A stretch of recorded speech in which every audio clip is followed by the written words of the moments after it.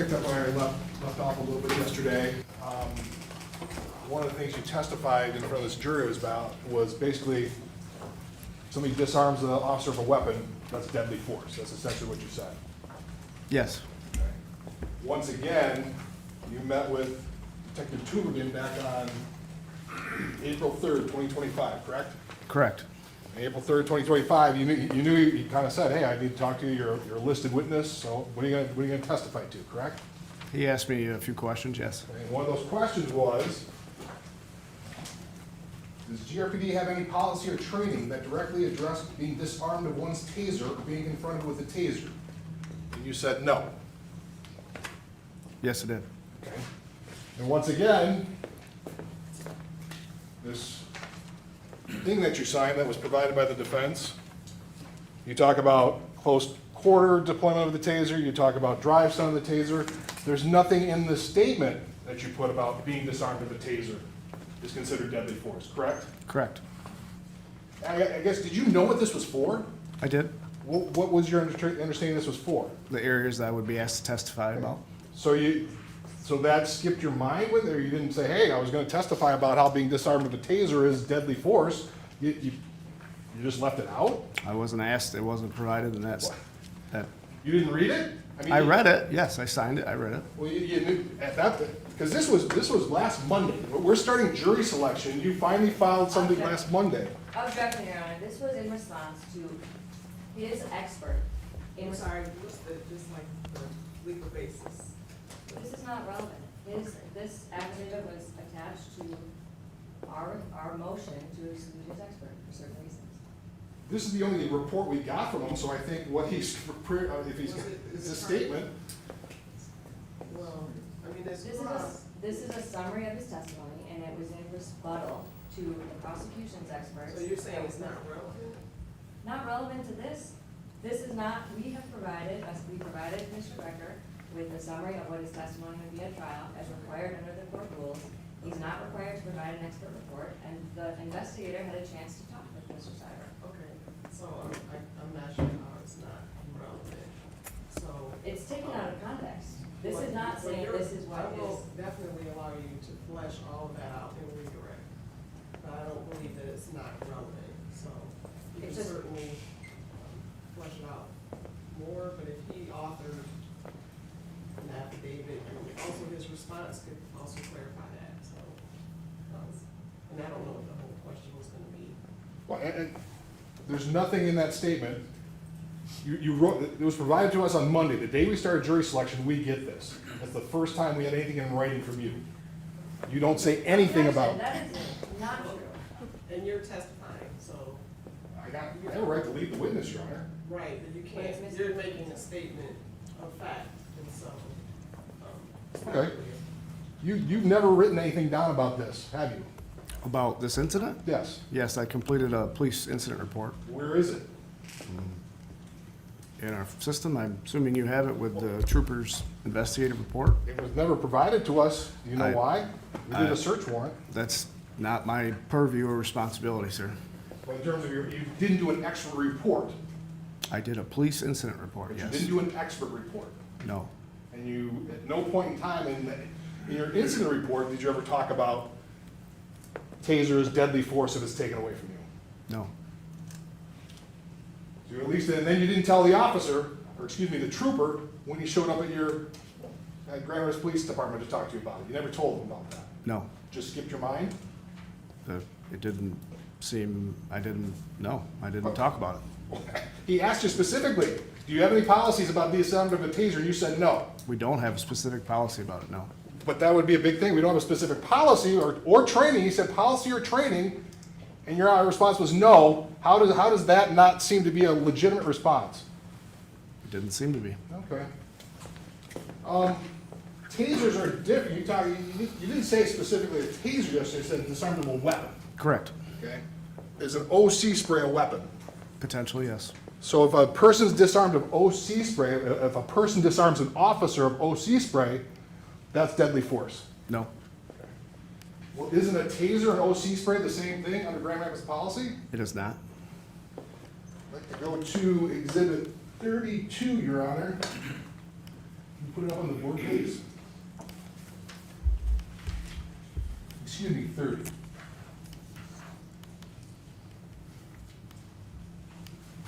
This is exhibit 30. So you have a policy. You have a separate policy for firearms, correct? We do? It's its kind of own entity, so you have a firearm, that's kind of the highest. You agree with me, firearms are deadly force, right? Yes. No question. Yes. So then you have intermediate control weapons. That would be the next step down, if you will. Yes. And then you have compliance control devices, correct? We do. That's kind of a three-tiered thing. Is that a fair assessment? I would consider OC spray lesser than that tier, but yes. OC spray lesser than what tier? Then a taser or compliance, less lethal tactical weapons, specialty munitions. Okay, well, clearly, okay, let's go impact weapon use. So we got impact weapon, right? You said exhibit 32, but it says exhibit 30. and- I said, I corrected myself, I Oh, thought. okay. Exhibit 30, Your Honor. And this is page, This is the first page. This would be under 9.1, excuse me, 9.3.1. thank you. So impact weapon use. The purpose of an impact weapon is to provide officers an effective control option when confronted by potentially violent subjects. So impact weapons provide control subjects by creating temporary motor dysfunction in impacted muscle groups. So an impact weapon would be your ASP. Yes, Could be a flashlight. I think that causes a flashlight, something you can hit somebody with. correct. So that's an impact weapon, and you use it in situations where it's kind of a confronted by potentially violent subject. It's a little bit more a higher level, if you will, because they're potentially violent. Is that a fair statement? Yes.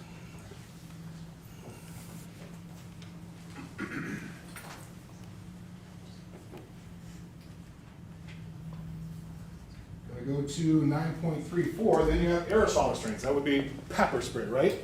Correct. The definition of ASR is to provide members, being the police, safe and effective control option. Temporary control subjects will provide a degree of safety for both the officer and the subject. That's under section E, correct? Yes. Right underneath that is electronic control devices, your TASER. Yes. It's the exact same definitions as a OC spray, isn't it? Yes. So in your mind, you think it's different, but under Grand Rapids policy, OC spray and tasers are the exact same thing under definition. In a definition, not in the use of force policy or under a force understanding. Under what force understanding? This is your policy that That's gives a- the same definitions. This is a definition policy that gives an example, not our use of force policy. Okay. So where in the use of force policy is it differentiated, I guess? And the levels of force options that are available to officers So you're talking about the active aggression, active, in that area, yes. in that area. So in the policy, so let's go look at that then.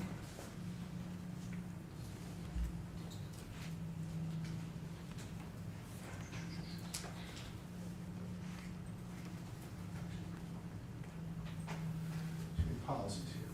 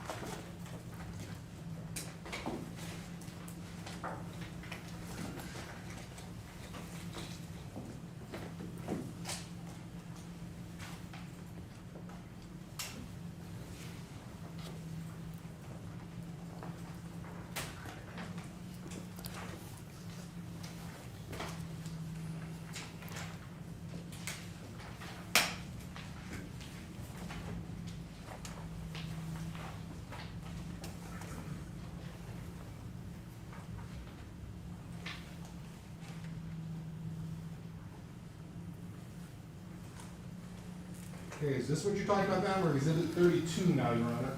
That is a old use force policy, sir. That's, the bottom right date says 2017 on it. Yep. What Officer Schurr would have been expected to adhere to is 2021's policy revision. But this is the one that was provided to us under, these are the training records provided to us. Exhibit 32 is the training records provided by GRPD for Officer Schurr. So you're saying we weren't provided the full records?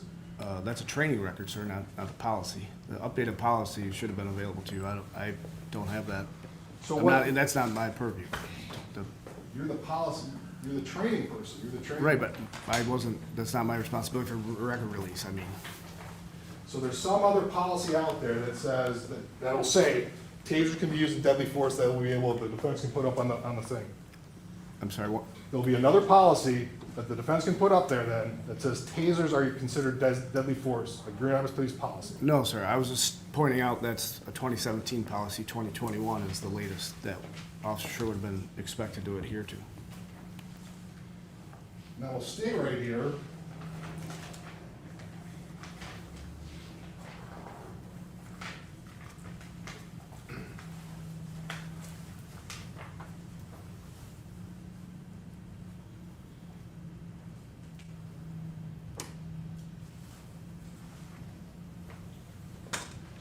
We were talking about this 9-1.5.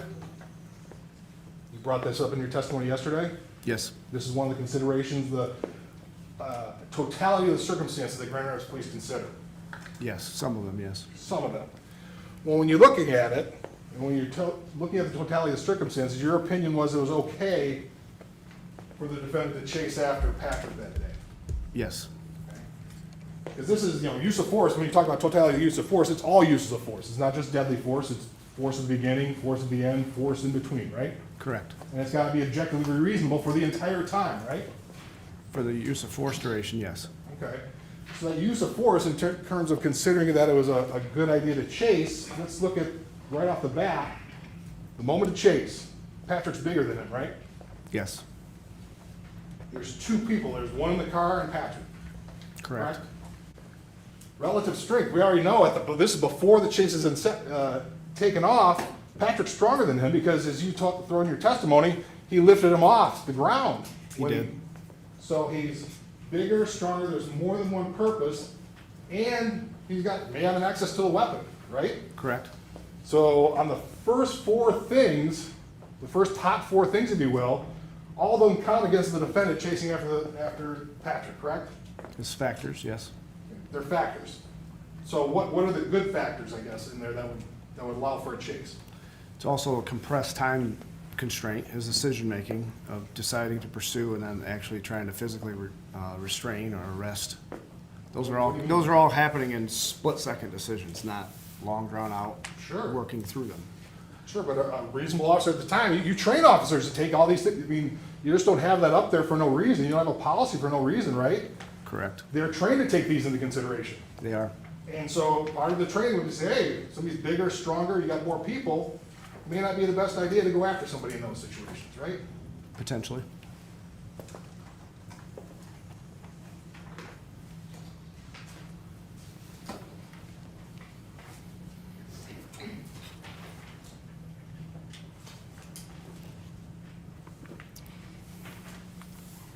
I'm gonna say, like, we can't put this on the board because we're still trying to keep off the actual training stuff for the media, the jury will get this.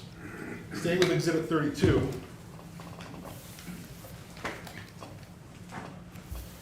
This would be use of force policy changes from 2020. You recognize that? I do. And one of the policy changes was, well, maybe not a policy change, because it was a warning before shooting. That's one of the things that's listed there, correct? Yeah, under number 3, it says require a warning before shooting, then our MOP, which is our manual procedures, whenever reasonably possible, officers should provide verbal directives before deadly force is used. And verbal directives before deadly force is used. You kind of said yesterday, well, that covers anything, like stop, or it doesn't have to be stop or I'll shoot. Stop is sufficient under your view. We don't define exactly what a directive is, no, but stop could be construed, I would say can be construed as a directive, yes. What's number 4 there? Require that all alternatives be exhausted before shooting. Okay. Already, and then underneath it says, already in manual procedures 9-1 under escalation and de-escalation of force. So it says it's a kind of a change, but that's, according to that, you already had that, you're supposed to exhaust all alternatives before shooting, correct? It says that as a use of force policy change, recommend yes. So, under policy, you're supposed to try and exhaust all alternatives, right?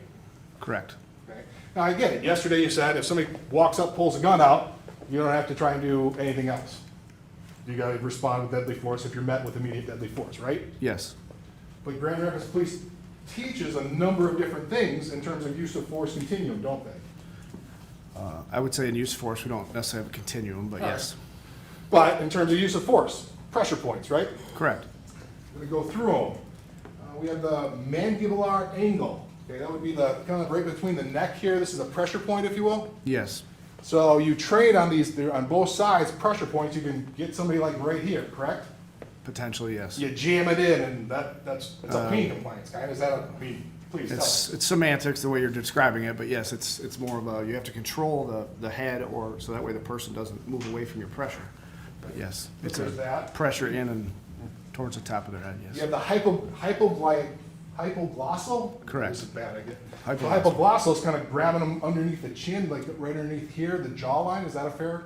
Yes, Okay, so you can grab them, manipulate them that way. That's a pressure point that you teach. yes, You have infraorbital. I'm not going to do this to you, but that's kind of getting somebody from, you get them up under the nose and yank back on the nose. correct. You have a jugular knot. Oh, excuse me. You have the combination of the hypoglossal and infraorbital, right? Yes, You have the two. You have a under the nose and under the chin to yank somebody backwards, right? correct. You have the jugular notch. That's right here. Is this correct right here? Yes, in that region, Because correct. you got like a little, when you feel your bone comes together, you got a hole right there. That's taught. Yes, You have the brachial plexus. There's a muscle, it's your shoulder muscles. That's a pressure point right along the neck. In this area, you can jam down on it, grab it.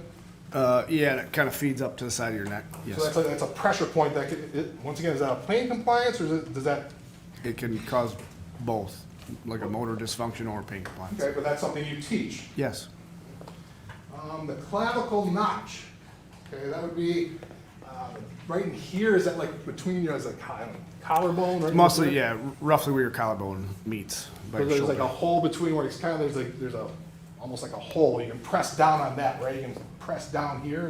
Is that fair? Yes, All right. So those are all pressure points that are taught. correct.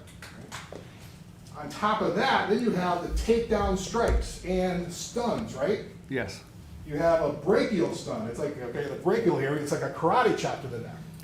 can't chop. It's Okay. got to be a flat surface. I'm sorry? You can't, if a chop or a punch would be considered a deadly force option because Right. of the risk of injury. It's a flat surface striking the side of your neck. So like that, more Correct. that? Or back of your hand or inside of your forearm, something like that. Yeah, actually, a chop, people can collapse, get knocked out kind of from that, right? It's potentially, yes. Do you teach that all? I mean, in desperate situations, that like a chop is okay, or is it always flat? I mean, potentially it could be an option if that's what, but we don't specifically train people to strike in the side of the neck as a deadly force option, no. So we have a forearm strike. That's, I think we saw them on the training. I don't know if you're in here, the forearm strike where you're punching with your forearms, right? Right. So that, I think, in this instance, did you see, I don't know, did the defendant do that in this instance? I was more open hands. Did he do any forearm? Didn't appear so, no. You have your palm heel strike. That's a punch with the heel, right? That? Yes, the meaty part of your palm. Then you have a straight punch, which is just your normal punch, straight punch, right? Correct. You have a combo, the palm heel strike and straight punch. Yes. So you do like a punch, heel, punch, you kind of alternate. Is that the ideal? Different arms, like using your body momentum, yes. There's an angle kick. What's an angle kick? Striking one of the outside of the leg, there's nerve points there with your bony part of your shin, more or less like a kick across somebody. What's a shin kick? Would be a kick specifically right to the shins, right? Yeah, it's more of a, if you think about stubbing your shin on something, that pain kind of down by your top of your shoe or boot, yes. And there's a knee strike. So we definitely saw him do a knee strike. Correct. So we did one of those things. He did. All right. What's a straight arm bar takedown? It's a takedown option that we teach and train where you extend somebody's arm down and the officer would be in this area and you use body momentum and mechanics to bring them down. How about iron wrist takedown? That would be if a handcuff is applied or partially applied, you use it, the body mechanics of your wrist bent and the mechanical advantage of the handcuff to pull somebody down. So that, definitely that one wouldn't apply because it wasn't handcuffed. That's only used in handcuffs. That's the iron part of it, yes. Okay. What's a 4-finger wrist lock? That would be more or less just bending the wrist and kind of a arm weave to bring somebody down. How about a rear sentry takedown? Because this is a big one, because a rear sentry takedown under your training, what I've seen, is designed for even if somebody's bigger from you, you can kind of pull them down from behind. Is that a... Yeah, if somebody, the size difference, obviously you'd have to break down their height disadvantage because it's again, body mechanic dependent. The final one's jaw control. Is this, you kind of grab somebody with the face and push them back? It's more of a cheek hold, and you have to, again, counterbalance, just like all of the pressure points, because the pressure, if you're not counterbalancing it, they're gonna be able to escape that. Okay. Now, do you have your ASP on you? I do. Can you bring it out and show it to the jury? I can. I carried mine behind my firearm, and it's a expandable baton. Okay, can you expand it, please? I can. So it'll expand to, I don't know, 20 inches or so, 21 inches. So this would be the impact, that would be an impact weapon that we talked about earlier. Correct. Okay? It's not just, okay, they got this, swing away, right? You teach them on specific things on how to use that, right? Yes. One of those things is open mode to common perineal. What exactly is that? So, as the officer opens that baton or expands it, striking the peroneal nerve runs on the outside of your thigh, kind of, if you think of the seam of your pants, for gentlemen anyway, that's the area, kind of above your knee, below your hip. What's a femoral strike with the axe? The femoral nerve runs on the inside of your thigh, obviously large artery too, so that would be the target area. You have a radial medial strike? Nerves on the top of your forearm and the bottom of your forearm. So you're trained specifically to strike with your asp on the top or bottom of the arm. Correct. And then we talked about it. OC spray is part of it. Yes. And there's a reason why the OC spray might be effective, but that's another option. Yes. We talked about a little bit when those are kind of your traditional normal ones. Flashlight is kind of a trained thing. If things are going really bad, you let your officers use a flashlight to strike. It could be used as an impact weapon as opposed to the baton, yes. Now, you talk all these training records, I kind of put them in front of you. These are all taught basically at the academy, right? Or not the academy, through your training program. Correct. When they're recruits. And so these training records, use of force, you're recertified each year, right? Yes. So these training records we have, the defendant was recertified every year on all these pressure points, ass strikes, whatever, any training that we just went over. He was recertified every year on that. Correct. And in fact, he was recertified on February 22nd, maybe a month and a half before this incident. Yeah, I believe so.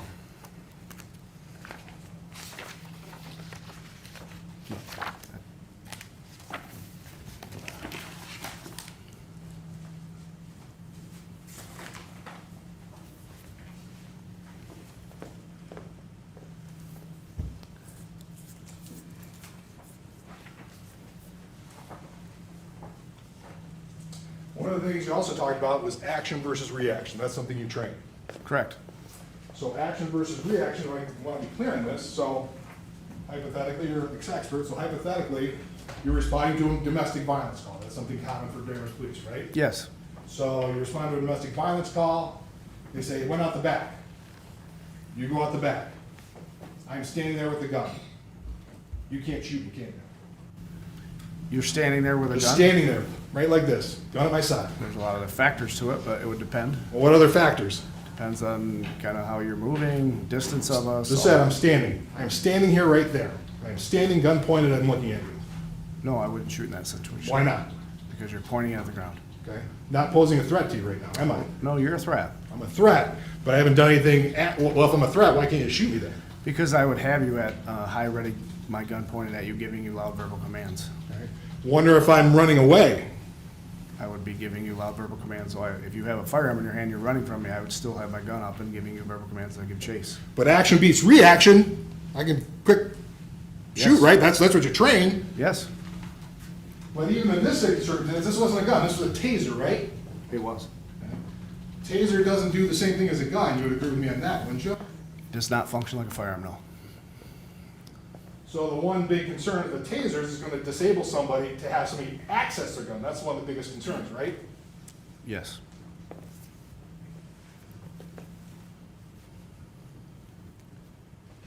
Part of this, did you know that you knew the defendant before all this happened, correct? Correct. He worked for me when I was on midnight as a watch commander. So he was one of your staff, if you will. Yes. And were you part of his training as well? I have been over the years, yes. I have nothing further, Your Honor.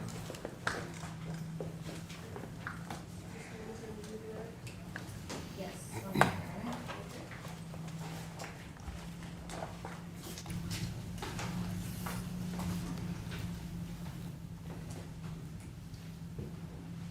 Could we switch the computer to the defense, please?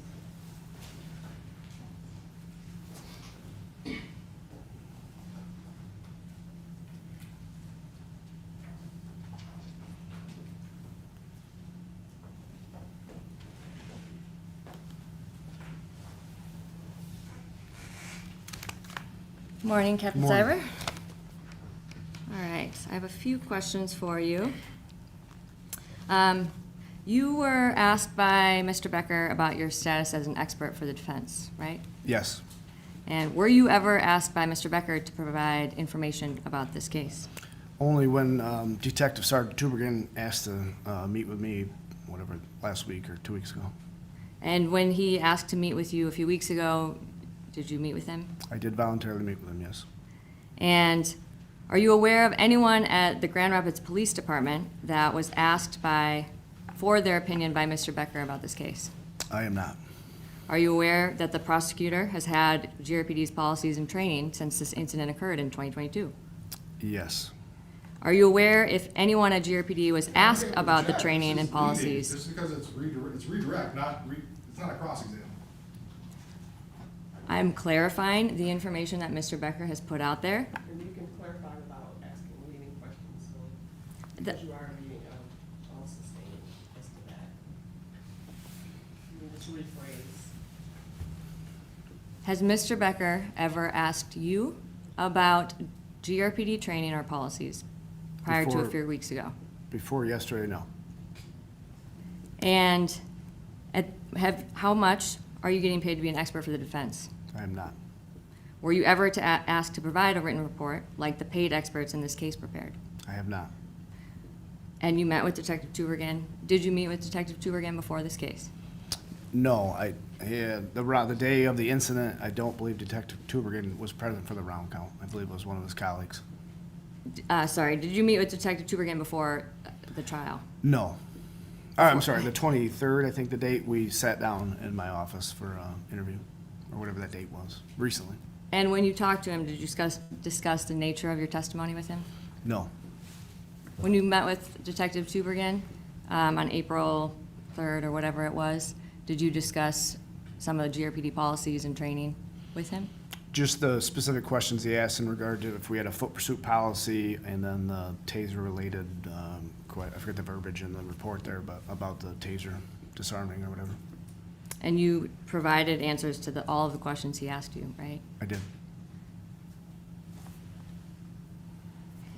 And you were asked some questions about GRPD's policies and trainings about foot pursuits. I was. And you helped identify some of the mandatory trainings that GRPD has about foot pursuits, right? Correct. And they included the different training scenarios that you train Grand Rapids police officers about foot pursuits, Yes. okay? And those are all within the records provided to the prosecution, right? I would assume, I'm not the records management area of the department, but I would assume so, yes.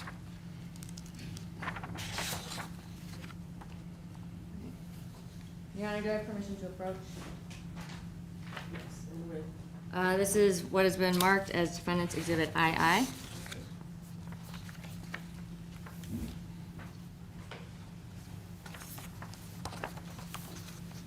Captain Siver, do you recognize this document?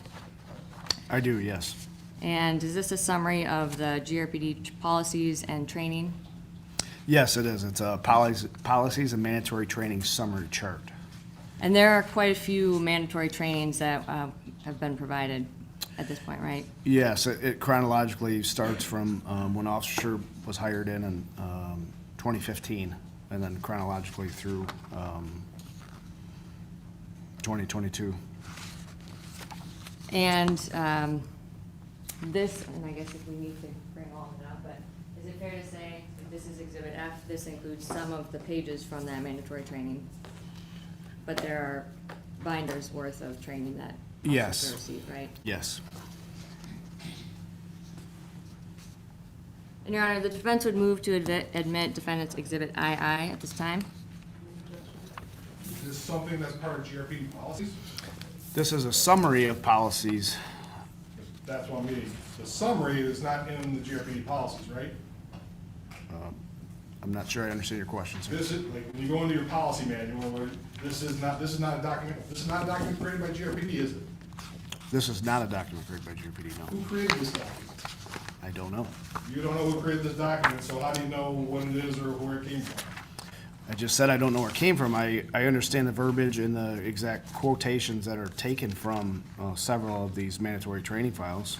So, but this is not something that's part of the actual policy, that you don't know where it came from, so I don't believe it's admissible, Your Honor. There's not a sufficient foundation. Your Honor, if you'd like, I will go through the mandatory trainings then. Mr. Sorry, but, so.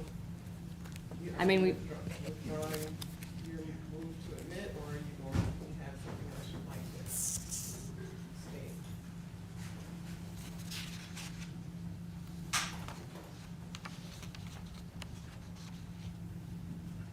We'll withdraw the summary chart, Okay. and at this time, we'll, Refer to the training, like you held up a book, was that Exhibit F? yeah, that was Exhibit E and F, but But then. I was referencing Exhibit F, yes, that, which is already, 1 through 18? Yes. So that's already been admitted. yes. And I guess, Bob, if you can actually, before you publish it on the screen, can you please pull up the People's Exhibit 31 and go to page 15? Or just go straight to 15? And Your Honor, may I approach? Yes.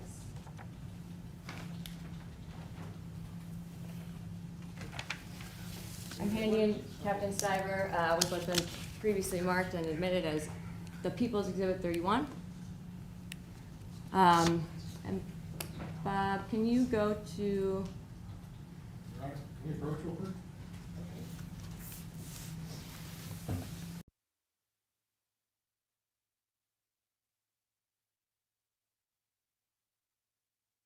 Sensitive nature of what will be displayed on the screen, I'm instructing the media to not shoot the screen. The witness is okay, testimony is okay, but showing what's on the screen would need to be, will not happen. So, okay. And go ahead, Ms. Hamilton, your question about, you have page 15, and you handed him page 15, right? I believe it was, actually, it might be page 14.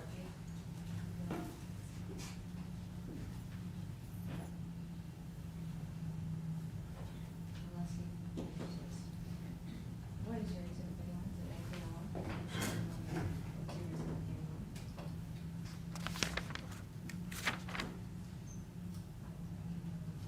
What's your exhibit 31?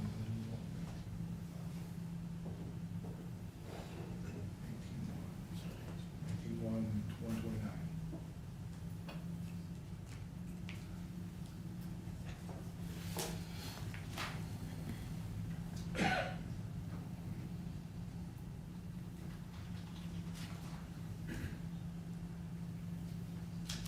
All right, sorry, Bob.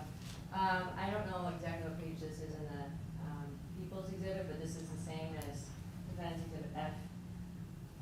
5, can you pull that one up, please? And that'll be on the first page of that.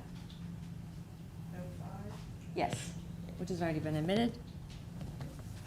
and is that what you handed the witness? It's the yeah, it's the same. I just don't know in the People's Exhibit which page it is. and I just use the relevant pages in ours. Okay. And directing your attention to the scenario 1, discussing the foot pursuit.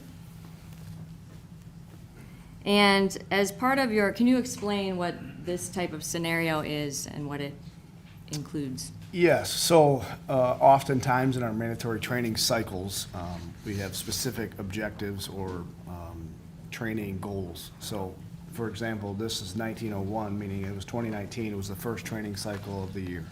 So CEW, ECD, TASER, we're trying to accomplish a specific objective with scenario 1. So many times we build out scenarios that are very scripted, so we could try to limit for safety reasons and to get the response we want, I guess, in short. So this scenario 1 was we set up that the officer is responding to a foot pursuit that another officer called out, and when they arrive, they find the role player, which is acting as the assailant or the suspect, is on top of the officer. So to get a close probe deployment, meaning firing the taser from a close distance with a follow-up, touching the taser to a different point in that body to achieve the electrical circuit or NMI. And that involved an officer who was also in a solo foot pursuit? Correct. And you trained Grand Rapids police officers, including Officer Schurr, on solo foot pursuits, is that correct? Correct. Bob, can you please pull up Exhibit F17? Your Honor, do I have permission to approach? Yes. Just saying what you're approaching with. I am approaching with Defendant's Exhibit F16, which has already been admitted into evidence. Thank you. Okay. I'm now handing Captain Siver a copy of their unknown risk traffic stop training. And you were asked some questions about unknown risk traffic stops. And Mr. Becker had questioned you about an officer's ability to leave the vehicle. Can you talk about some of the factors that you train officers to look for, which are reflected on page 2 of the PowerPoint? There. Yes, sorry. So as the jury can see, just working through things to think about, things to be aware of. What's the nature of the offense? As in, why are you stopping the vehicle? We have what we refer to, the only 2 variations, unknown risk and high-risk traffic stops. High risk would be a known violent crime has been committed. It's a vehicle that matches the description. There's specific intent, or specific information that leads you down that path, and you have time and resources and all that. Unknown risk is what this incident would be classified as. So understanding why you stopped the vehicle, environmental hazards, meaning, where do you stop the vehicle as geographically or location, any intelligence that's available, type of vehicle, obviously if, like large vans and certain things like that are more dangerous because you can't see inside of them, or if windows are completely tinted and those kind of factors. And is that all sorry? Yes, that was it, sir. Okay. And is this all based on, is this part of the officer's discretion to Yes. determine? And is it usually, do you usually train officers to look for these threat assessments and analyze the person that's directly potentially posing a threat? Correct. Kind of a concept we talk about is handling one problem at a time, meaning an individual that's out of the car is your first priority. Right? You've got to address that right away. And then work to occupants in the vehicle if be. We specifically train our people to do a quick assessment if they're running by a car where they'll glance or look and obvious signs of danger. But yes, they have to process all that information. And in this case, who is the person that was presenting the most risk to Officer Schurr at the time of the stop? At the time of the stop, the driver was. Why? Because he was already out of the vehicle. He had separated from the vehicle. Officer Schurr is still trying to get his radio traffic out, put the vehicle in park, undo his seatbelt if he had it on, and get out of the vehicle. Bob, could you please go to page 14?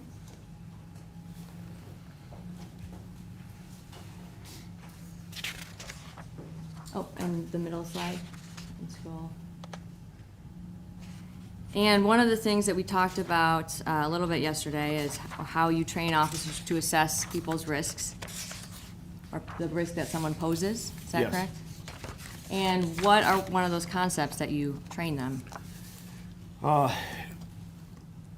think we said it yesterday, but if it didn't, historically, most foot pursuits end with a tackle or they give up. It doesn't usually lead down a long, drawn-out, extended struggle or fight with the suspect. So the concept you see on the slide, failure to comply, ask yourself why. What am I missing? What do I not know? Why is this person fighting so hard to not be put in handcuffs or be arrested? So you, again, the action versus reaction, I don't know why. I can't be in their mind. I don't know what they did. I don't know. I obviously know I had an arrest, or specifically if I have an arrest, and why they're fleeing and why they're fighting me so hard. Bob, can we pull up Defendant's Exhibit E1, please?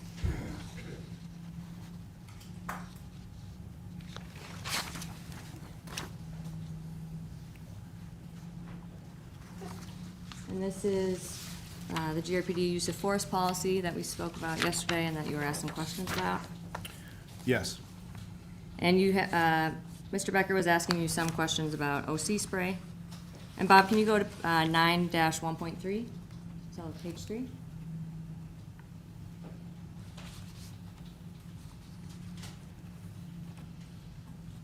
And then 2B.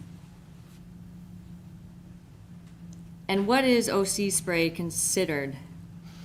Under our policy, it's under subparagraph B, compliance controls, which lists out soft empty hand techniques, meaning joint locks, wrist locks, pressure points, and then compliance control devices, meaning handcuffs.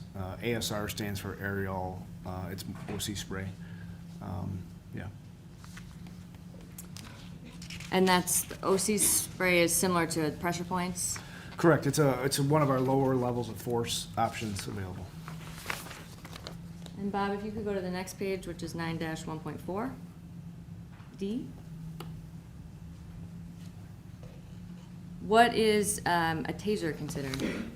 That would be an intermediate level of force, along with impact weapon, the baton, those type of things. And that's is that a higher level of force than OC spray? Yes.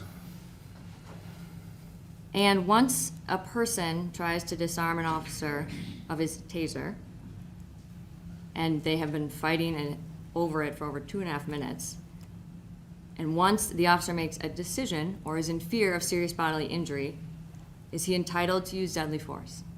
If the situation is there, yes. And once the officer makes the decision to use deadly force, is he required to go back down and try every lower level of force? No. Why not? Because it's not reasonable. We keep saying that term, reasonable.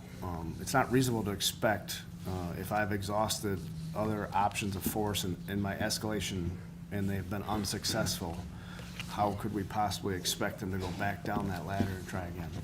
They've demonstrated that it's been ineffective for a myriad of reasons, but it's been ineffective. Why should they have to go back to lower levels of force?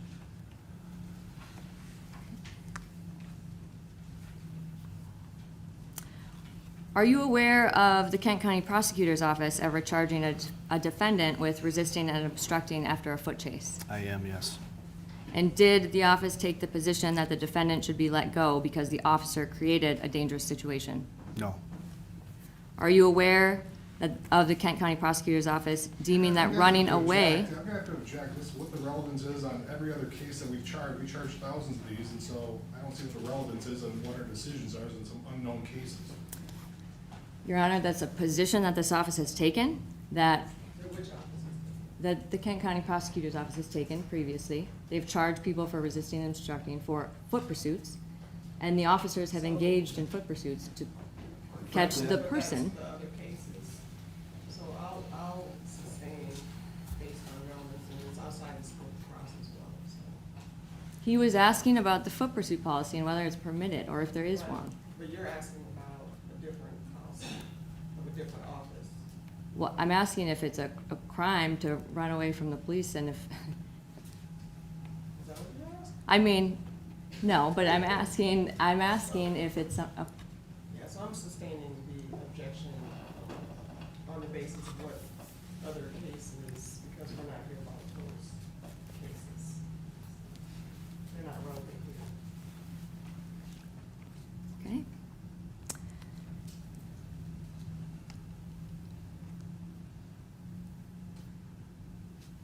One moment, Your Honor.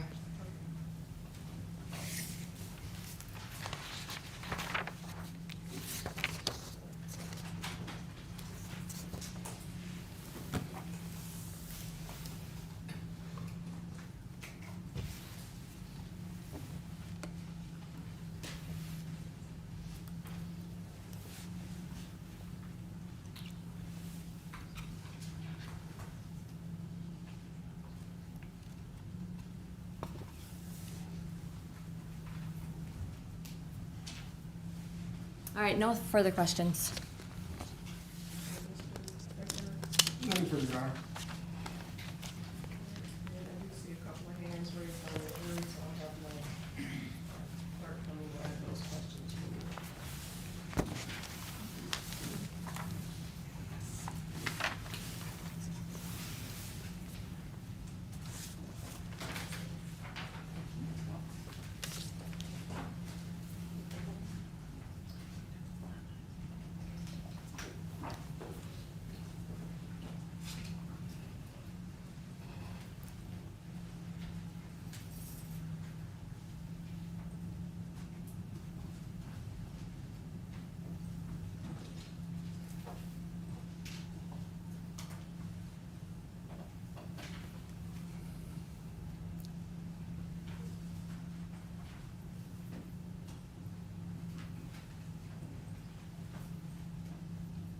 We can approach. Seventeen, Mr. Ricketts.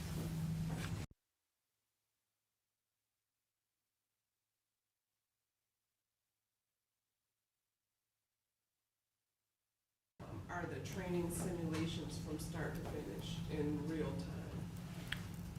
time? In like the average training scenario, I'm I assuming? guess the context is that we saw the graduation video, for example, that showed a clip. Yeah, so for, But how long is the actual training simulation? yes, Your Honor. So the example, that graduation video that had Officer Schurr's, a snippet of his time, those OC, where we expose them and have them do drills, that's probably roughly a minute and a half to 2 minutes by the time they work through. There'll be usually multiple dummies or stations or areas they have to complete exercises at. So, for example, that one's probably 2 minutes. And the next is how often are those simulations required during training? So the exposure happens while they're new hires, right? Sometimes when you, historically, if you go to become an instructor in that area, you get exposed or sprayed again or multiple times, or if you recertify in that. But for the average officer that isn't an instructor, that just participates in our training cycle, they don't get exposed to TASER and pepper spray, but they do reality-based scenarios multiple times through the year on a yearly basis. And next is,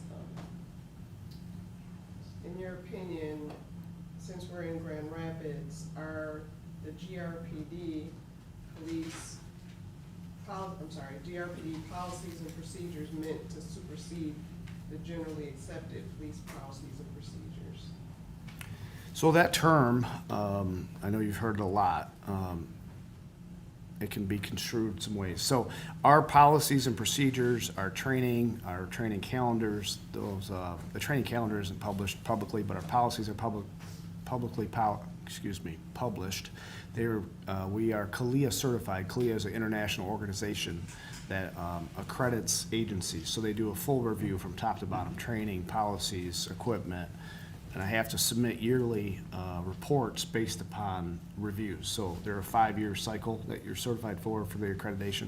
We've been accredited since 2017, which puts us in the top 5% of all agencies in the United States, at least, for that. And then we've also had 2017, I believe it was, the 21st Century Policing. They came in, they did multiple work group meetings with community members, and all that, department members, all that, and reviewed our policies. I think Mr. Becker brought up the exhibit had something from that 21st Century Policing recommendations. So we've had multiple reviews by accredited, national agencies or international accreditation agencies.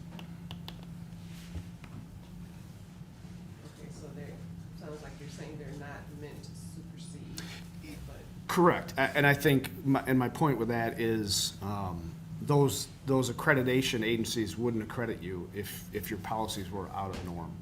So, and again, policies that may, for example, say the Los Angeles Police Department may have a policy, may have a foot pursuit policy.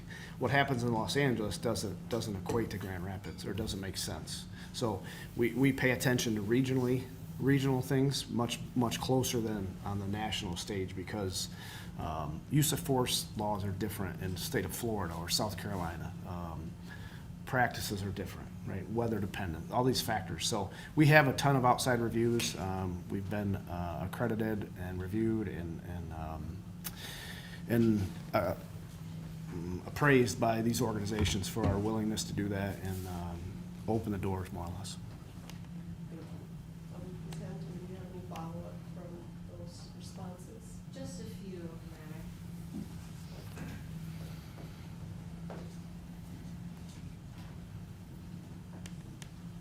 Madam. So just to clarify, I think what you're saying here is that GRPD, even though some of those things are factors that are sometimes considered, GRPD policies supersede the national generally accepted police practices as far as what your officers. Actually, it's leading him, that is not what he said. Can, So if you could, I'm gonna sustain that because it's not what his response is, and if you could just rephrase your question. Can you clarify what governs how you evaluate GRPD's police officers' use of force? Whose By policies and our policies. procedures? And I would offer our policies do coincide with generally accepted police practices. And when you say that term, can you define what you mean by that? I mean, that's a very broad term, so what do you mean by that? Yes, I would point back to the reviews we have by the CALIA, for example, the international organization. They would not offer accreditation to agencies that policies were outside of the norm or generally accepted police practices. Right. I guess what standards are you evaluating GRPD's officers by? When you're conducting like a use of force evaluation, what do you look at within One GRPD? policy, the training, is it consistent with training? Obviously, state and federal law, which our policies are derived from. And it's GRPD's policies that are governing what the officer, or how you're evaluating a GRPD officer's conduct, right? Yes.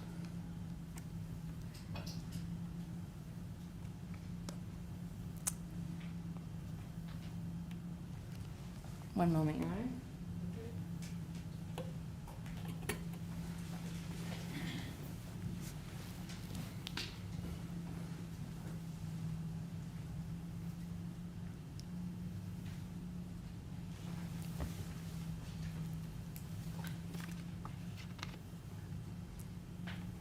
No further questions, Your Honor. I just want to follow up on the other question in terms of the length of your training. And you talked about the training with the exposure to the OC spray that we saw in the recruit. I guess generally, how long are your dynamic training situations when you do those after they become officers? Sure. Just an average scenario could be anywhere from 30 seconds to several minutes. It depends on what the intent of the scenario is. But it's also, I want to clarify, it's difficult to recreate physically exhausting scenarios for the risk of injury to the officer and role players. Yep, thank you. And I think you touched on this a little yesterday. When you're doing the scenario-based training, like the good drills you talked about, when the officers are actually fighting with another person, how long are those scenarios? Those we specifically designed for, depending on the officer's physical ability or fitness level, 30 seconds to a minute and a half, depending on, because the risk of injury skyrockets when people are exhausted and that. So usually we can accomplish what we need to demonstrate that, usually within 30 seconds to a minute and a half.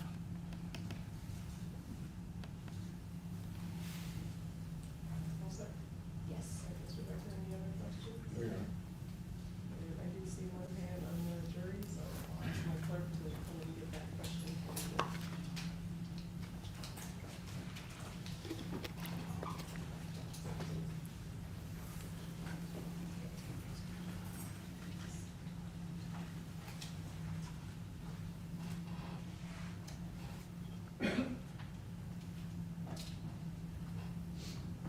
You can approach the please.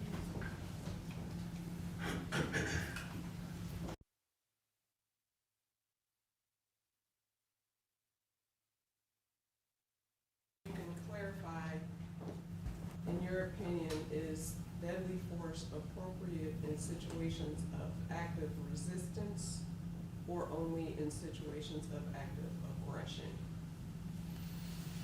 You can describe GRPD's policy. and Yes. training.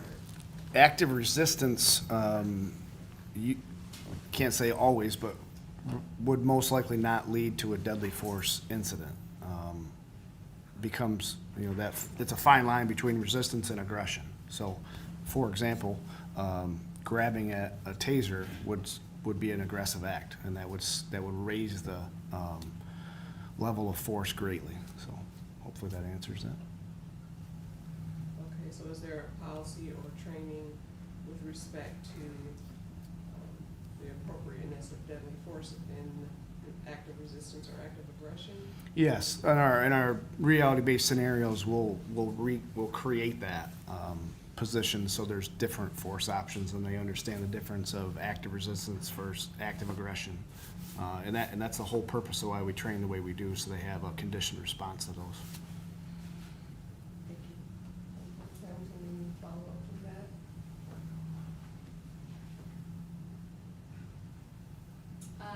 No, Your Honor. Mr. Jeffrey? No further questions, Your Honor.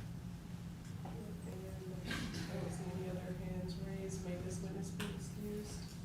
No, Your Honor. It's her. Oh, I'm sorry. These were my. Yes, Your Honor. And you're okay. Yes. Thank you very much, Captain. Thank you, Your Honor. And please make call your next witness.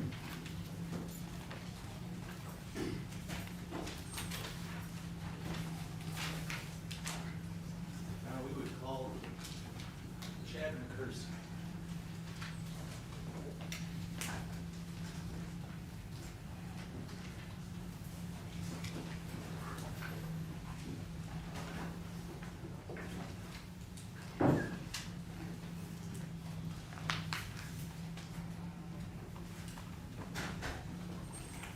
Good morning. Good morning. And before you take your seat, if you could please raise your right hand. My clerk will swear you in. Do you solemnly swear that the testimony you're about to give in this matter will be the truth, the whole truth, and nothing but the truth, so help you God? I do. Thank you. You may be seated. Thank you. Whenever you're ready, Mr. Miller. Good morning, sir. Good morning. Sir, can you please state your name and spell your last name for the record? My name is Chad McKersie. My last name is spelled McKersie. And sir, how are you employed? I am a police captain with the Grand Rapids Police Department. All right, so Captain McKersie, correct? Captain McKersie, correct. All right, and how long have you been employed with the Grand Rapids Police Department? I have been employed as a police officer since January of 2000, so over 25 years now. And could you just give me a brief synopsis of your experiences and positions over the years, please? Certainly. I first started as an intern at the Grand Rapids Police Department in mid-90s, and then I got my college education, returned, and was hired as a patrol officer in January of 2000. I worked the road patrol for about 3 years, mainly in the South Service area. I then joined what we call the SRT, the Special Response Team, or the SWAT team. As a police officer, I did that for approximately 6 years. I left the SWAT team, went back to the road. I was chosen to become a community police officer. Joined the community policing team for about a year, and then I was promoted to sergeant. After I was a sergeant, I went back to night shift patrol as a night shift sergeant on the road. Did that for just a few months before I returned back into the SRT as a sergeant and team leader in the SWAT team. Did that for approximately 2.5, 3 years. In that time, I left and went into the detective unit. I became a detective sergeant, overseeing our general case team for about a year, and then moved into our family services team as a sergeant and ran that. Family services handles domestic violence, sex crimes, things of those nature. After that, I did a couple years there. I was promoted to lieutenant, and what we then joined, went back to the road as the watch commander. Our watch commanders or lieutenants run our road patrol shifts for the night and for the day during that.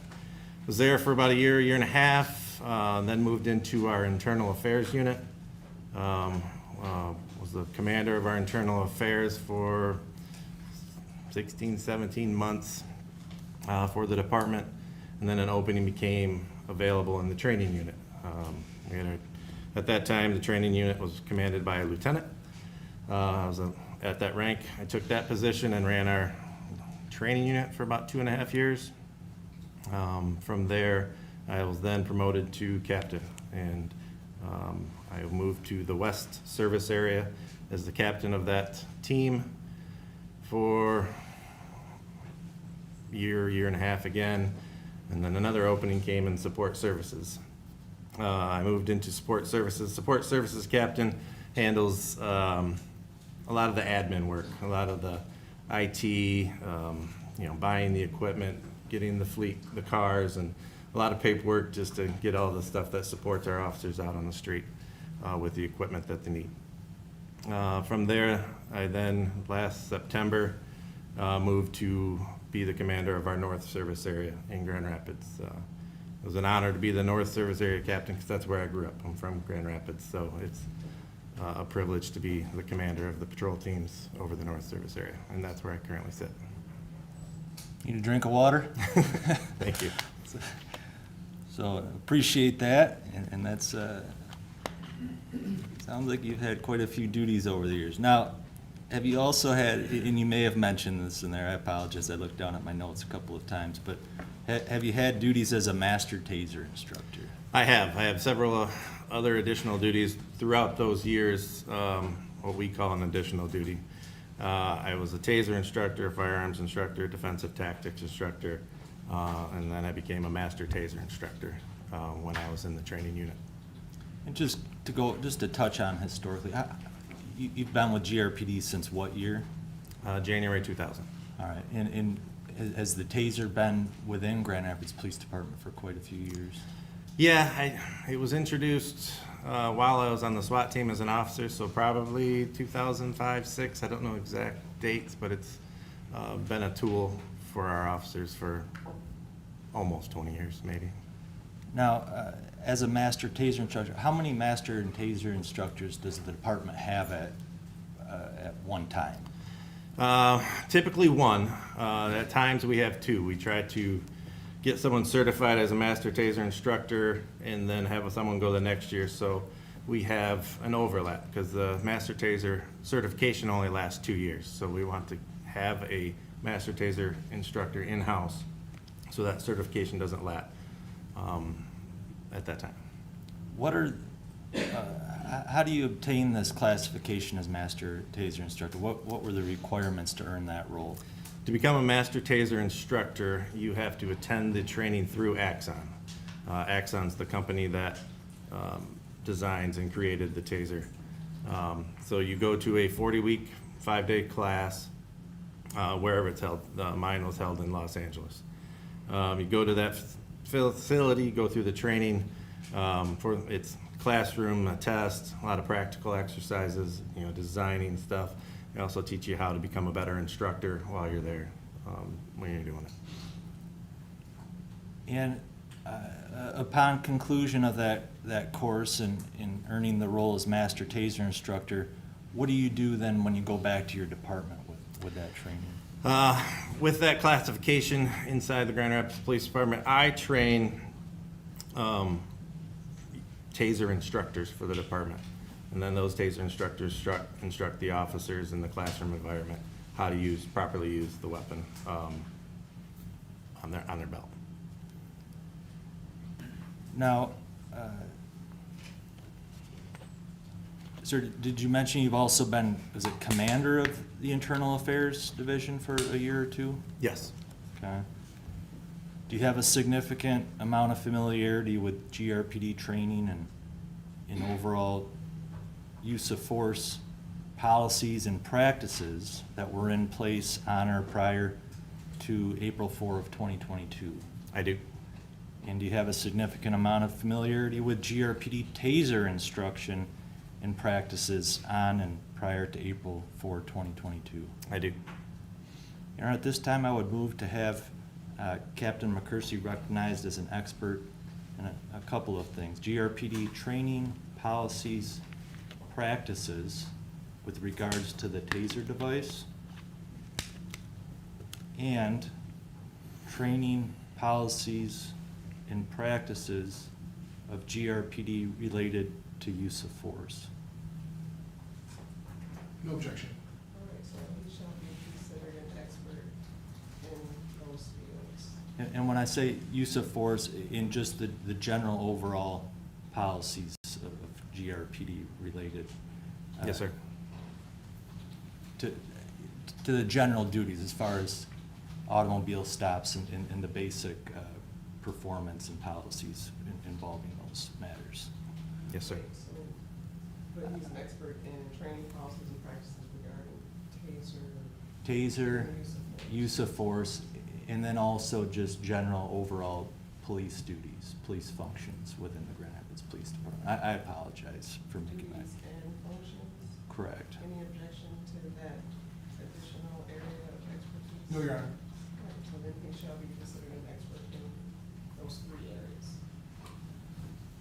Sir, I'd like to ask you some questions related in particular to TASER. We had another witness who testified about several topics. I'm going to try not to go into a lot of the same things all over again, okay? But just to get into a few areas in particular related to TASER, and then ultimately get to some specific questions about the case here.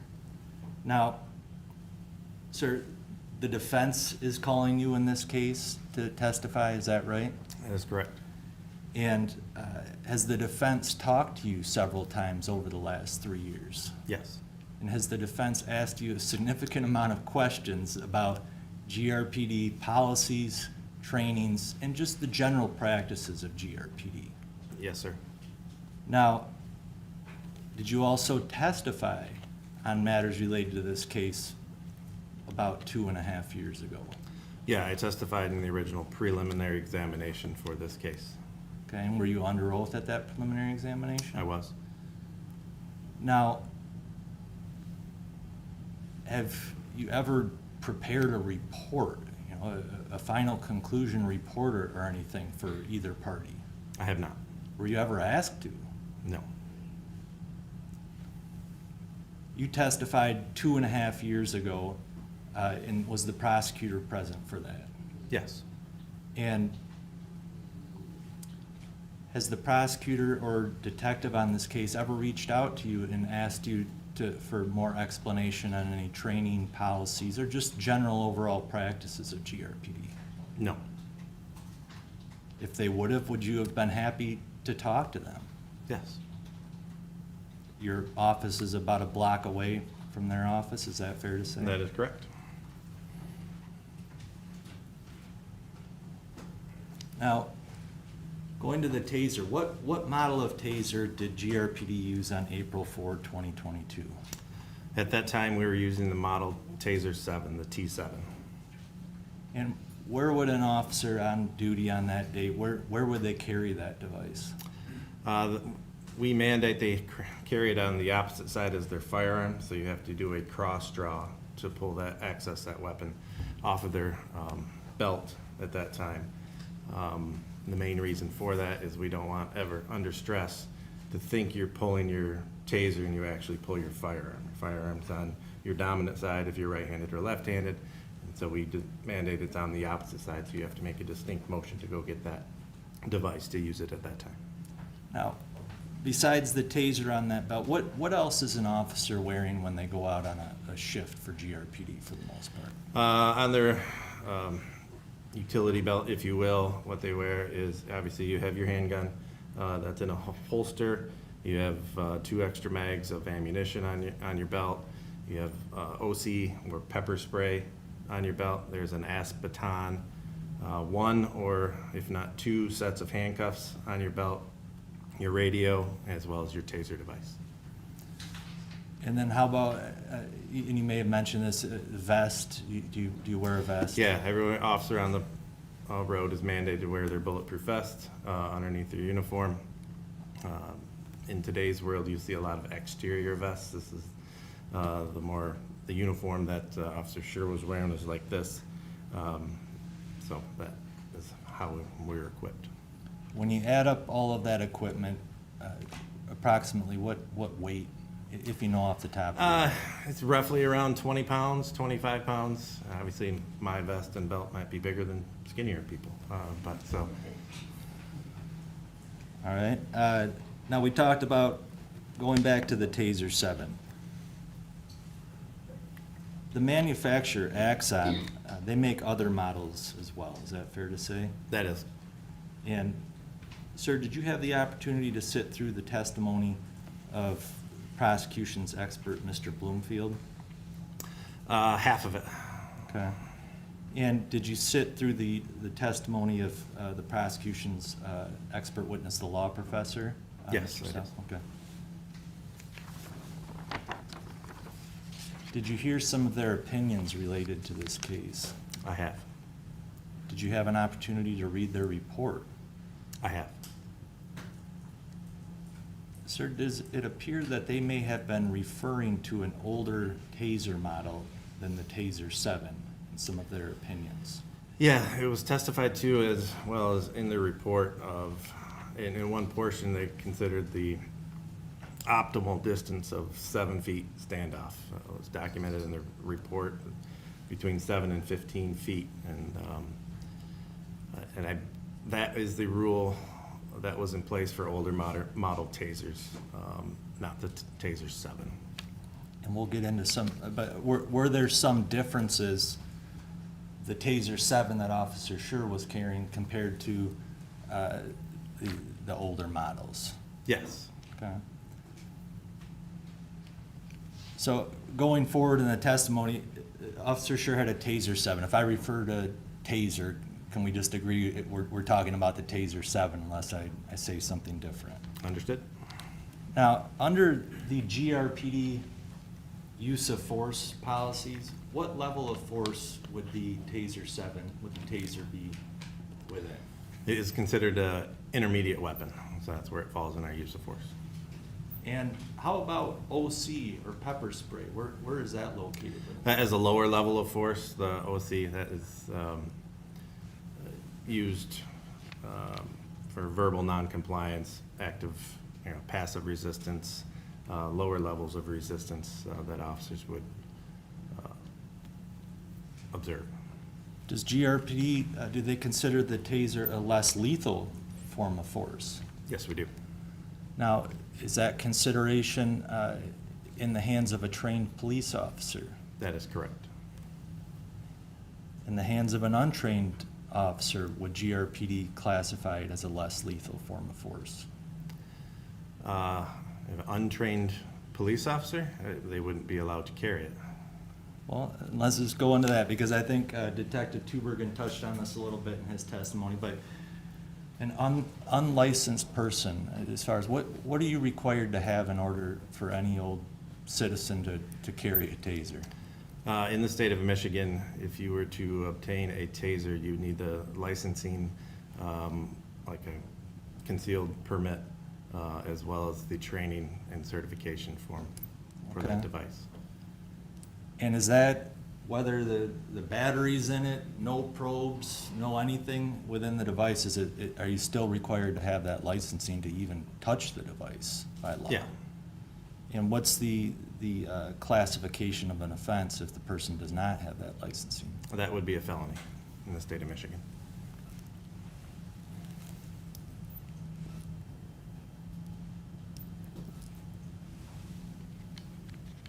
Now, I'm gonna ask you, I'd like to get into some of the TASER training, but just backing up a little bit, okay? Because I can't recall how much this was discussed, but just to give the jury a little bit of context as far as training goes.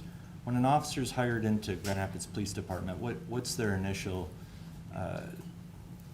endeavor, or what do they first get involved with? Right. We either send people to the academy to get their state certification, or they put themselves through the state certification. So then they are considered a certifiable police officer. I don't mean to cut you off there, but what's their state certification? State certification is a 15 to 17-week course, or sometimes in some colleges it's spread out over 2 years, but it is the certification through MCOLS, the Michigan Commission of Law Enforcement Standards. And what is MCOLS, just in general? Does MCOLS also have standards that every police department is required to follow or abide by? Yes, MCOLS sets the standards, the basic standards of what a police officer needs to be certified in to hold the status of a police officer. And is GRPD certified or accredited, or do they follow MCOLS standards? Yes. What do you say what MCOS stands for? Michigan Commission on Law Enforcement Standards. I'm gonna ask you to say the whole thing every time. No more MCOLS. I apologize. No, I'm just joking. Let's stick with MCOLS. Now, once I cut you off, after the person goes to an MCOLS certified academy, and then what? When we hire that individual, we put them through either a 6-week or an 8-week orientation. Sometimes we shorten it if it's a small class. If it's a bigger class, it's typically an 8-week class. Inside there, we now train how the Grand Rapids Police Department does our policies, procedures, manual of conduct, and our use of force. We certify them in the TASER. Obviously, we certify them with our firearms. We certify them with every tool that they have in their belt, certify them with their pepper spray. We go over how to do traffic stops. We go over how to do contact and cover. We go over, how to police a burglary report, how to police a CSC, how to police domestic violence. And then after that 8 weeks, we swear them in as an officer for the Grand Rapids Police Department. After the swearing in ceremony, they go into our field training program. It's a 16-week program at minimum that they go into, and it's divided up into 4 steps. Each step, the trainee is always partnered with a field training officer. And on each step, their level of work that they're supposed to do gets bigger. It starts off at like 25%, then it's 55%, then it's almost 100%. And then like the last 4 weeks is they're like shadowed by their FTO to see if they can do the job appropriately. And during that time, that's documented, their mistakes, their successes, and what training was needed to improve skill sets here and there to make sure that they are good and on a solid basis to move on and go on to solo patrol. Okay. Now, just going back to TASER training, where is the officer initially trained on TASER usage? During our 8-week orientation. Okay. And then how about after they're done with the 8 week? Is there continued We training? have annual recertification of the TASER device every year built into our training programs. And is that just only the department that requires that, or does the manufacturer? I can't recall. I believe it's the manufacturer's policy to recertify every device, or every officer with that device. Now, when you instruct the officer, going all the way back to the 8-week in-house, does the manufacturer provide the department with materials that the department then uses to train the officer? Yes, we are mandated by the manufacturer to use the most up-to-date version or PowerPoint that they provide to us to go over the slides and educate the individual on how the device works, basic understanding of electricity. I believe you heard from Brian Childs from Axon explain some of that stuff.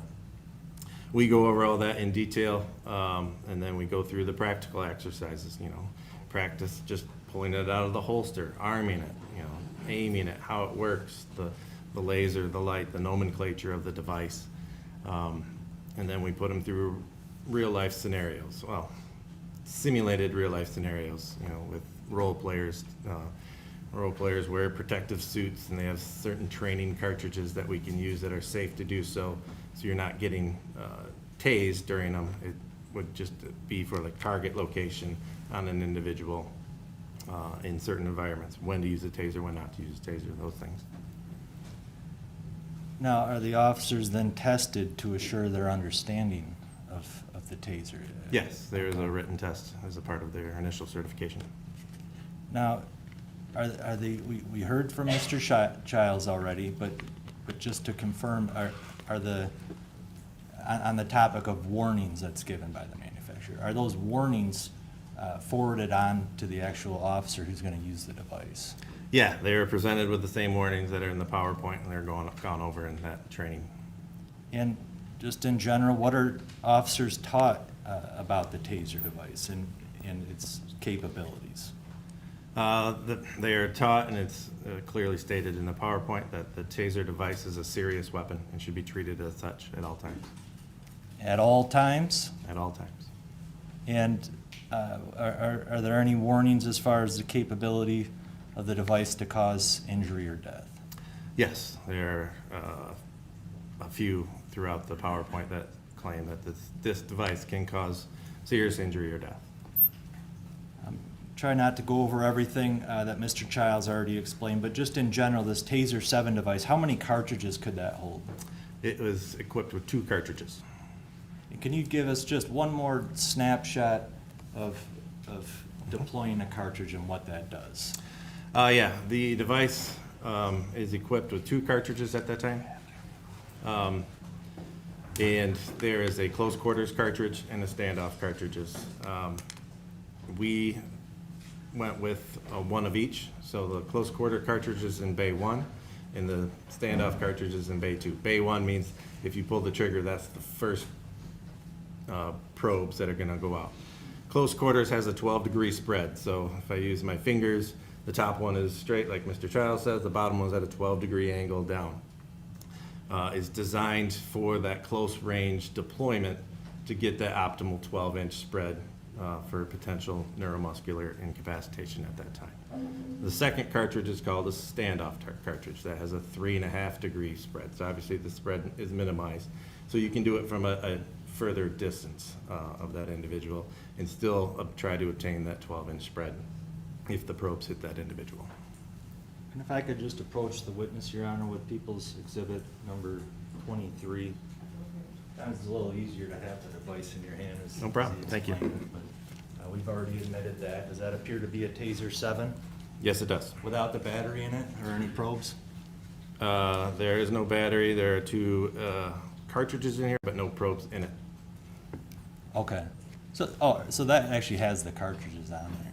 Yeah, if you Okay. push this top button, they come out, All right. and you can see the difference. One clearly states 12 on it, the other one's 3.5. They also have it designed by color, so you know which one you're putting in the proper location. Now, does Axon warn, and then you in turn warn the officers that you should avoid using the TASER on certain parts of the body? Yes. And are the trainees taught that if you administer the device on sensitive areas of the body, that in and of itself could cause serious injury or perhaps even death? Correct. Can you just list I'm not gonna ask you in depth since Mr. Childs went through quite a bit, but just in general, what are those areas that officers are trained to avoid? Yeah, obviously, and you saw in the pictures of the green little dummy, whatever, the yellow area of the head, the neck, and the chest, the heart to dart thing. So the preferred areas are the green, so the extremities, the large muscle groups of your legs, your entire back. But we want you to avoid the head because of the eyes. You know, we're sending a probe that has a straightened out fish hook. We're avoiding the neck area of the individuals, as well as trying to avoid directly over top of the heart, as well as the genitals. I don't want to forget that. All right. And even after both cartridges are deployed, okay, and the probes are out there, the 5 seconds passes, does that device have the ability to re-energize the probes and even the wires? Yeah, if both probes are deployed into the field, the arena, or whatever you want to call it, that you could re-pull the trigger and activate all 4 probes as well as the wires, or you could hit the arc switch on either side. It's ambidextrous, which has been pointed out. And sir, I was gonna go through the voluntary, our officers provided the opportunity to have a voluntary tasing, or recruits actually, back during the 8-week. Yes, they are. And we already had a witness testify and go through some of the video on that, so I don't want to necessarily go through it all over again, but is that required, or that the trainee take that on? It is not required, it's encouraged. We want them to understand the capabilities of this device and feel what neuromuscular incapacitation is. We also want them experience that when you are experiencing NMI, if I can use the shorter version, Please. That you can still hear commands from the person that is tasing you. So they know when the ride is over that they understand what the officer wants them to do at that time. And is the setting for this voluntary, is it a fairly controlled setting? It's a very controlled setting. It's a very sterile environment. Everyone is required to wear eye protection. We offset everybody, behind where the probes are going down range, so there isn't an errant probe that accidentally strikes somebody. We have spotters there, so a lot of the risks of a taser is the uncontrolled fall that could create a lot of injury as well. And so there's spotters, or we'll start them on their knees or even laying down to avoid that fall risk. You can still accomplish the same goal and experience NMI during that time from a laying down position as well as standing. We went through the video yesterday, and have you had the opportunity to review the voluntary tasing of Christopher Schurr here back in his academy? And if you recall, and I can pull it back up, but approximately how far was the device from Officer Schurr when the probes were deployed? In the video that was displayed, Officer Schurr was laying down. The instructor that tased Officer Schurr was probably 1 foot or 2 foot. It's not super clear, I think the spotter's in the way, but you can tell the proximity was very close, and I believe it was to the lower portion, to his legs. Even at that closer distance, does it appear as though Officer Schurr still felt the effects of the device? Yeah, You definitely can tell by his reaction, the immense pain that he's experiencing. And in my opinion, it was a lower extremity, lower hemisphere. You heard that term from Mr. Childs, exposure. So you can see him kind of crawling still because it didn't get that full above and below lockup, but he definitely couldn't use that leg, or if it was in both legs at that time.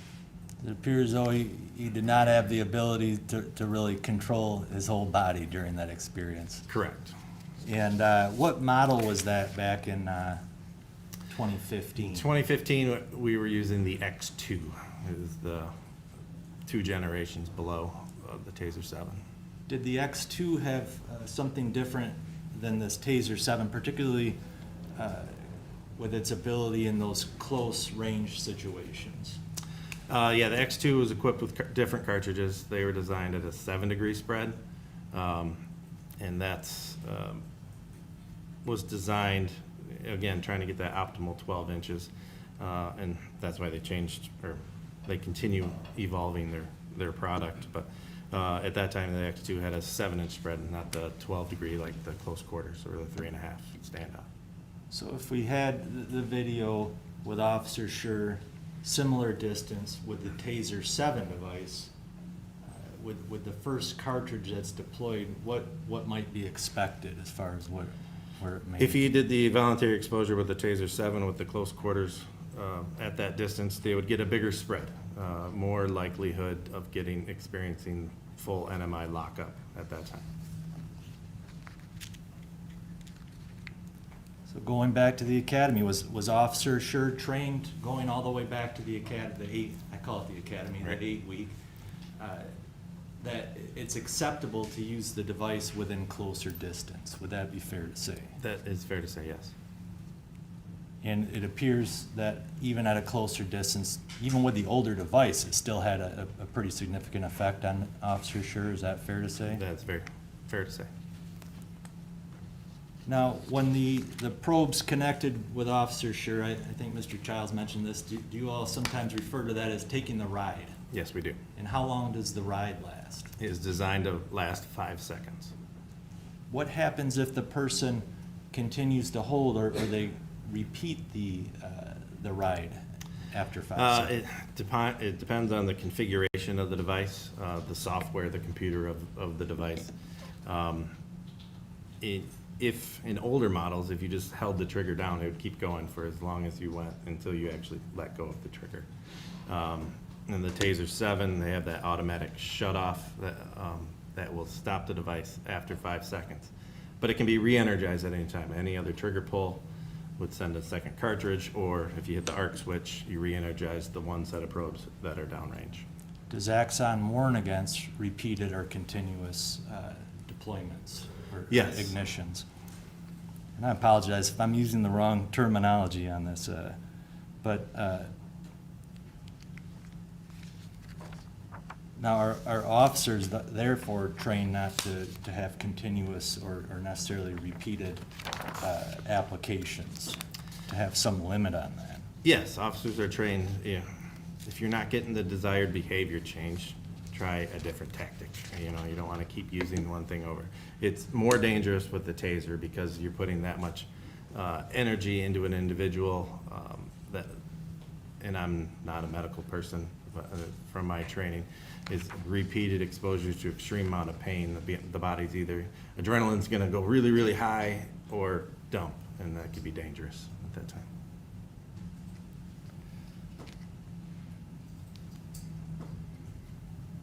Sorry, I'm just trying not to ask you some of the same topics, but just moving on. And I believe this was covered with Mr. Childs, but both cartridges already deployed, and then subsequently an individual has contact, even just contact with the probes or perhaps even the wires, the triggers pulled. Or why don't you explain, can those probes and wires be re-energized? Yeah, the probes and the wires can be energized once they're outside of the device and either in a person, on the ground, or wherever they're at. So anytime you reactivate this device by, again, pulling the trigger or pushing the button intentionally or unintentionally, it's going to cycle again for another 5 seconds. So the energy is out there. Now, even if both cartridges are deployed, I know we've talked about this, but does the device still have a drive stun capability? Yes, it does. And are GRPD officers trained on how to administer that? Yes, they are. And are the materials from Axons, as far as warnings about drive stun, are those forwarded on to the trainee or the Yes, officer? they are discussed. And is it warned to officers that drive stun alone to sensitive areas can cause serious injury or death? Yes, it's the material, and we go over it. Now, sir, were you able to listen to the testimony of the prosecution's expert, the law professor? Yes, I was. Mr. Stoughton? And he characterized, did you hear him characterize a drive stun to a thumb? I did hear that. You have kids.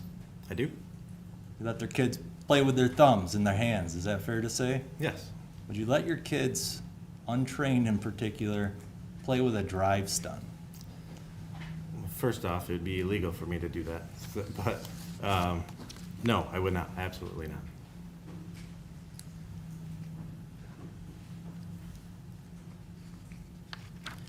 You mentioned continuous pain and how, you know, the person may dump. Now, what if somebody, as far as the drive stun function, somebody who's depleted, exhausted, a continuous drive stun, could that have some type of effect on them in this dump? Yes, it could be, yeah, if a person is exhausted, you know, that a level of pain would be dangerous. Have you been drive stunned before? I have. And is there anything that you characterize the pain to, or other folks that have had It's it before? commonly perceived as a blowtorch. It is extreme amount of pain. It's localized pain, but it is unbelievably painful. Yeah, so if you were to press a blowtorch against your skin, you'd want to get away from it as fast as you could. A Grand Rapids Police Department officer, and we'll stick with the drive stun function. When is a Grand Rapids police officer trained to use the drive stun? How?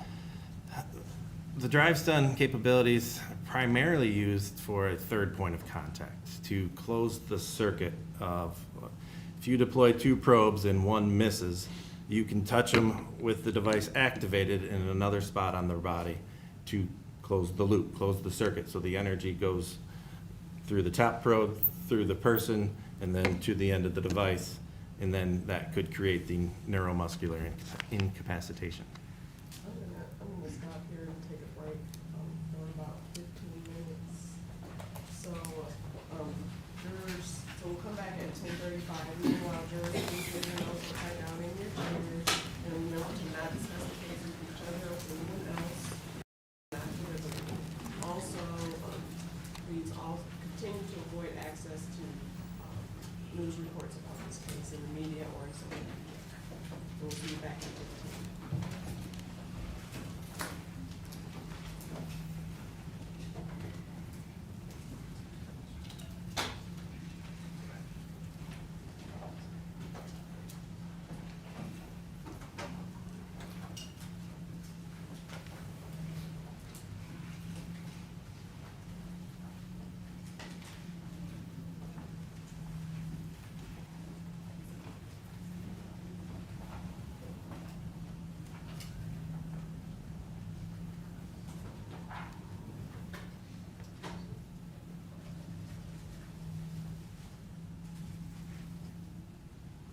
Thank you, you may be seated. And I wanted to state for the record that I did notice one of the jurors raise their hand and ask, kind of like, wanted a break, so it was about the time I was gonna break anyhow. So I just wanted to make that clear for the record, because I did kind of motion like, yes, we'll take a break. So with that, we will be in recess until 10:35. Judge, before we get, did you want to put that one question on the record that you didn't ask? Yes, I'll do that at this time. So the one juror had a question of the witness before this witness of Captain Siver. The question was, would GRPD policies be the governing policy to deem an individual a reasonable officer in this incident and how it played out? I did not ask the question because I did not believe it appropriate for that particular witness to answer that question. In addition, I will instruct the jury on what policy/law they are to use to deem the defendant reasonable or not. So I will instruct them. I didn't believe it was appropriate for the witness to answer the question, and I also didn't believe him to be in a position to be able to anyway. So I don't know if there's any additional information you'd like to place on the record in that regard. Mr. Anthony? Nothing beyond. And Ms. Hamilton, because Ms. Hamilton was on that. Oh, that's one. question. But go ahead. We have nothing. whoever. Okay. Okay. All right, so we'll see you back at 10:35.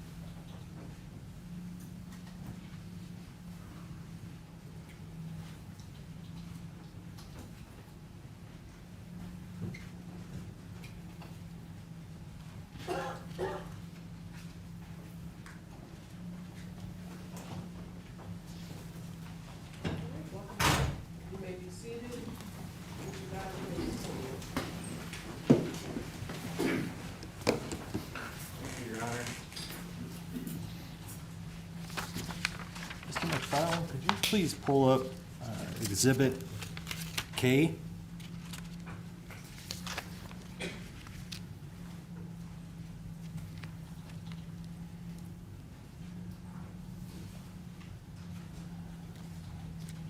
Make it J, please, I believe. That's it, thank you.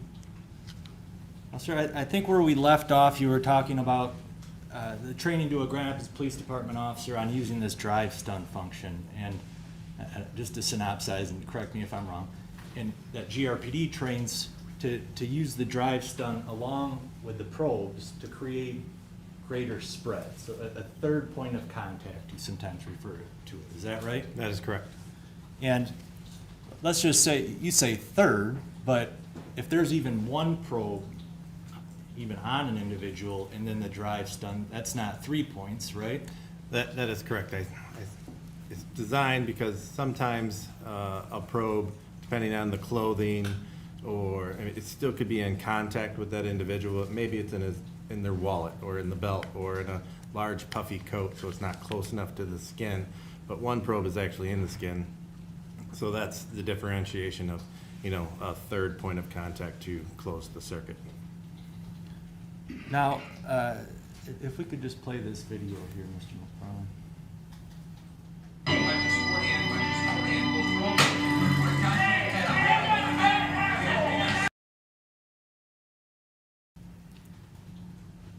Does that appear to be a training video? I know you've sat through some of the trial. It's Officer Schurr. Yes, that is a training video designed scenario to do a third point of contact. And the music and all, it's part of like a training montage for the officers and their families. Yeah, at the end of the orientation, we take snippet videos like you've seen in there and provide it to the officer and their family for their swearing in program. It's a big day to get sworn in and become a Grand Rapids police officer or a police officer anywhere. So it's a montage of videos just to kind of remember the training they went through. I heard you pick the music for those? Is that right? I do not. Okay.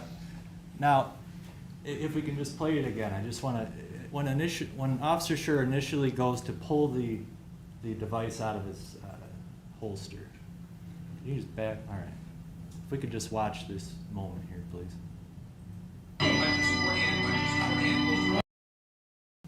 So, you explained that the taser's on the opposite side of his dominant hand, is that right? That is correct. And did you see him attempting to get the device out of the holster? I did. And is there some type of action it takes to get the device out? Yeah, the holster that's designed for the taser is a retention holster, is to keep it secured on our person, so we don't get it taken away from us. But it takes some practice because there's retention methods on it. This one, I believe, has a two-step. It has a thumb snap as well as a hood. So you gotta break the snap and then roll the hood and pull the device out. And even pulling the device out, if you're pulling the device out at a weird angle, it can get hung up inside the holster. It's very similar training because this looks like a gun. It's very similar to our guns. Our guns have retention holsters. And if you break all the retention methods but still pull it out on a weird angle, it can get stuck. And you can see officers kind of doing that jerky motion. And is the model on that 2015, was that the TASER X2 model? Yes. And the device, the TASER 7, did that have a holster of its own? Yes, it has, because the device is obviously molded different, and these holsters are molded to fit the tight around the weapon, so it's a different holster for the TASER 7. Okay. Could you just play the probe deployment here if it hasn't already gone? Stop. How far was the device from that dummy when Officer Schurr deployed the probes? I would estimate about 6 inches, maybe 8 inches, right around there. Was Officer Schurr trained that that's an appropriate distance to use that device? Yes.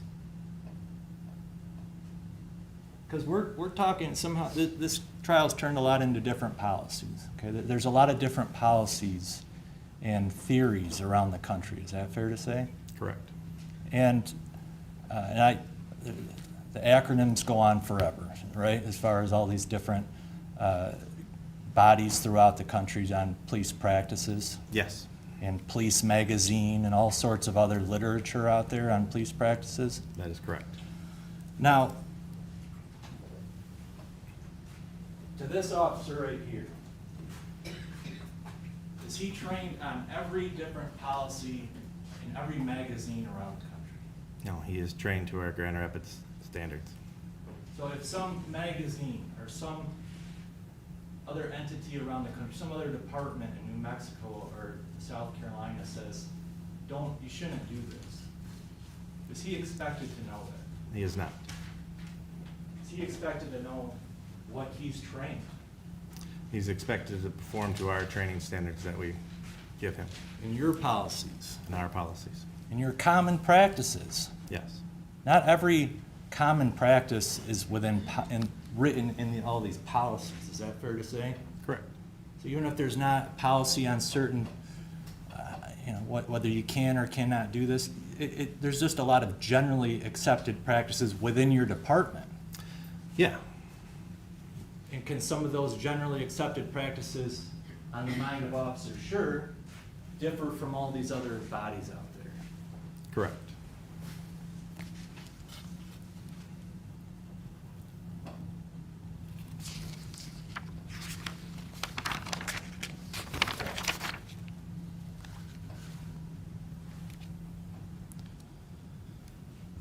Now,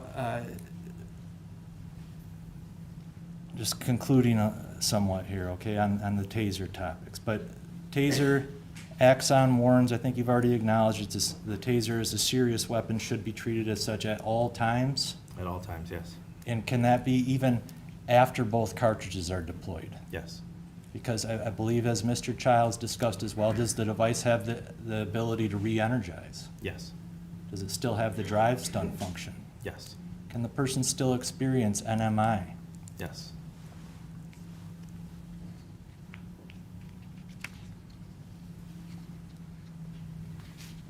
Now, there's been some discussion as far, is weapon retention a common topic?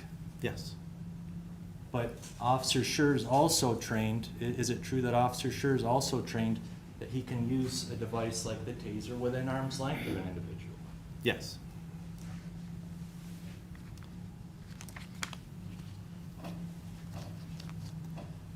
And to clarify that video, the reason we're looking and designed that video that way, or that training scenario, is if you are up close to that individual that you have to use a TASER on, we know it's gonna be a close probe deployment, so it's not gonna get that NMI. So then he moves to a different part of the body to get a bigger circuit, because it's smart enough to know that these two probes happen to be 1 inch or 2 inches apart, but then there's another spot on the body. It creates a bigger circuit, getting the large muscle groups and potentially creating NMI.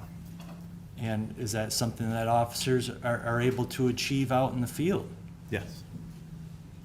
As far as close probe, follow-up with the drive stun, that's something that officers do out in the field. Correct. Are you aware of whether prior to April 4 of 2022, whether this officer was successful in a similar close probe with follow-up? I am not aware of that, but I know it happens. Okay, we'll get that with a different witness perhaps, so thank you. Now I want to get to the topic of April 4 and the encounter here. Now, have you had the opportunity to review the videos from this case? Yes, I have. How many times approximately? A few dozen.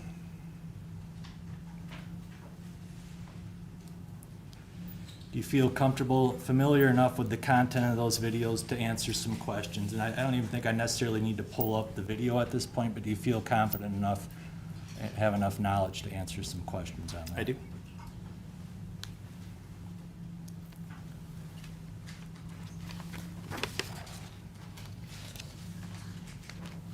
When you go back to do an evaluation of an officer, their decision to use force or handle a certain situation, what is how do you gauge that? How do you judge assessing an officer's actions? Obviously, we need to review all the videos that are attached to that incident. We got to review the police reports, the use of force reports, going along with that information. And we have to view it in real time, at that time, not information. I know you've heard this before, not hindsight, as I sit in my office on a Monday morning looking at, what happened over the weekend. I have to put myself in that lens of what's going on at that moment. What information do I know that they know at that time? The totality of the circumstances of what's going on, the individuals, I believe you were presented earlier, a whole list of totality of circumstances, that could have a benefit or could have an explanation of why they went this way and why they went that way. Anywhere from the size differential of the officer to the person, the weather, the type of resistance, all of those things all combined. And then we do a review of, was it within policy, was it within following training at that time? Does the officer always have to use the best tactic or make the best decision in that moment to still be deemed reasonable? No. Does it depend on the circumstances? Is that what you're explaining? Yeah, it is a very dynamic, evolving event, so there's a lot of things that go into that factor. We have to weigh that stuff in judging the reasonableness of that action. Now, since we've been focused for the most part on TASER, I just want to ask you about the TASER usage in this incident on April 4th with Officer Schurr. Was it reasonable for Officer Schurr to move on to a TASER device in the situation he was in? Yes, when Officer Schurr decided to pull his TASER out to attempt to use it in this situation, it was reasonable. He's already tried lower levels of force that were unsuccessful, and we're training him to, again, if it doesn't work, move on to the next, try something else. Ultimately, we're trying to change behavior, get compliance. And at that time, he introduced the TASER in that situation. Anything else about Officer Schurr? At the time he pulled out his TASER, just looking back and watching this, the length of the fight, does the length of the fight mean anything to you? Yeah, it's a very big deal. I mean, we go from driving around the city in a very calm but alert manner to 0 to 100, it in seconds. So in my review of the videos, you could already tell, he was become to a higher level of alertness when the driver popped out of the car and in things, he's not complying and he's trying to figure things out. And then obviously he got assaulted. They run around the car and he's trying lower levels of force. He tried to tackle him. He's trying to control him and he's not gaining anything. It's not working. So then he introduced the TASER at that time in attempts to use another level of force, use another tool on his belt to gain compliance, change behavior, and get compliance to control this situation. In the TASER, was that a reasonable device for him to turn to in that situation? Yes. Okay. Now, as far as watching the video, he's in close quarters with Mr. Loyola, is that right? That is correct. And it appears as though he attempted a close quarter deployment, is that right? That is correct. It appears they're still in contact. Officer Schurr has a hand out trying to still gain control of Mr. Loyola at that time as he's using the cross draw to introduce the TASER and attempt to use that so within arm's length. As we all know, the driver grabbed onto the device, is that fair to say? Yeah, that's clearly evident. Now, after that point, as far as somebody attempting to take a weapon from an officer, is that a pretty serious situation in training? That's a very dangerous situation. Why are we taking this weapon away from me? Why? What is going on at that time? It's easy. If you and I are fighting and you take my wallet, you're taking my wallet to spend my money or use my credit cards. That's an assumption, but it's not just to take it away from me. So, I mean, as an officer, you're taking away a tool, a very serious and dangerous tool off my belt. It's a very scary situation. So when the matter gets to a point where, does it appear at some point that the driver is able to have exclusive control of the device? Yes. And going back to your analysis there, in the eyes of an officer, after a couple of minute fight, would it be reasonable for an officer to fear that the individual may use the device on them? Yes, that is reasonable. And based on your review of the video, no hindsight, was Officer Schurr reasonable to resort to deadly force in this situation? Yes, I believe, in my opinion, he was in fear that this device was going to be used against him. He would be incapacitated. He's already exhausted at that moment. I guess we're gonna object. He can't testify to what Officer Schurr believed. That's what we've gone over numerous times in this trial, and it's inappropriate for an expert to opine on. Yeah, I can back it up, a reasonable officer. So, I'll strike the answers with respect to the defendant because this witness can't possibly know what was in his head at the time. So I'll strike any evidence or any testimony with respect to what was going on in the defendant's head or mind or how he was feeling at the time. Thank you. Sir, if I could just rephrase that. Based on your knowledge, experience, the proper rules to judge, no hindsight, would it be reasonable for an officer, when an individual has disarmed them like that, to fear that the individual may use the weapon on them? Yes. And is there anything noteworthy in that video that takes place just prior to Officer Schurr drawing his weapon? At that time, the suspect in this incident had complete control of the taser and had switched it from his left hand to his right hand. And how about the positioning of these two persons just prior to the firearm coming out? It appeared in my review that Mr. Leroy was getting back up and turning towards Officer Schurr at that moment. Okay. Would an officer, with the training that Officer Schurr had, would it be reasonable for that officer to be in fear that the individual may use the device on them, under the totality of the circumstances? Yes, based on the totality of circumstances, that everything that's portrayed so far at that moment, there would be a reasonable fear of another officer at that time of great bodily harm or death. And if an officer reasonably fears serious injury or death, does that officer, are they required to wait for the individual to actually aim the device at them? No. Because what happens when somebody aims a device at you? Action's faster than reaction, so we don't have to wait for someone to hurt us to do something. If there's reasonable fear, serious injury or death, what level of force is the officer authorized to move on to? Deadly force. Okay. Just one moment, please.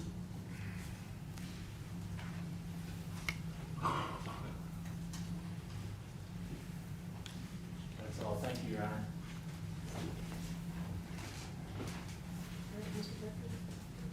So I go over one of the things you talked about earlier with Mr. Dodge.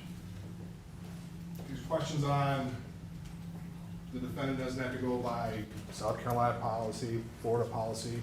You are certified under CLIA, right? Yes.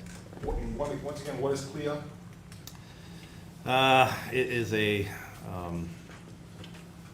gold standard of policing. It's to set the police standards across the nation of policies and procedures in place. And the gold standard means that you actually have other departments from across the country come in and look at your policies.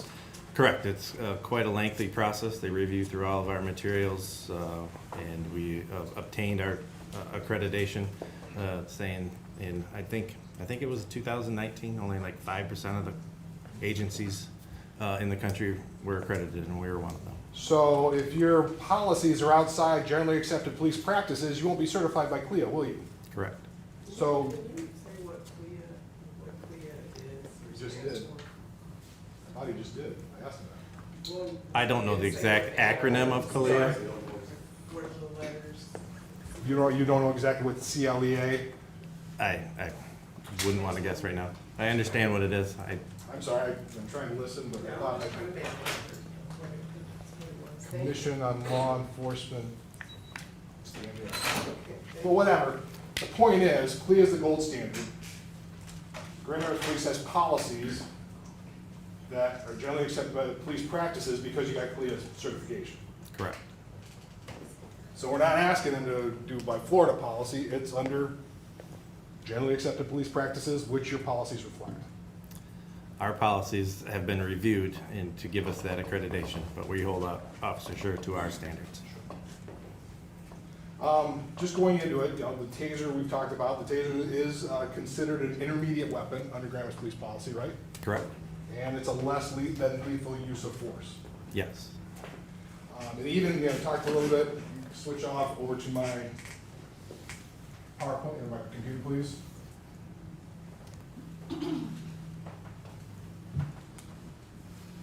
This is Exhibit 24. You've had an opportunity, were you in here for the child's presentation? Yes, I was. And you recognize this slide?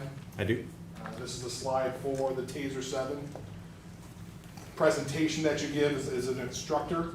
Yeah, I would have to see the version number, but I would, yes, it is. Okay. But this is one of the slides that's on there. You recognize that? I do.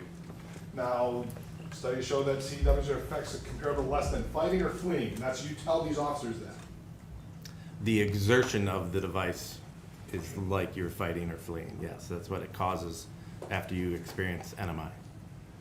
Now going to that, we've talked a lot about, go back to, they're not risk-free though, right? Correct. Now, one of the things you do talk about, sorry.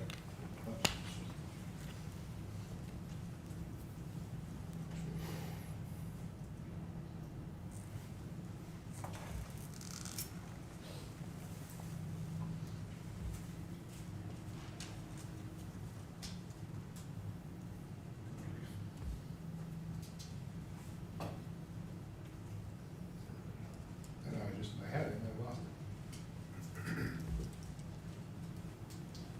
There we go.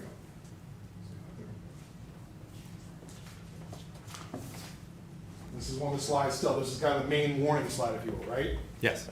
Now, they just don't give you the slides and tell you to talk about them. They give you kind of a script, a thing to tell the officers, right?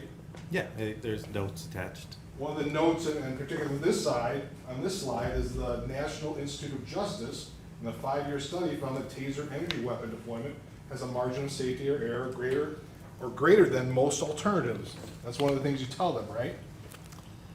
We just, not that specific. What do you mean, not, you don't follow, you don't, so they give you the stuff and you don't follow, you don't say it? We read the slide and go through it, and we don't go into the minutia of who did the study on that. But you don't, but you say the basic part of it is that the significantly lower risk of injury than physical force. Yes. So you tell the part about agencies who use TASER decrease suspect injuries requiring medical attention by 45%, and officer injury requiring medical attention by 80%, you say that? Yeah, we go over the reasons. The TASER was designed to reduce a lot of things. Baton strikes for one. They're ugly. They're nasty. It looks horrible to hit someone with a metal rod. This reduces the injuries because it's designed to not go hands-on if you don't have to, if it's safe to do so. And then it's designed to reduce the injuries to the officers as well as the suspect. Okay. And part of the, it's not go hands-on, so you have that distance. Part of it is distance, is having the ability to use distance between you and the subject you're trying to apprehend, correct? Yeah, it's designed that way, correct. Go to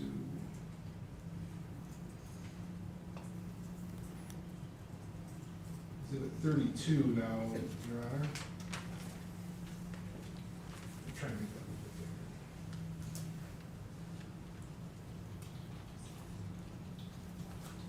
bigger. Once again, we've gone over use of force policy. This is 9.9-1.3. This is the use of force that's kind of in place for Grand Rapids Police use of force policies, right?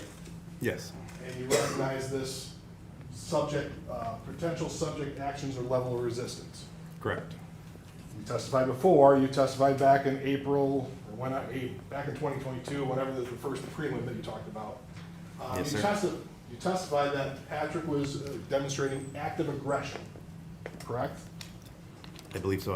I would need my transcript to confirm, but Would that help you? You want to refresh your recollection? You want to take a look at that? yeah, please. Referring to the preliminary exam transcript, page 33, to be day 2.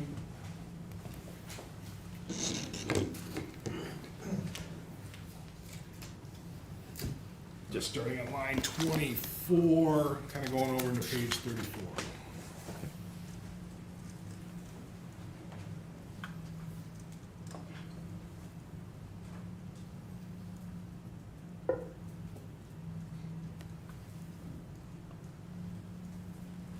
Yeah, I mean, it was contextually, I don't think we were talking about this case, we were just talking about use of force. So active aggression, that's what Patrick was doing, active aggression in this situation. Your answer, correct. Oh, I'm sorry, I didn't see that bottom line, but yes, correct. Okay. So Patrick was engaged in active aggression. There's a distinction there between active aggression and deadly force assault, correct? There is. Just because somebody's in active aggression doesn't mean an officer can use deadly force, right? In that context, correct. We mean in that context. What do you mean by that? It's not a black and white answer in Sure. questions. So, I mean, strictly the way you worded it, yes.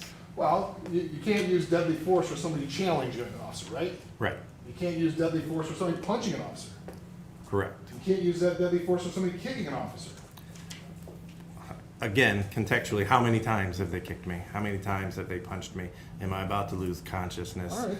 Um, All right, and that's fair. I mean, but it's a continuum.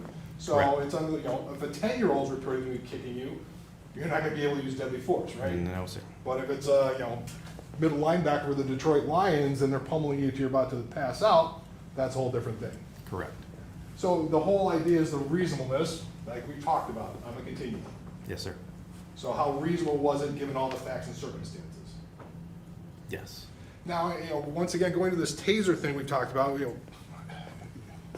all of a sudden, we're getting this, the taser's taken away, that's deadly force, that justifies deadly force. Where is the policy for that? Where is that? Again, you're looking for the black and white answer. It's the gray area, it's the totality of the circumstances at that time. So, part of the reason we do voluntary exposures is to know how this device affects you. And so the level of pain, the level of exhaustion. Add that to the totality of circumstances of extreme exhaustion after a 2.5-minute fight, and it's not written down. It's the totality, and that's what we're going And over. that's what I'm going for. So it's not, there is no, hey, taser's gone, you get to shoot him, right? Right.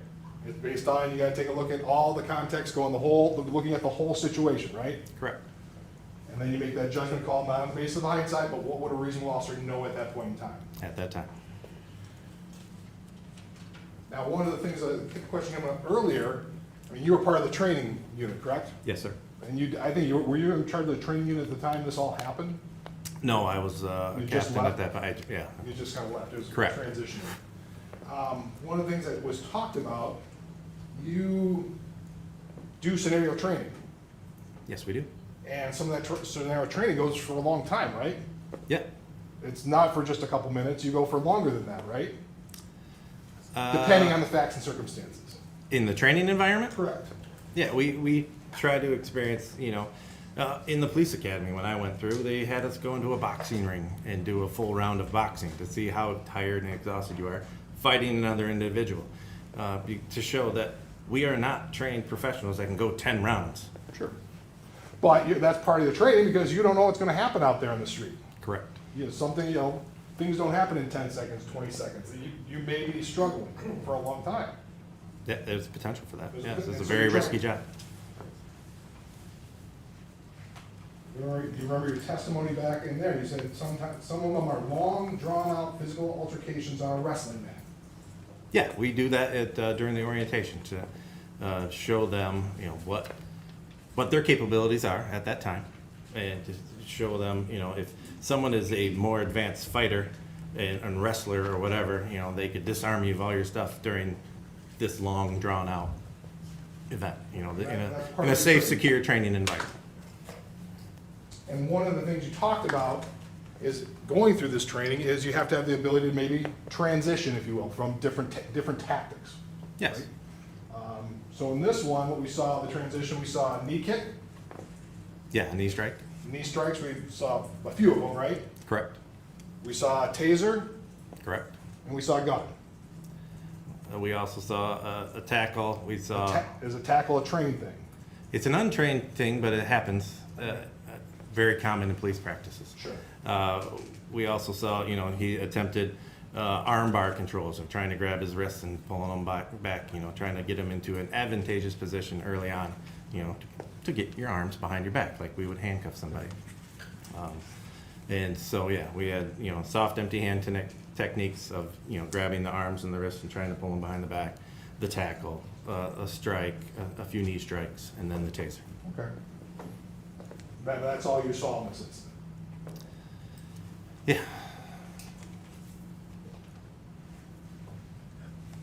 And anything further, Your Honor?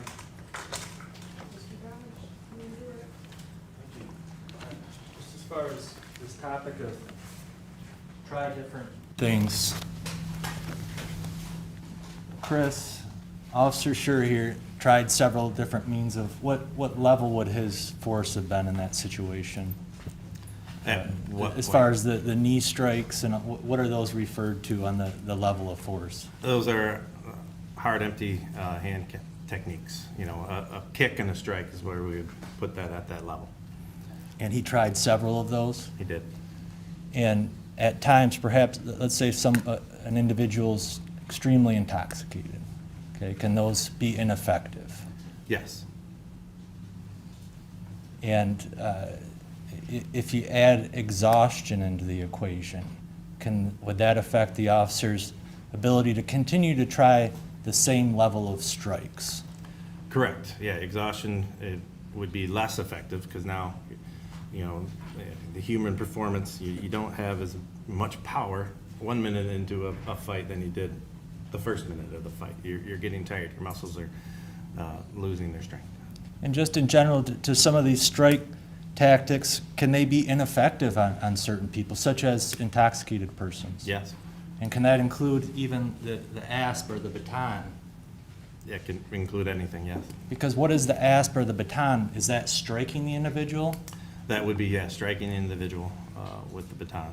So if other strike mechanisms were ineffective on an individual, would the officer need to keep going through all of those same types of force to try everything possible? No. Long ago, they used to have a 1+1. They do this, we can go to this, one to this. And then it's been decided through the courts, that's not necessary. You have to know what this level of force, in that officer's belief, would not be effective at that time. Okay. And really, but you don't necessarily have an immediate escalation. If you try this, go to this, go to that, you can always stay one ahead of the next, the step prior, right? Or the resistance or the aggression of the individual. Yeah, the ultimate goal is to gain compliance and to try to get that done as quickly as possible so you don't have to be exhausted, but it wasn't working. Okay. But if an officer's tried a level of force, strikes, lower physical controls, and they're not effective, is the officer trained that they can then move on up to a next level of force? Yes. And if that level of force is ineffective, can they continue to go up the spectrum there? Yes. They don't have to try every other possible means below to No, they do move not. on up.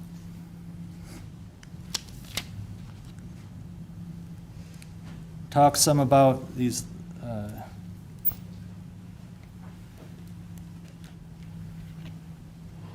this disarming of a taser.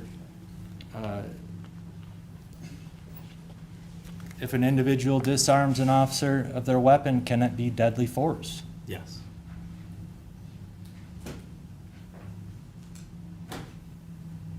Under the totality of the circumstances, correct? Correct.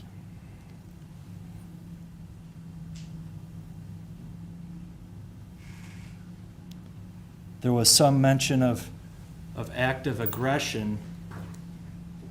You don't necessarily use deadly force against active aggression, correct? It doesn't have to be your first resort. That is correct. Can it escalate to deadly force pretty quickly? Yes, it could. So, for instance, here, if the driver started out with those functions, but once a weapon gets thrown into the mix, can that change the equation pretty quickly? Yes, it could.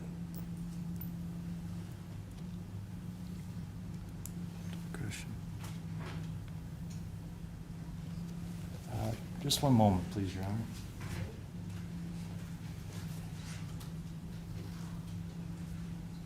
That's all, thank you. Do some follow-up, go into this, somebody disarms you with a taser, so if I grab your taser and I stand there, can you shoot me?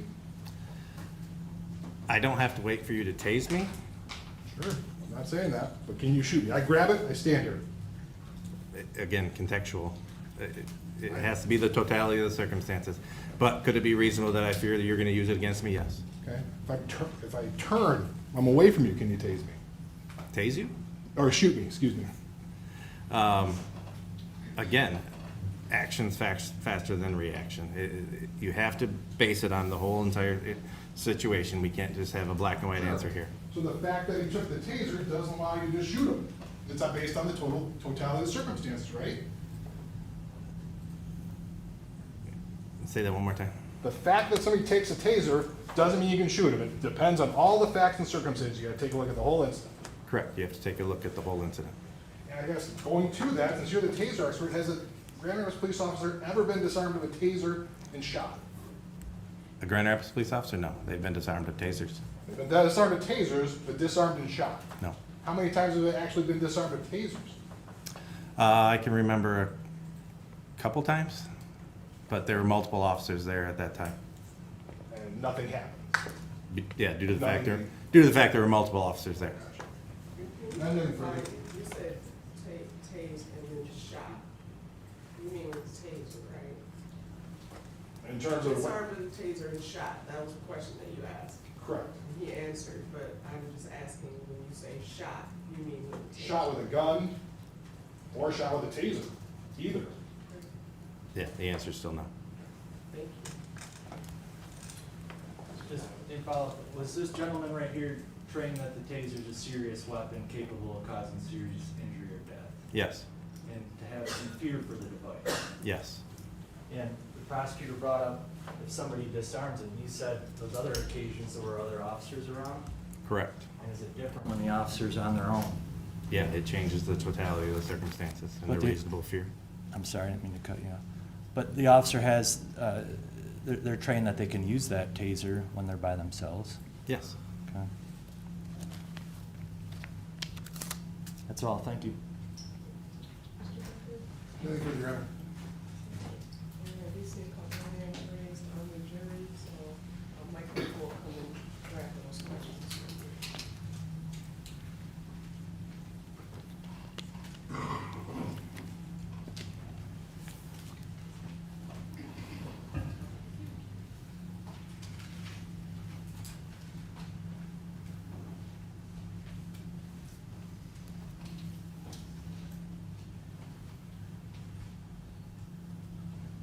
You could approach Mr. Dodge and Mr. Becker, please.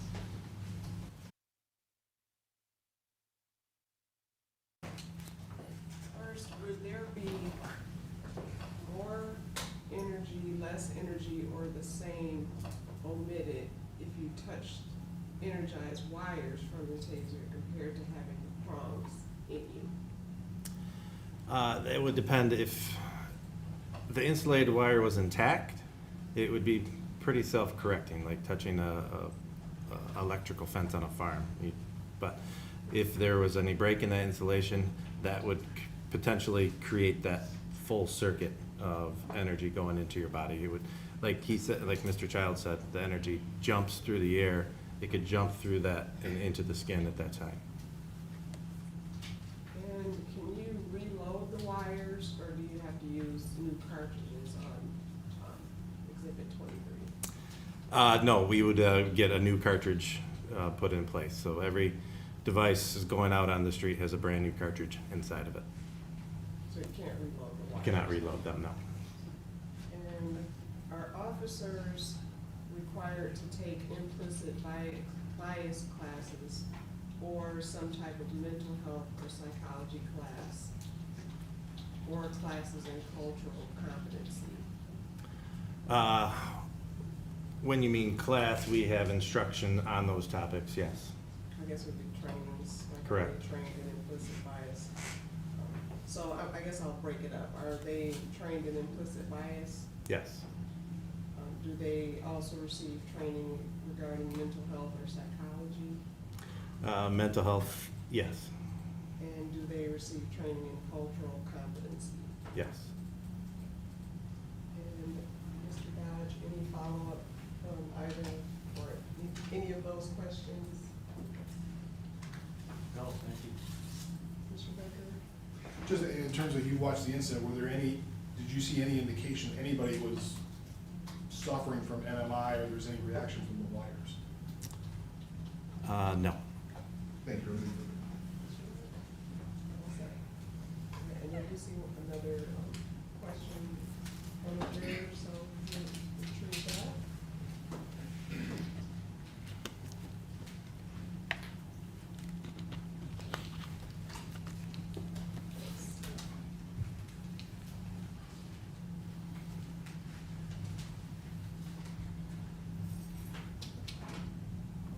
And if you can approach, please.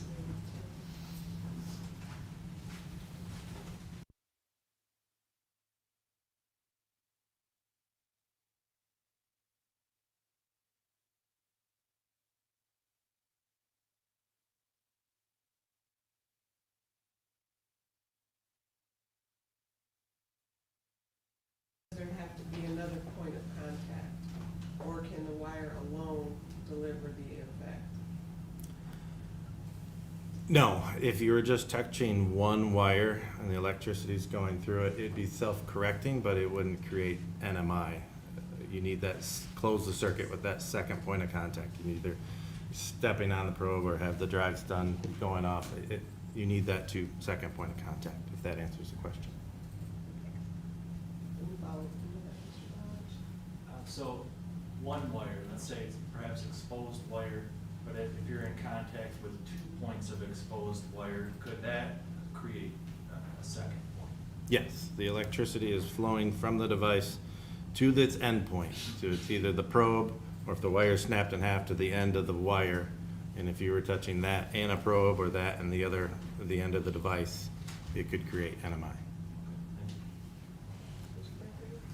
Nothing further, Your Honor. I don't see any other hands raised on the jury. May this witness be excused, Mr. Dodge? Yes. Any objection? No objection, Your Honor. All right, thank you very much. You're excused. Thank you. Does TASER, do you want back? Yeah. Thank you. Defense will call the next witness.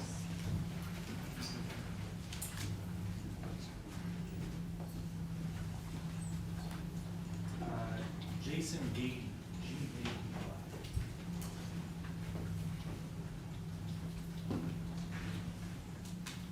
Good morning. And sir, before you take your seat, you can please raise your right hand. My clerk will swear you in.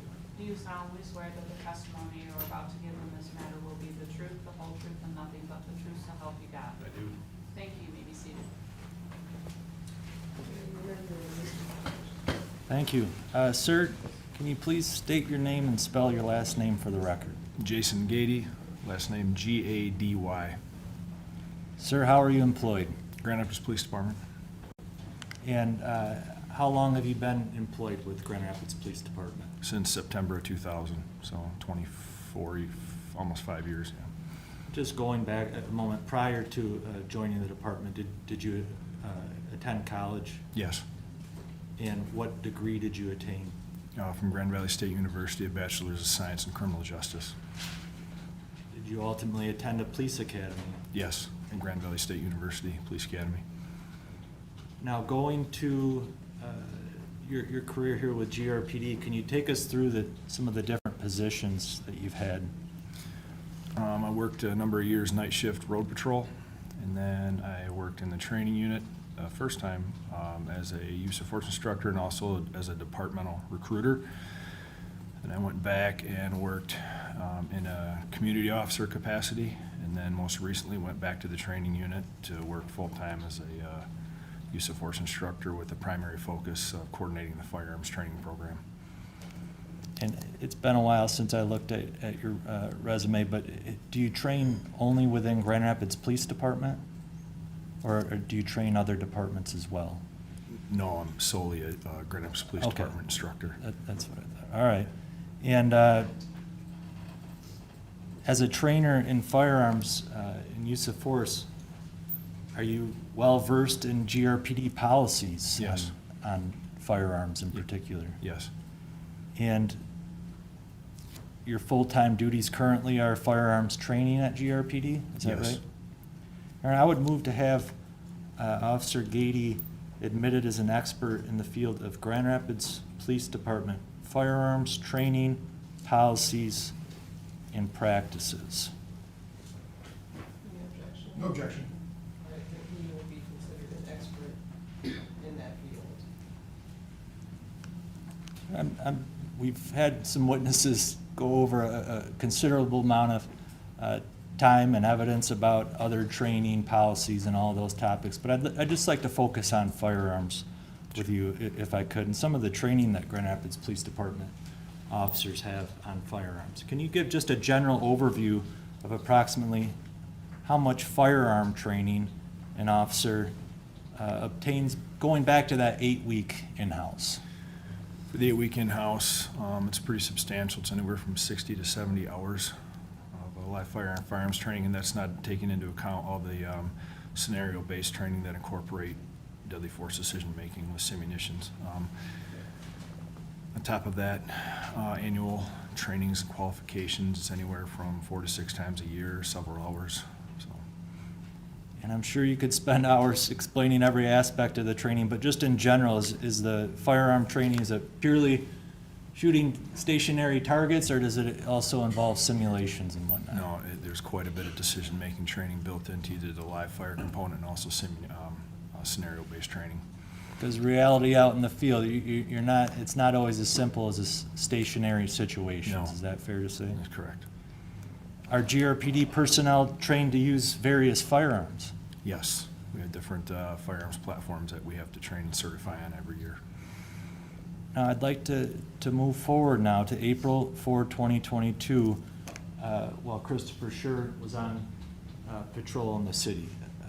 Did he carry a pistol? Yes, And is an officer within GRPD, are they required to train with the gun that they carry on the job? yes, And an officer such as Officer Schurr here on road patrol, are they required to carry that gun on their person during their shift? yes. Why is that? In the event that they have to utilize that. And where on their person, very law enforcement term, but where on their person is the officer required to carry the firearm? Particularly for road patrol assignment, on their dominant side or their strong side hip on their assigned duty belt. As they carry that pistol, does the pistol need to be loaded with ammunition? Yes. Why?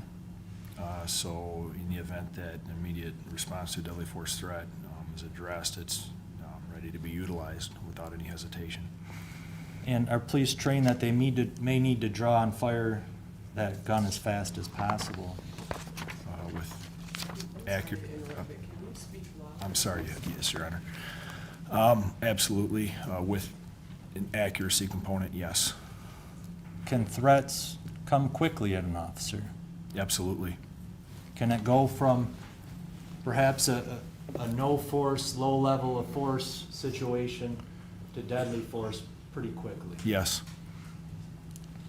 Now, I'd like to ask you just a little bit, not about firearm deployment or use, but just weapon drawing, a firearm drawing.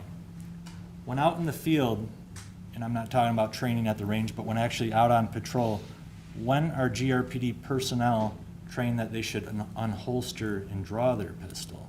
They can unholster and draw their pistol when there's a fear for safety. Okay? And later on, does the officer then need to be able to articulate why they felt it was necessary to draw the pistol? A lot of times it's articulated in their incident report. There is one. There's not a mandated reporting requirement, but a lot of times it does go into the incident report, yes. And now, so it doesn't necessarily need to be a deadly force situation, just to simply draw the weapon. Correct. And is it fairly common that GRPD officers draw their firearms for various reasons? Yes. Okay. Now, moving on to firearm deployment, actually firing the gun, that's different than merely drawing the gun as far Yes, as the correct. standards. And under policies in place back April 2022, when was an officer trained to deploy their firearm? In response to a deadly force threat? Is that what you're? Yes. Yes, when there is a reasonable threat of death or serious bodily injury to the officer or another person. And firing their gun upon someone, what level of force would that be under policy? Deadly force. According to the use of force training and policies, if the officer believes deadly force is necessary, what is their objective when they deploy that firearm? To stop these subjects' actions as quickly as possible. Now, if it's deemed a deadly force situation, is a firearm the only way that they resort to deadly force, or can they basically use other means of force too to have deadly force? They could use other means that would reasonably result in death or serious bodily injury to the suspect to meet that deadly force threat. But if it's an imminent threat and the officer has a pistol, they're justified to use their pistol? Is that Yes. correct?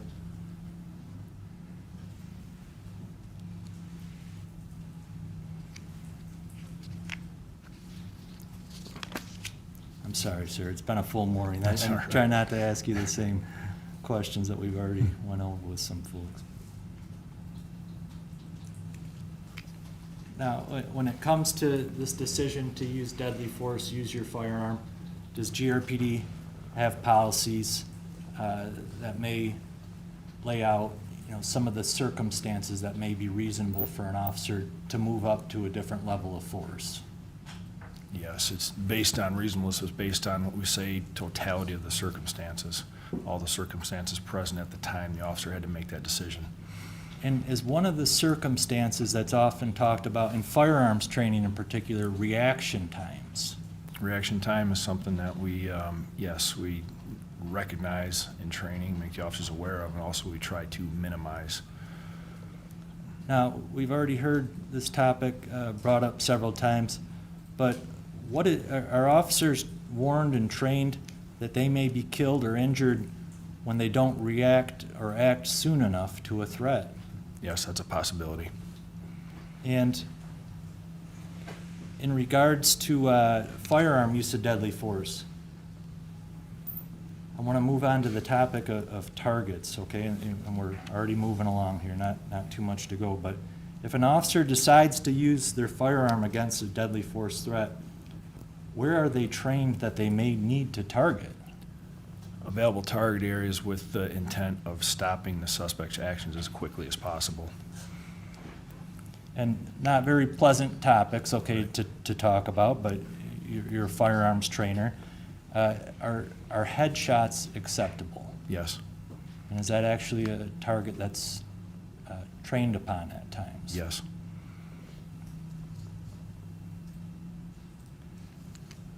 Is an officer trained, if the officer perceives they might be in a deadly force situation, are they trained that they should fire warning shots? No. To see if perhaps that may help their situation? Absolutely not.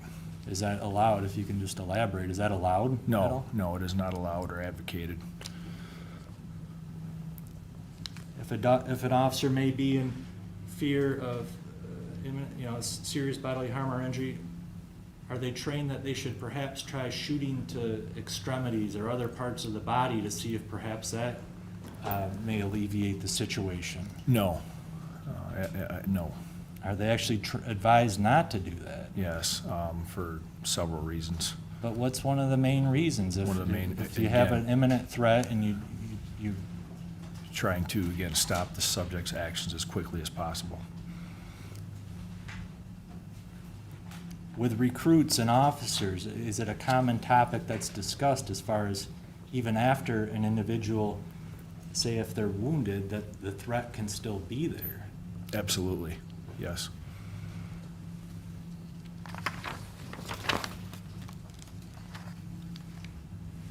Just going back to some general firearms, you mentioned the officer must carry their firearm with them at all times on road patrol, is that right? Correct.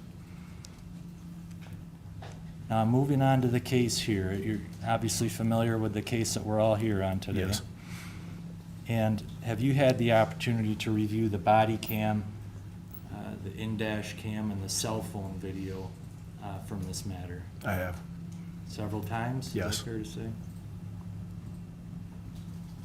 Just want to talk about proximity. Does GRPD train officers on firearm use that they may need to use their firearm in close proximity to the subject? We do, yes. What is that sometimes referred to as? Close quarters engagements, close quarters manipulation.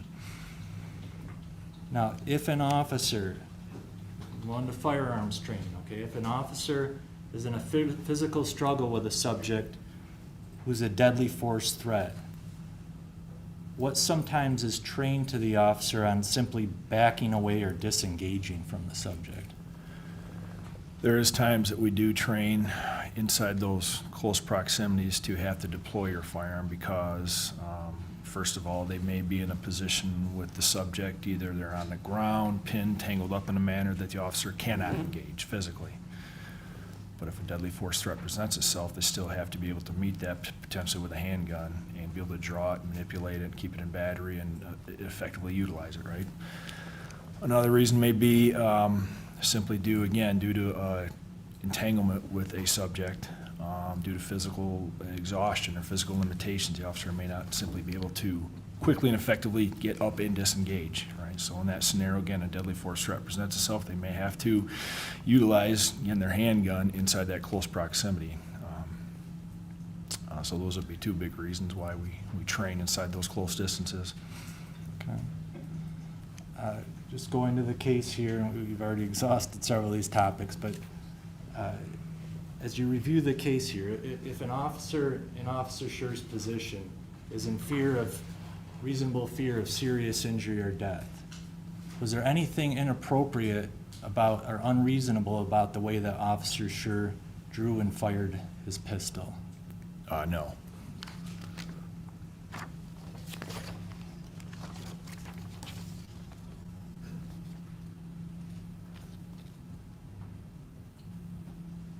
I could just have one moment, Your Honor.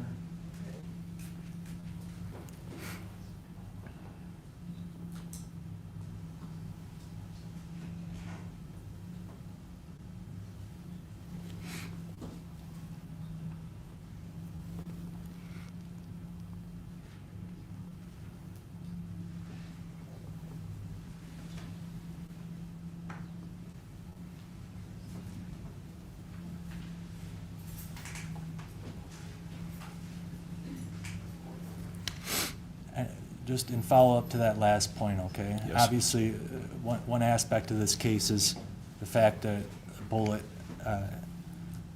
hit Mr. Loyola in the back of the head. Is there anything about the fact that it was a headshot like this that's unreasonable in a deadly force situation? Unreasonable? No. Okay. That's all, thank you. It's Officer Day, right? Yes, sir. Why did you refuse to meet with Detective Sergeant Tubergen about your testimony? At this point, due to proximity to the case, I just didn't feel it was necessary. He was going to ask you about what your testimony was, right? You knew that it was about the case, so we wanted to know what you're going to testify to, right? Yes, sir. And you just, on yourself, decided it's not necessary. Correct. Why, how could it not be necessary? Isn't it important to have, give information so people can know what you're going to say and be able to share in open court? I guess I didn't know the full context of the meeting, or You don't know the full context. You didn't reach out to him. You had to go through your sergeant, or your captain, right? that's who contacted me, yes. So, I guess I would object to relevance here. I think it goes to bias, Your Honor. Why would we refuse to meet with an officer on the opposing side? Under no obligation. Relevance. Right, so relevance as to why he wouldn't, Mr. Becker. I think it goes to bias, Your Honor.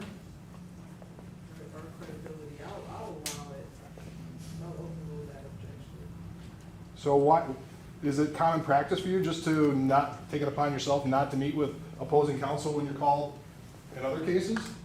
I haven't been contacted like that in any cases prior in any of my experience. So the one time you are, you just say, you blow it off and say, I'm not gonna do it. Blow off was probably not the right term, but Oops. Fix that. For the record, reflecting showing opposing counsel, we marked to exhibit 37. No.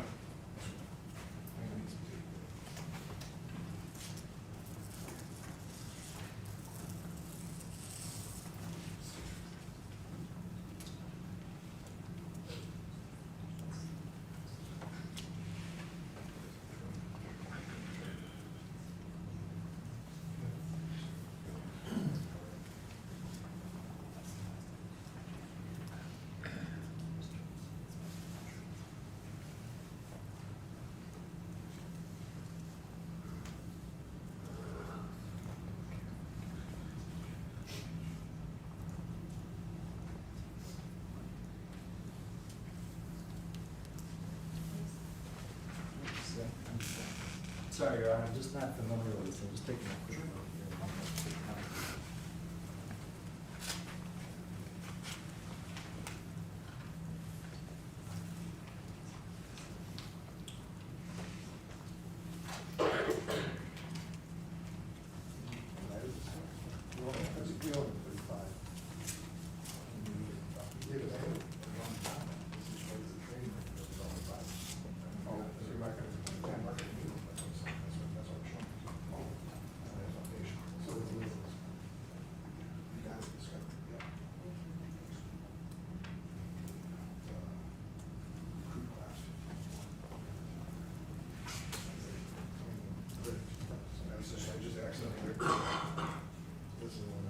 No.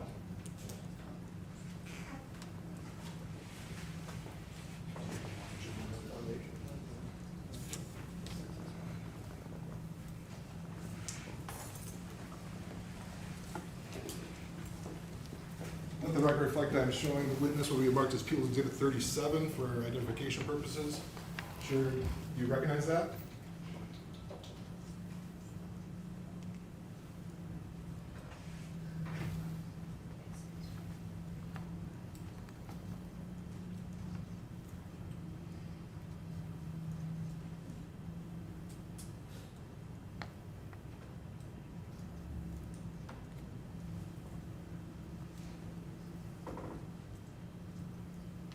yes, sir. What is it? It appears to be a training outline from the recruit class that Officer Schurr was part of. And the recruit class, can you tell how you tell that? What are you referring to? I see RC dash or 1501 at the top. And your name's on that? Yes, What does that indicate to you? that I was part of the training that day. Let the record, could I move for admission of People's Exhibit 37, Your Honor? No objection. So now, in terms of that, part of that was guns and vehicles, right? Yes, And that was the gist of this training, is how to deal with guns being in vehicles. that's what it indicates. And is this the only time you would have trained a defendant? The only time I would have trained, Yeah, I mean, Officer there's one, Schurr. we got one record of training. Have you trained him in other situations? I would have helped out through different trainings throughout that recruit class orientation. So are you assigned as part of the recruit class? I mean, is that, let me figure out. Are you as a training officer, do different training officers get assigned to a specific class and then you're not a part of a class, or is it all the time you're There's training? quite a few of us, so we will plug in with certain components, trainings of that class throughout the 8 weeks. So you plugged in for the firearms training regarding that class? Some of the firearms training, yes. Did you work with us, the defendant? Yes. After he, Yes. like, how so? Through mandatory trainings, annual qualifications, those assigned trainings throughout the years that Officer Schurr was So employed with us. how many times since 2015 have you been involved with some sort of training with them? With Officer Schurr? Correct. I can't throw a number on it, but there would have been a good handful. Yeah. Good handful, is that 10, is that? Without going back on all the detailed training records, because we have hundreds of trainings throughout the year that we put, all of our sworn officers through several times a year, so. Have you worked with him then on just a day-to-day basis too? Had I worked with him, I didn't never work the road patrol assignment with him, So just purely training? purely training. Thank you, I'm done.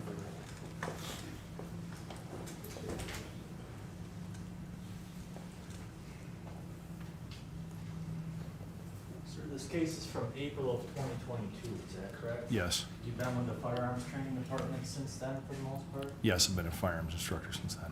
Over the 3 years or so, did anybody from the prosecutor's office or the detective here ever reach out to you or anyone else from the training department to perhaps ask for some more explanation, clarification, or any questions about this You're gonna have to case? object. The training department, we did work with the training department, so it's kind of a broad question. I mean, I guess you could be more, I mean, if you're saying it's a broad question, you can just be I more am. specific. Did anybody reach out to you or any of your close firearm instructors for any questions on this prior to a couple weeks ago? I can speak for myself. and the answer That's is fine, that's better to do, I'm sorry. No. No, okay. And you were recently reached out to, and did the defense advise you not to get back to the prosecutor or anything like that? Nobody advised me not to, no. Okay. Now, that sheet there, guns and vehicles, Yes, and I'm not sure, so maybe the point, you've known Officer Schurr on and off over the years? I have, yes. Is there anything about the testimony that you provided about basic firearm training and basic firearm use that was biased for Officer Schurr? Not at all. Okay, thank you. Nothing further, Your Honor. I do see at least one question on the jury. My clerk, can you grab that for me?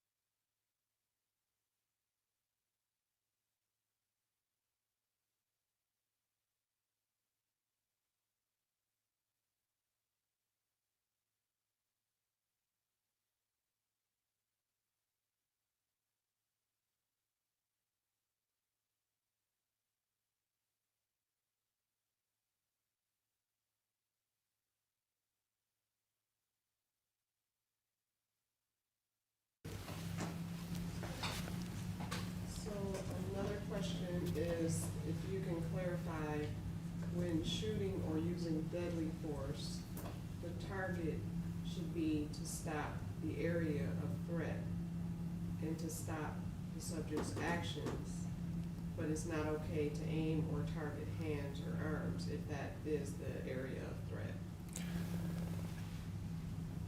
Yes, so to clarify, it's not advisable, first of all, when an officer has to deploy deadly force on a suspect, particularly using a firearm, accuracy is of great concern, okay? So that's the other thing too. Accuracy diminishes the smaller the target area. And also, it doesn't make it any less potentially lethal. Deadly force, anything that an officer is going to deliver that would reasonably result in death or serious bodily injury to the suspect is, we don't differentiate between where it is. However, if we need to very immediately and quickly stop the subject's actions, again, hitting in an extremity may not accomplish that. If that clarifies it all, yeah.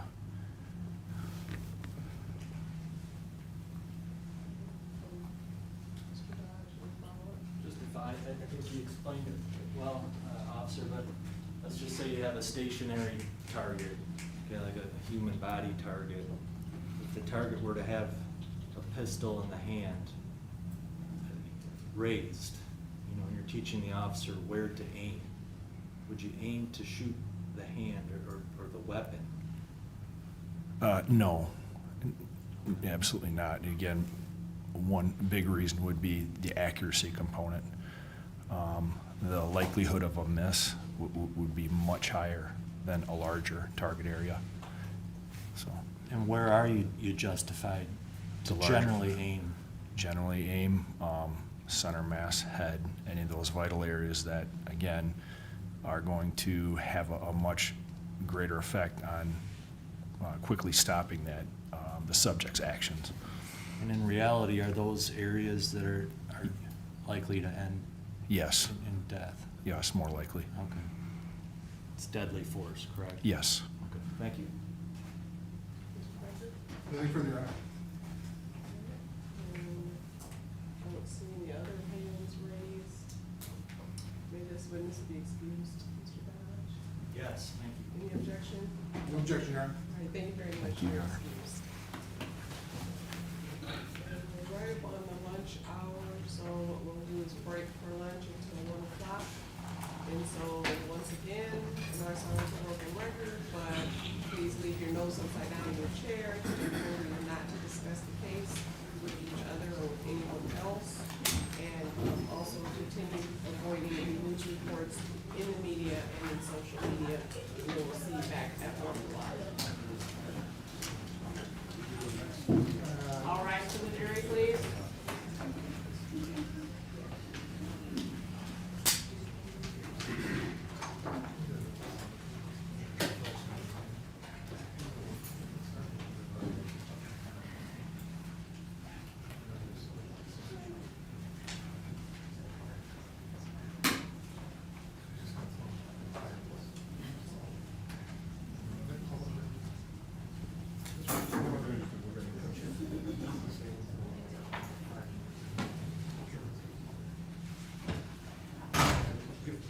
Thank you, you may be seated. I did want to place a couple of questions on the record that were asked, or that were given by the jury, but not asked of the witness. I would like to place them on the record. The first is, do we know if Mr. Rioya was left-handed or right-handed? And so, because that particular witness wouldn't have had knowledge about that question was not asked. And the next was, can a series of least optimal, though possibly reasonable choices ultimately result in choices that are unreasonable, given, I can't read that word, given some kind of events or an unreasonable situation in relation to your review of this or any case? First, that's a pretty overly broad question. Second, it's up to the jury to decide what's reasonable, what's not reasonable. And obviously, any review of a different case wouldn't be relevant to this case. I don't know if there's any other objectionable language within the question that you would like me to place on the record, Mr. Dodge. There are Mr. Becker even on.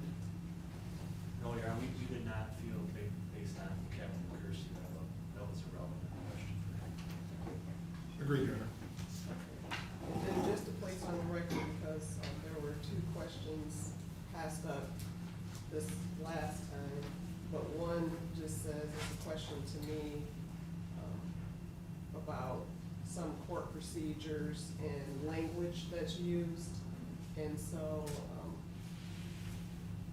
I intend to respond. One is asking how come some people ask to approach and some don't. And then another is remind what sustained overrule and other terms that I say mean. I intend to just write a note back saying, as far as how come some ask to approach and some don't, you should not be concerned or focusing on this exclamation point, because I don't want them focusing on, wait a minute, why didn't they? So that's my response to that question. And then sustain, I was just gonna write court agrees, overrule means the court disagrees. And then I don't know what other terms they're referring to. Is that an okay way? I don't wanna not respond to the question because it was asked, and I also don't want to respond in a way that's not okay with both sides. Mr. Becker? I have no problem with that, Your Honor. That's fine. Okay, so I'll just pass it back. Writing on it. Okay, and is there anything else we need to address before we break for the lunch hour, Mr. Cordova? No, Your Honor, thank you. Mr. Becker? Nothing more, Your Honor. Okay. We'll be in recess for lunch until 1 o'clock. Justice Watt. Is the defense ready to proceed, Mr. Cordova? Your Honor, if I could just put this on the record? I did, hand those out, I meant to state that before I asked you if there was anything you wanted to say, but I did put the instruction that you requested on the tables for each of you. Appreciate that, Your Honor. If I could just, I might just read it into the record if that's okay, and then it's. Right now? Just, yeah, so I have a record of it later, the transcript, or we can add it as a marked document for the transcript, if you prefer that. I'd rather wait maybe with the end of the trial, or, because I thought you just wanted to review it in order to proceed with your case, and for strategy purposes, not for you to read an instruction Oh, into yeah. the record. It's unlikely that the defense is gonna ask for it, but I see your point. We can wait till the end, when we do the other instructions, if the court prefers that. I think so, and I'll save it and flag it so that it's mentioned, so that if I don't give it, then we're at least placing on the record that it exists and it was not given, however. All right, thank That you. sound fair? Yes, Your Honor, other than that, we're ready to go. Okay. And Mr. Becker, all set for your jurors? I am, Your Honor. Okay, so we'll have it going in, so you guys can continue. Wasn't there, no, the witness was, I just wanted to make sure nobody was supposed to sit. No, we're gonna recall Bob McFarland. I saw the stuff from there and but. I promise we'll be quick. Okay, so we'll have the jurors come in, we'll get started.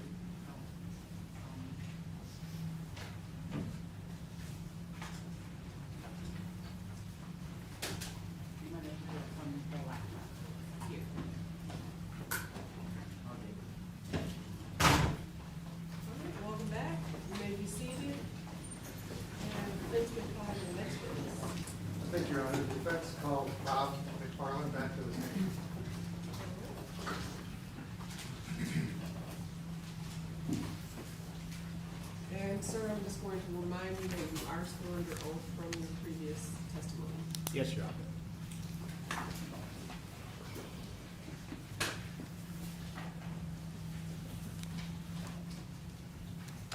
Good afternoon, Mr. McFarland. Good afternoon. Good to see you again.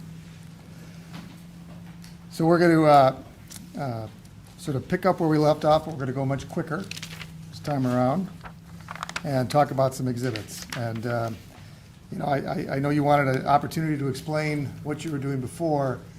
Just so the jury's clear, you weren't actually creating any evidence on the stand.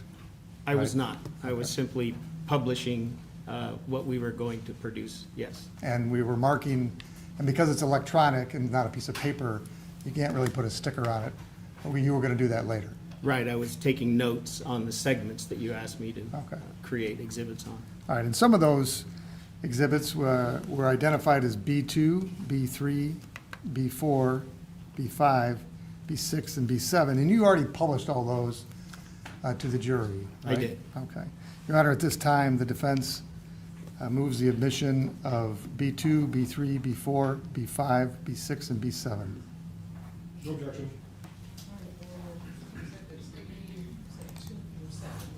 B2 through 7, yes, Your Honor. Okay, those exhibits are now admitted. And because we already went through those, we're not going to do it again. Okay. Was there, I'm sorry, was there a B1? No, B was already admitted, there's no B1. Okay. yeah, we started at B2. Okay. Uh, Just wanted to make sure that you listed I don't know why we don't have a B1, Your Honor. And to confuse things further, we're going to now go to B11. And you have, and we have marked as Exhibit B11, a part of the video that's already into evidence. Yes. Okay. And you, tell us what B11 is, Mr. McFarland. B11 is a series of sequential images that were exported in BMP format, and then subsequently your office printed them. Okay, and in the Exhibit B11, what is happening before you put it on the screen? Or? I'm not We sure. can move admission to B11, Your Honor.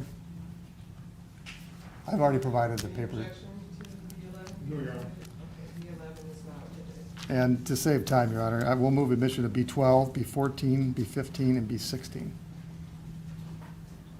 Wait, 12, B11, B12, B14, B15, and B16. And we did skip some numbers there, Your Honor, just to save some time. and any objection to those exhibits, Mr. Becker? No, Your Honor. Okay, so 11 and 12 and 14 through 16 are now admitted as well. Okay. And now that they're in evidence, we're going to publish them to the jury. Can you start with B11 and then describe for the jury what is in this particular exhibit? This particular exhibit starts at RFN 5392, and it's a series of images that go through showing a segment of video where Officer Schurr and Mr. Leoya were in the struggle. And I'll just advance it with the arrow keys. Do we want to dim the lights, please?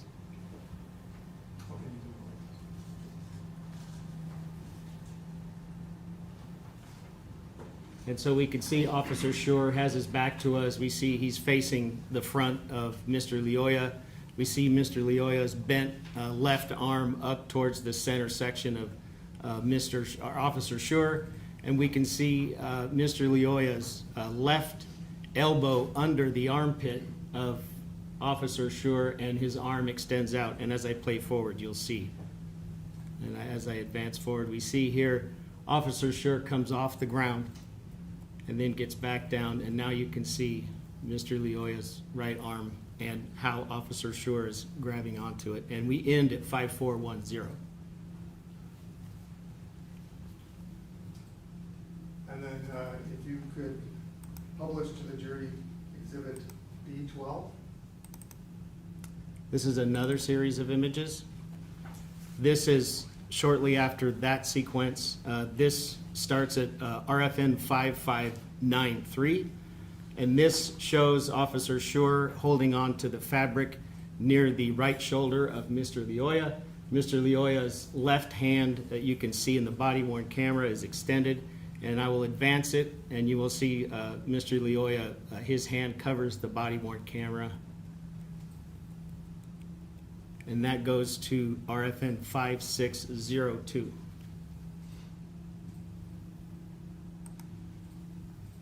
If you could publish for the jury, Defense Exhibit B14.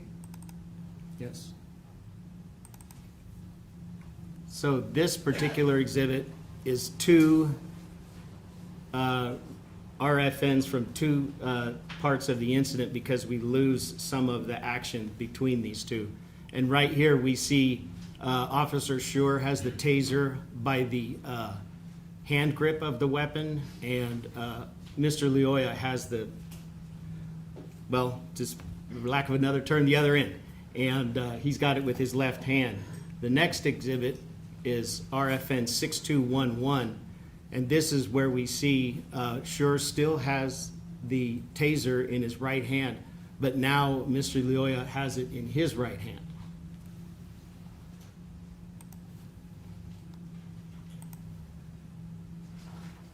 Are we in B15? No, we didn't do B15.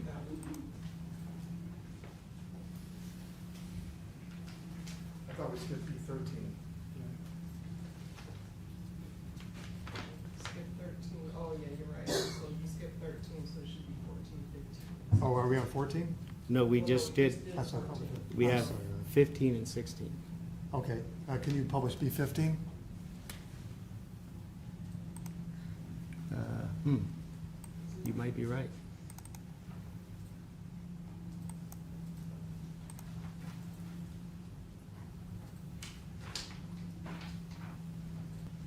We did skip 15. There's a 15, the last second from the bottom. That's not it. Oh, you're right. Thank you, Ryan. This is a single image, RFN 7447. And what we're showing here is Officer Schurr on the back of Mr. Leoya. You can see Officer Schurr's left hand down near the taser, and the taser's also in Mr. Leoya's right hand. And Officer Schurr, both of his feet are up in the air.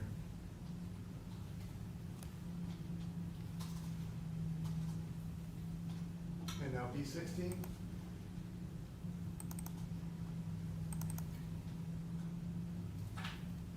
This is images, a series of 3 images. They start at 7513.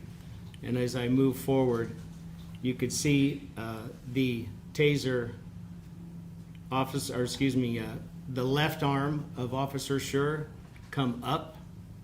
If I go down, you can't see it because his left leg is in the way.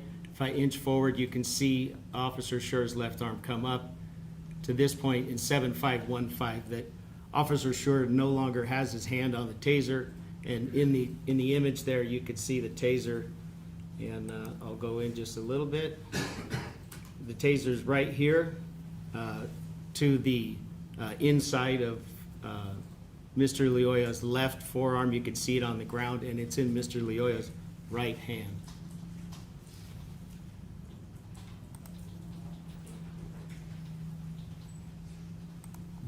Mr. McFarland, you also marked an exhibit related to the cell phone video, C5. Yes. That's previously been provided to opposing counsel, Your Honor. We move for admission of C5. No objection. C5 is now admitted. Could you pull C5 up, please? Yes. This exhibit here is further down. This is relative frame number 7566 from the cell phone video. And what we see here is Officer Schurr a few frames after the last series of image we watched, a larger blow up of the taser in the hand of Mr. Leoya, but also we see that go across his left forearm in the area in the zoomed in portion, and I'm using my arrow to point at it. These are the taser wires. They go up, and there's another taser wire here, and in the large photo they go here, and then we lose track of them because they're in between Mr. Leoya and Officer Schurr.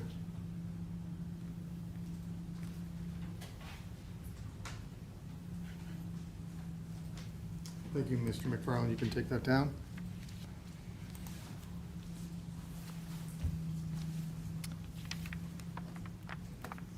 And we can bring the lights back if you're available. Now, Mr. McFarland, I had asked you some questions about time that had elapsed.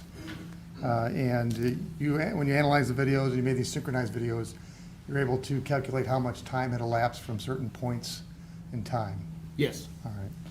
And can you tell the jury how much time passed from the moment that Officer Schurr first put a hand on Mr. Lioya until the time the shot was fired? Almost 2 minutes and 30 seconds. Okay. 2 minutes and 28 seconds to be exact. What was the exact amount of time? 2 minutes and 28 seconds. Okay. And, you know, much of the video is taken with a cell phone by Mr. Tuyasheme. There's some time periods where he sort of puts the phone in a downward position so you can see the lawn, but you can't see what's going on. Yes. I asked you to determine how much time when you actually can't see the action on any of the cameras. This is right after Officer Schurr and Mr. Lioya went to the ground and were struggling over the taser. The cell phone camera went down to the ground for 33 seconds. Okay. Thank you, Mr. McFarland. No questions? I don't see any hands raised from the jury. May this witness speak to me?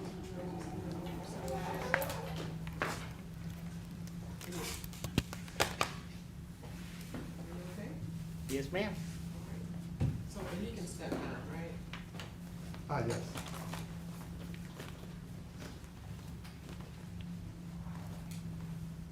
Mr. McFarland, is this yours? Yes. You want me to take it?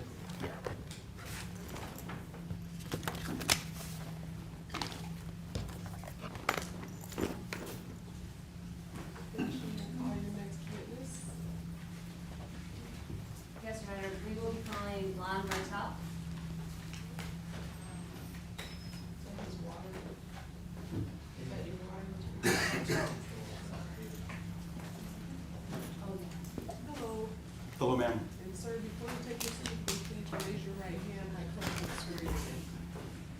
Do you solemnly swear that the testimony you're about to give in this matter will be the truth, the whole truth, and nothing but the truth, so help you God? I do. Thank you, be seated.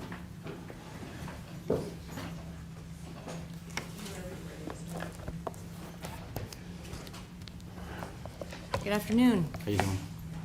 Could you please state your name and spell it for the record? Sure. My name's Lon Bartel, L-O-N-B-A-R-T-E-L.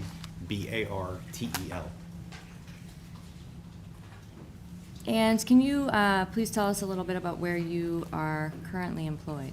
Sure. One of the roles that I have is I work for a company that builds training simulators for the U.S. military and law enforcement, where I'm the director of training and curriculum as well as the principal researcher for developing that very high fidelity training material, which includes the utilization of force options, de-escalation, less lethal utilization, as well as our system has been used widely for research on human performance. And what aspects of your role there involve applying principles from sport and exercise science?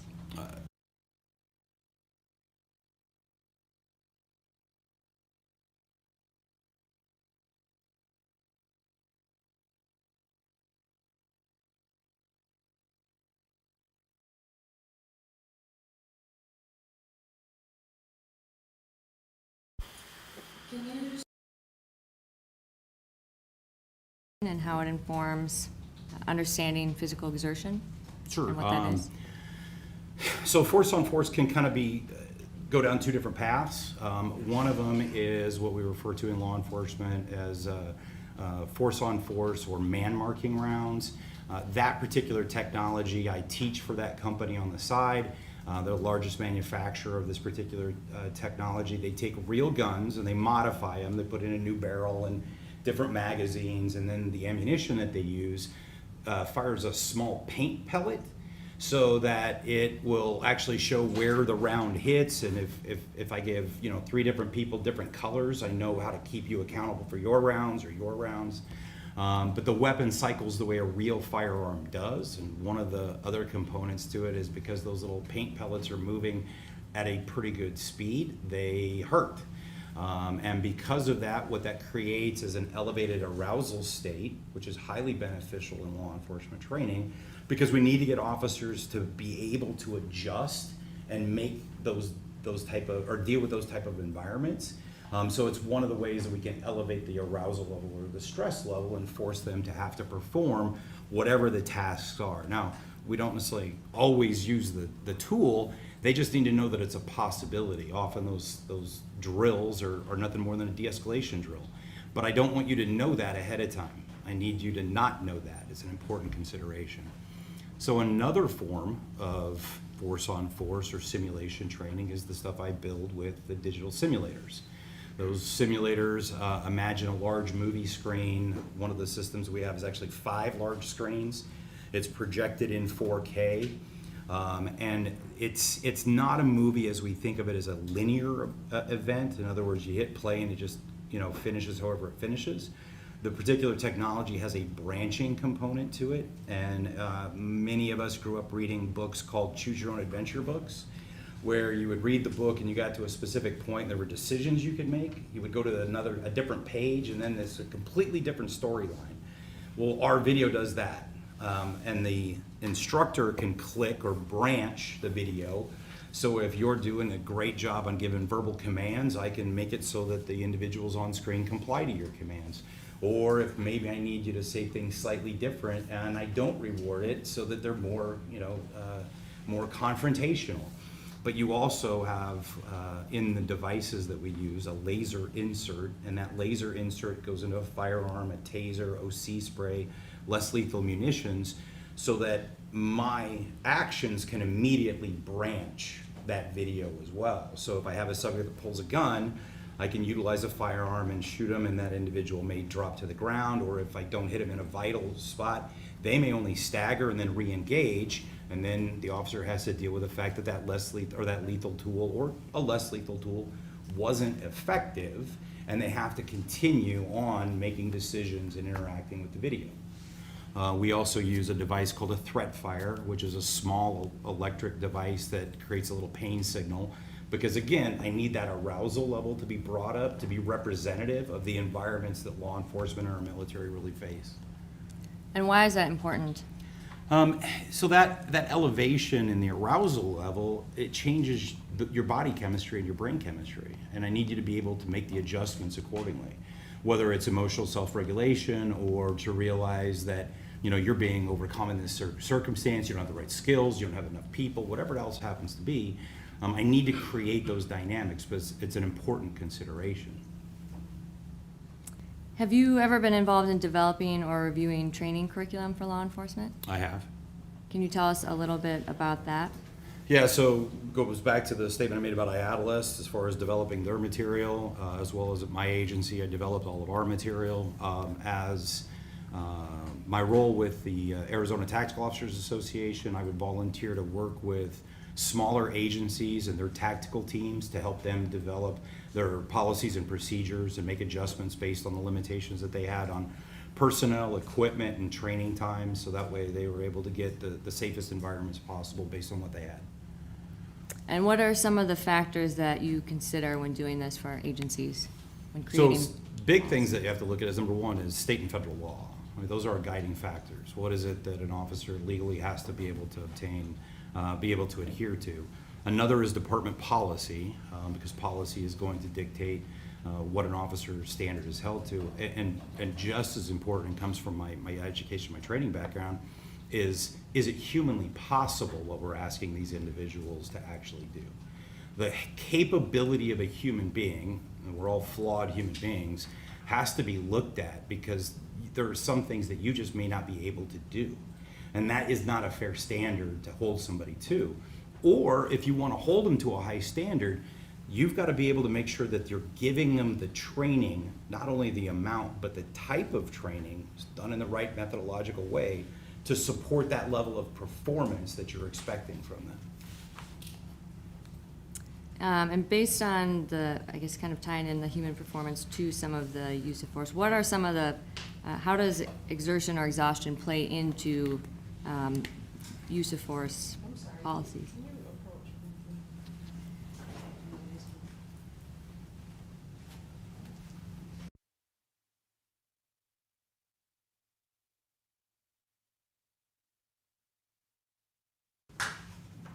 Do you have any peer-reviewed, published research I do. that ties into law enforcement performance and how that relationship to exercise science plays into each other? I do.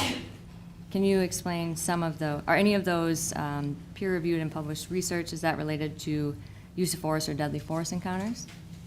All of it. Okay, and part of that, have you researched kind of the, specifically the transition from TASER to firearms and how long that takes? Yeah, I did a published research specifically on how long it takes an officer to transition in a simulated environment from firearm to TASER as well as TASER to firearm. And have you presented at any international law enforcement training conferences or any conferences generally about exercise and sports science? As the principles apply to law enforcement, yes.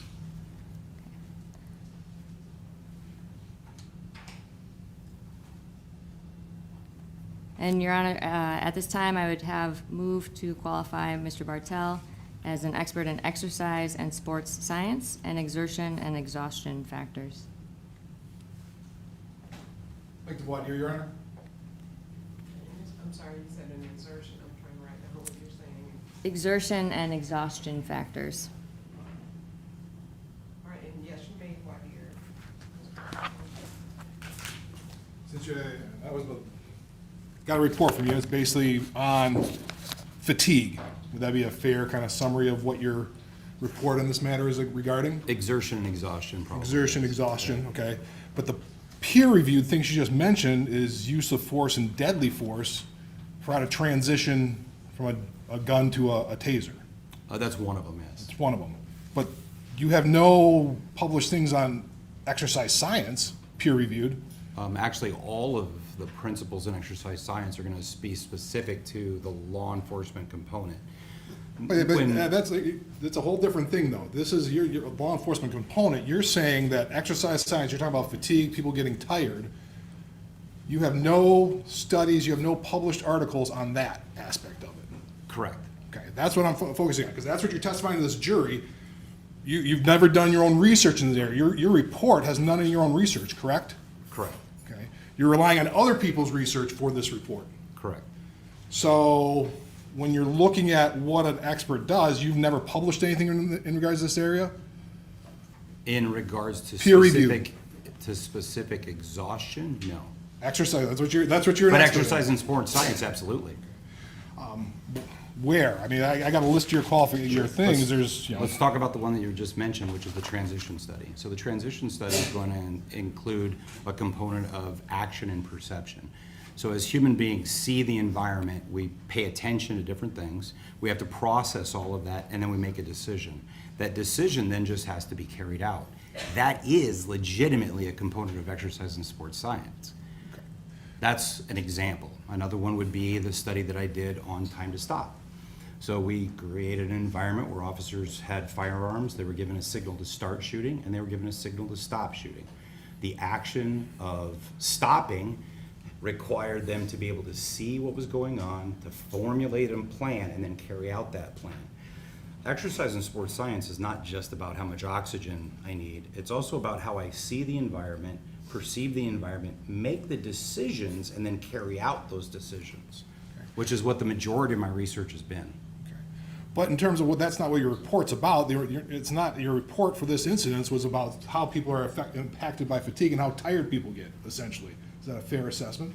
How exhaustion can play into Sure. their performance, How exhaustion played into performance in this specific instance? or any instance similar to it. And in terms of you're still working on you're working on your doctorate. You haven't presented a thesis to defend, have you?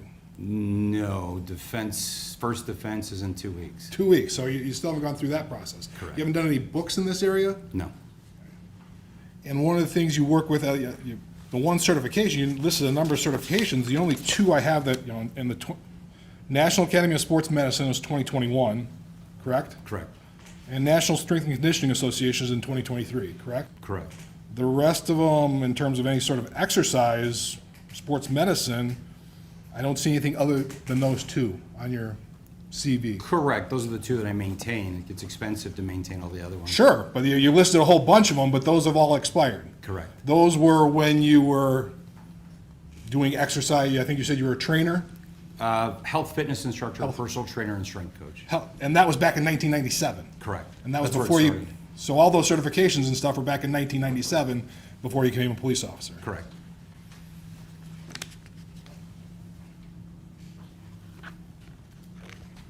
I have no further questions, Your Honor.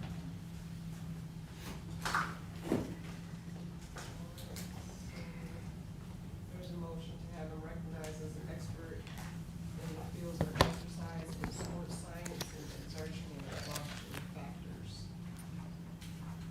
Is there an objection to that or not? I guess it goes to weight, not to disability, Your Honor, so leave it to your discretion. All right, so I will have, for purposes of this case, I will accept him as an expert in those areas. Thank you, Your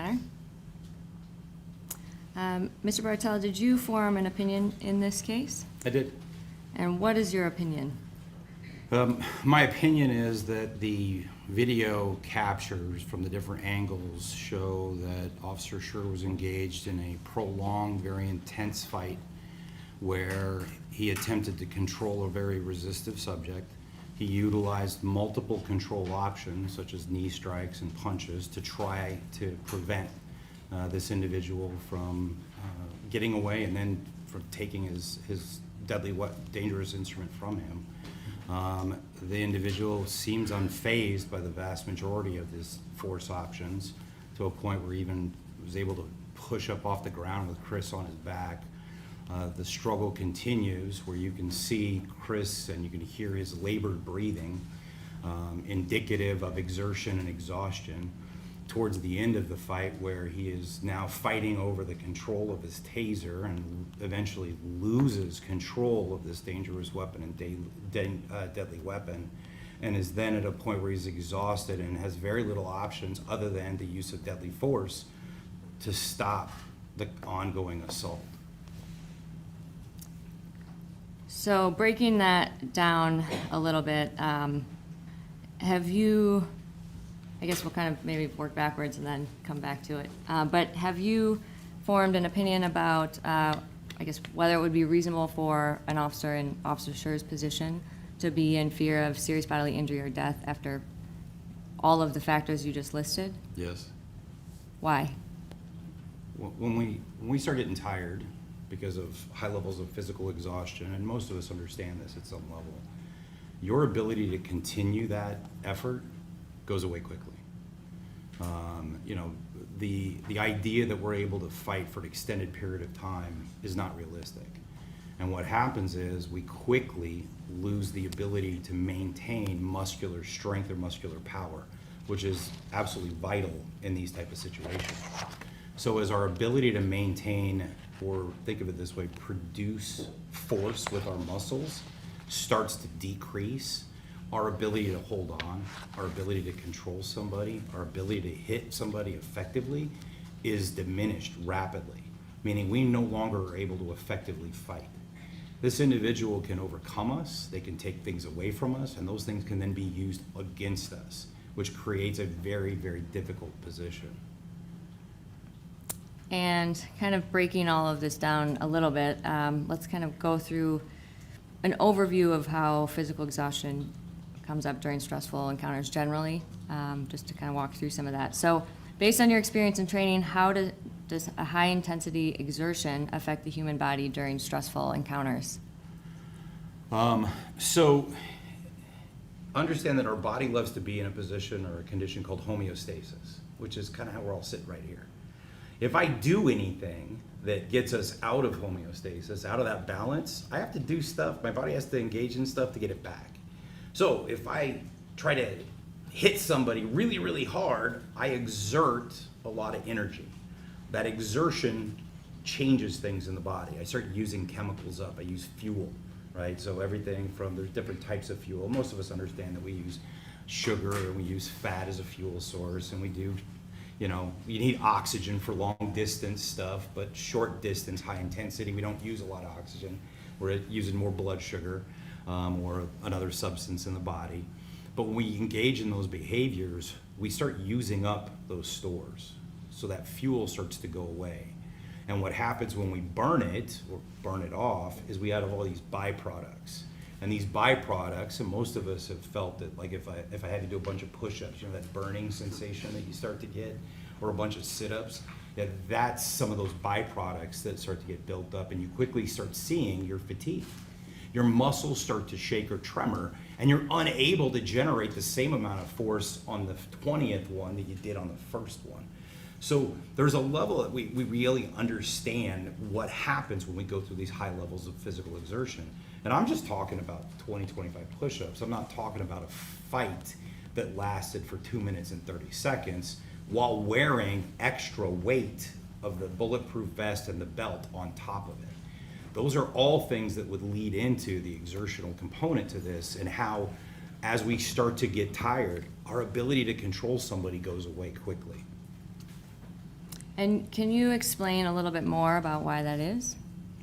Well, I mentioned the burning of the fuel sources start to go away, the byproducts start to happen, and without getting too into it, the fatigue can hit two different ways. One can be central, which is the nervous system, because it's being utilized in these high intensity situations, and the other is a peripheral, or within the muscles itself. So because we're using both of those at high intensity, we start seeing those fatigue factors start to set in. Those exertional aspects cause all these changes that occur from a neurological and a physiological component that makes it that it's harder for us to do things, something as simple as holding on. As an example, if I had a pull-up bar in here and I had you hold on to that pull-up bar, how long could you hold your body weight there before your hands are just going to give out? That's those changes. That's localized in that particular situation, but those exertional factors dump chemicals into the blood that will affect everything in the system. And you mentioned that doing something like push-ups or sit-ups is not the same as the ability to be in an all-out fight. Can you explain that a little more, and that distinction?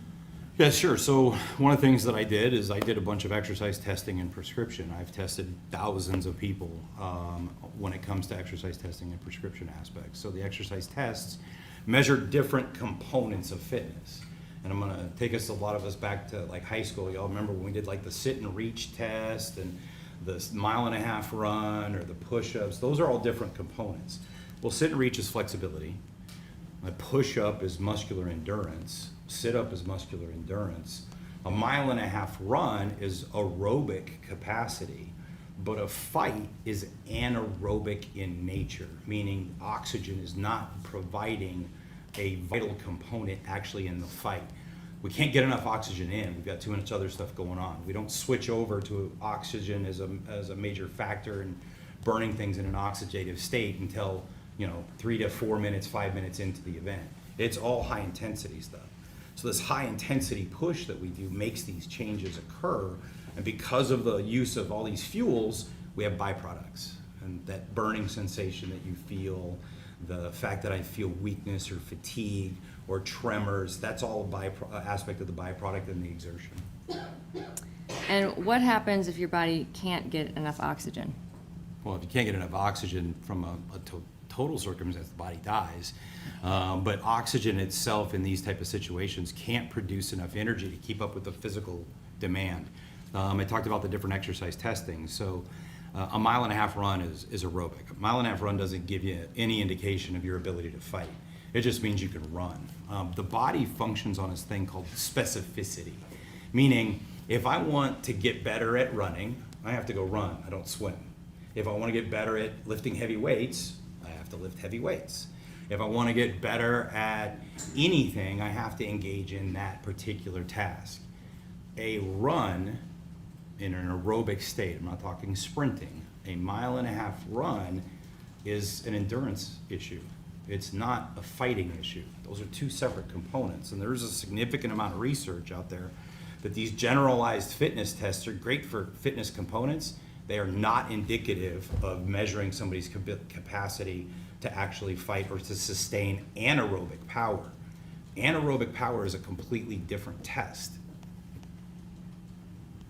And what type of power is your body using if you're in a fighting situation? Anaerobic. Okay, and that was what you were describing, where it targets the large muscle groups? Or Yeah, how, so can you explain big, that? it's not just the big muscle groups, it's the fact that the big muscle groups are having to generate high levels of force. So think about the difference between, if I'm running, a mile and a half, I don't have to produce a lot of force, I just have to do a lot of it, right? Multiple steps. But if you need to push your car out of the roadway, that's large muscle groups, right? That's anaerobic in nature, that's generating high amounts of force. You're not pushing your car a mile and a half, right? Not happening, because it's not the same. The legs are moving, but it's not the same. One is generating high levels of force, the other is low levels of force just repetitively.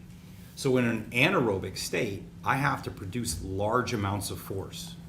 And without getting into the recruitment of muscle fibers, I recruit certain type of powerful muscle fibers that will help with that, but they don't use oxygen very well. And they produce a lot of these byproducts very, very quickly. And what does that do to someone's fatigue level? It drives it up immediately. I mean, you can get people fatigued or gassed within 15, 30 seconds of a super high intensity exercise. And what would be, if you're in a fighting situation, how quickly could that happen? Same, depends on the nature of the fight.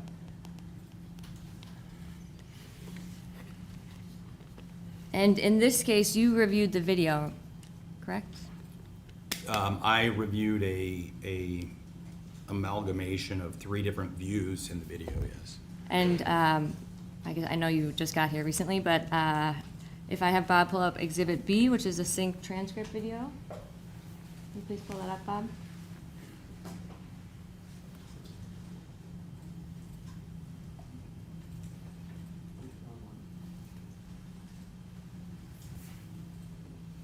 And if you could dim the lights, please. Exhibit B.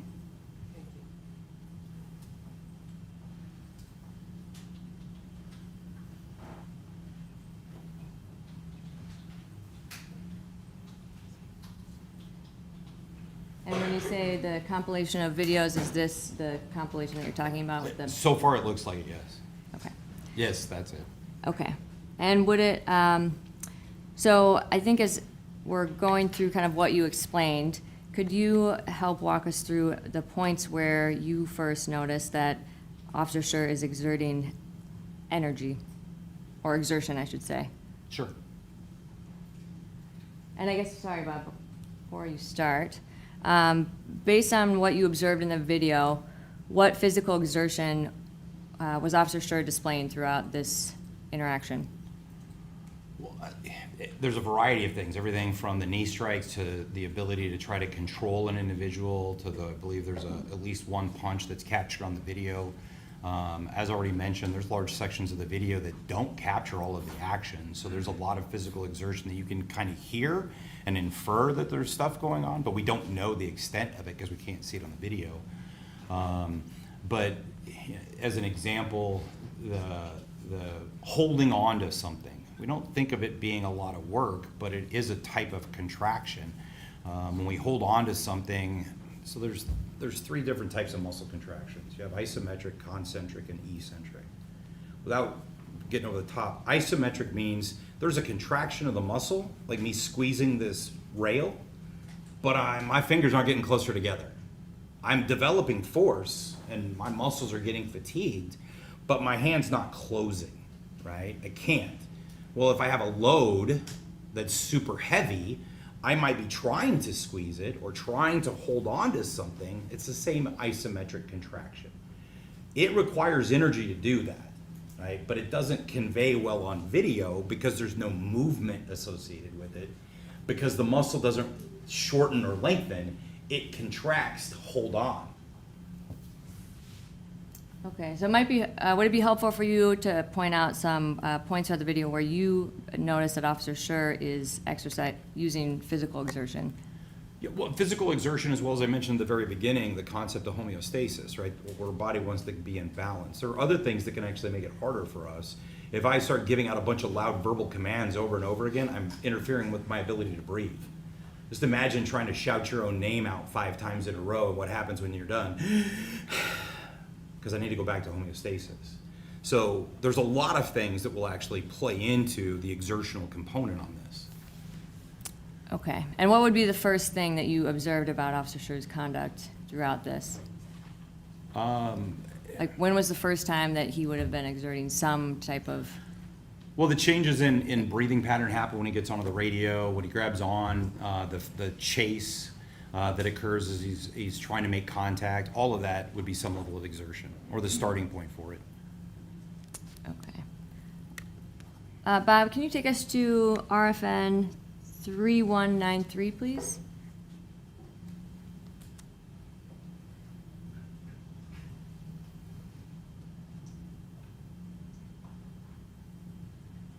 Okay, and what do you observe about this frame of the video?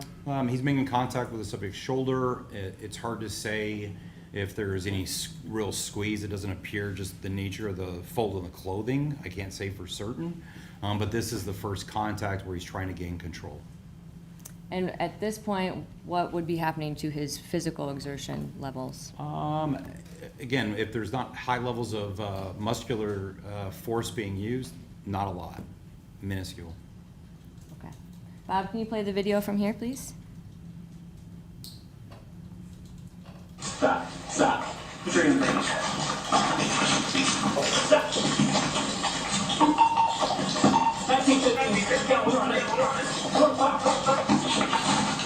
Stop it there.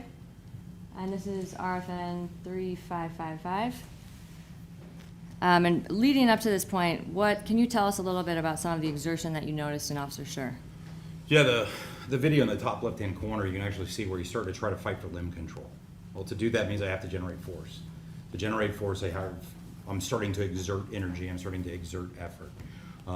Video is problematic because it'll never serve as a proxy for the officer's experience. The same way that as you're sitting there looking as I'm squeezing onto this rail, you have no idea how much force I'm generating on this. But if I was to grab your forearm and squeeze as hard as I am here, you would know it. The officer feels those things. Video can't capture that. So that's one of the challenges in this, is we know there's exertion, we know holding on is exertion. To say how much work is done is a little bit harder to do. When he tries to control the limbs, that's exertion. I've got somebody that doesn't want their limb controlled. They're gonna pull away. To overcome that, I have to try to hold on. So that is all physical exertion. We're seeing a start of that effort early on. And when would the start of that exertion begin? Would that have been? As soon as the officer starts using force. I mean, and by force, I don't mean in a traditional use of force policy. I mean from a physics perspective, right? Talking about Newton, the whole concept of lifting up a water bottle, it requires force for me to lift up that water bottle. The muscles have to contract. This isn't a lot of force, not a lot of resistance. Give me 300 pounds, and that's going to be a lot of force. Give me somebody who's resisting against me aggressively, that's a lot of force. Bob, can you play the video from here, please?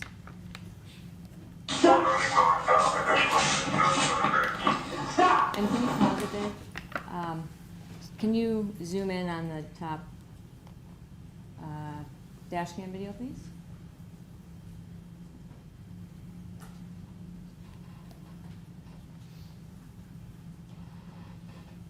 Okay, and sorry, can you back up to 3555?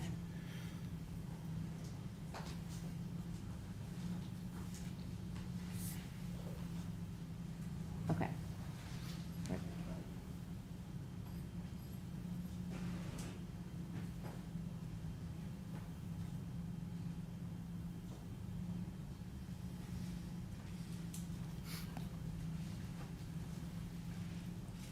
Okay, so we're at the point where Officer Schurr has tackled Mr. Leoya to the ground. And then I'll play it forward briefly, and then can you just, well, why don't you explain, once he tackles him to the ground, what type of physical exertion would Officer Schurr be using? So, and I already mentioned the homeostasis component. When he gets on the radio, though, he's shouting out location and what he's got going. Remember, I talked about the whole concept of if I shout my name a bunch of times, I get myself out of that homeostasis. It takes time to get back in. So that's a component that plays into his performance. One of the other challenges you run into as the officer, as he's getting on the radio, maintaining control of that radio. In doing so, he effectively loses a limb that he can use to effectively actually control or grab on.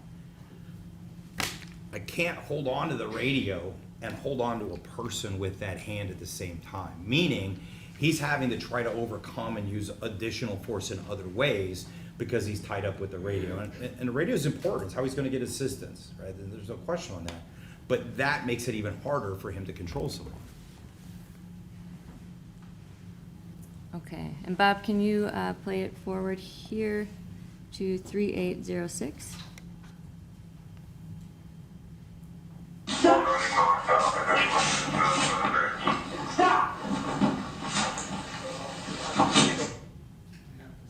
Oh, sorry.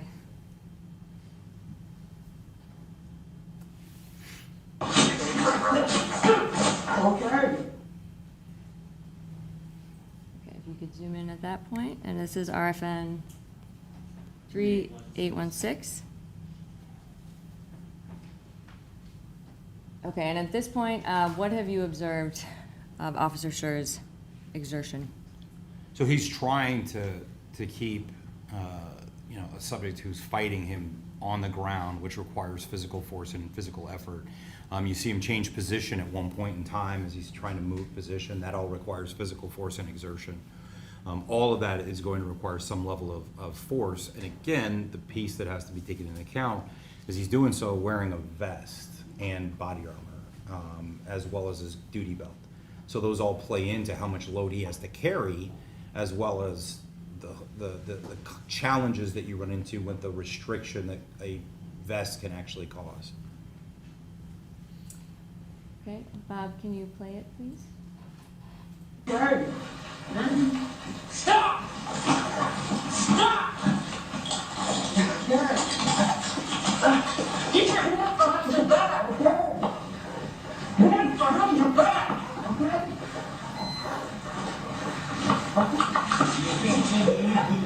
Okay, can you pause it here, Bob? What is the RFN number? 1417. Okay. And during this segment, what did you notice about Officer Schurr's position? Well, he attempts to do a couple of knee strikes. He engages in knee strikes. Knee strikes are very powerful, very high energy demand.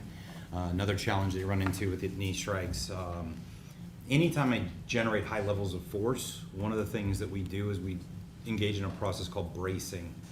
So think about if you go to lift something up, you will literally tighten up your core to do it, so that way you can lift things up. The challenge is, and if you want to do it along with me, if you tighten up your stomach and you try to breathe normal, it's not easy to do. So he has to generate high levels of force, but to set his core, to set those muscles, it actually can interfere with his breathing, which again can play into his ability to sustain a fight. And up to this point, what have you noticed about Mr. Leoya's actions after Officer Schurr tackled him to the So you ground? hear verbal commands that, or hear verbal statements that he's going to comply, but the actual physical actions are not compliance. Okay, after, the command, give me your hands, put your hands behind your back, but he doesn't do it. He continues to fight to keep the hands to the front. So there's a contradiction between the verbal statements that are made and the actual physical actions that are made. And you can see that Chris is trying to control those limbs, and he's not able to do a great job at it for whatever reason. And you mentioned some of the knee strikes that Officer Schurr used. What did you notice about them? Well, as I mentioned, the high intensity, that's the nature of a knee strike. They're big, powerful muscles, just because the muscles of the legs are, some of the largest muscles in the body. And in doing so, they have a very high energy demand. So we know that we start pushing that anaerobic threshold even more and more with that type of behavior. Were they effective, the knee strikes? They didn't appear to be effective because he's not getting compliance. He's not getting an individual who stops. You're not seeing an individual that ideally, if I do a knee strike to, say, the common peroneal, I cause a neurological effect on that muscle to where it doesn't contract very well. I'm not seeing that because he's, our subject's still able to get his legs up underneath him and at some point in time push himself up with Chris on his back. And what would that indicate to you about their positioning? So from a advantage perspective, he's underneath Chris. The fact that he's able to get his weight up, he's got a good solid base to fight from. I say that because, being able to fight from a bottom position is actually not hard to do. One of the simulations that I built that it's tied to national curriculum is specifically to the speed of a prone suspect and how quickly a prone suspect can turn around and actually utilize a weapon. So from the first movement to the actual use of a weapon, it can happen as little as 0.61 seconds. Now, it's based on research that was done by Force Science, but I've put it into a simulator and I've had hundreds of people do it in real life, in real time, and it happens quickly. Okay. Bob, could you please play this from here? And I'll...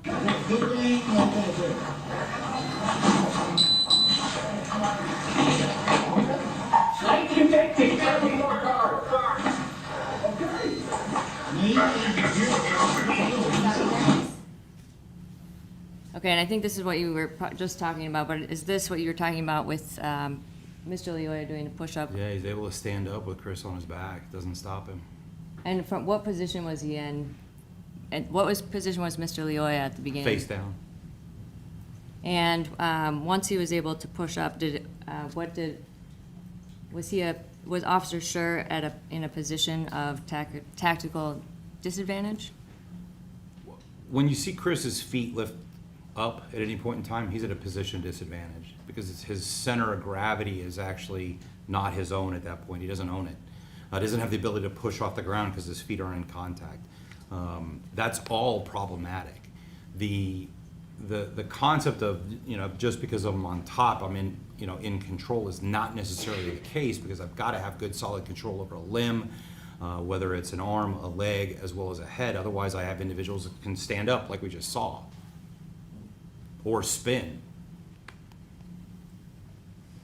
And how long, or I guess how quickly is someone able to experience fatigue when they're in this type of dynamic fighting situation? Yeah, I mean, compromised with the breathing capability as well as high levels of physical exertion, you can get people fatigued within 15 seconds, 30 seconds. And within, your first 30 seconds to a minute of exertion, your physical ability to contract your muscles is already starting to compromise.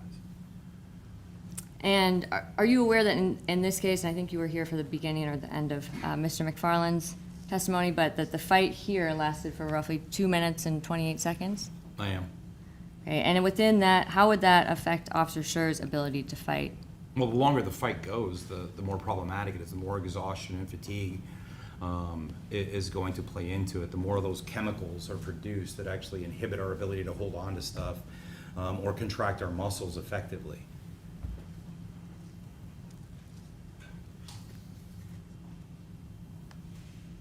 What are some of the factors that impact how quickly a person might feel fatigued?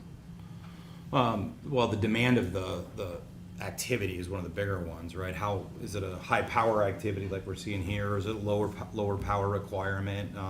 The difference between walking 5 miles, which might take us an hour and a half to do, versus something that I've got to do within seconds because I've got to generate high levels of energy or high levels of power, which require high energy demands. So the nature of the event itself, the load that is carried, the amount of work that transpires, how effective I can actually breathe. And breathe is not necessarily just the aspect of getting oxygen in, but being able to blow off carbon dioxide, right? That's one of the byproducts. I have to be able to do both. So my ability to breathe is compromised. That can factor into it. Those are all things that can play in. And when Officer Schurr was on top of Mr. Lioya, Was there anything that would be impacting Officer Schurr's ability to breathe based on their positioning? Yeah, so two things of note. One, like I mentioned, the nature of the body armor, because it can be restrictive, as well as the gun belt. But the other problem is in that position, for every action, there's an opposite but equal reaction. So the weight of the bottle sitting on the desk also pushes up against the bottle. It's just kind of the nature of things. So you see Chris's stomach actually sitting across the top of the hips, throughout some of the points in the video itself. Well, as that occurs, the body is actually pressed on. That makes it harder for me to breathe. Imagine laying over the edge of this ramp or on the edge of your couch, with face down with it on your stomach, and now trying to actually inhale and exhale. It's all compromised. And, sorry, I realize we have RFN 4829 on the screen, but you're talking about a few frames prior to this, when he's on the ground. Well, there's a couple of portions. I mean, when they first go to the ground and then towards the end, so it happens more than once. Bob, can you back the video up a little bit? And can you tell us what points you're talking about? Sure. So we're starting to see this here, where he's over the top, and again, body position and the body underneath. The body underneath is going to press up against Chris. That's just the nature of physics. So you start to see that occur.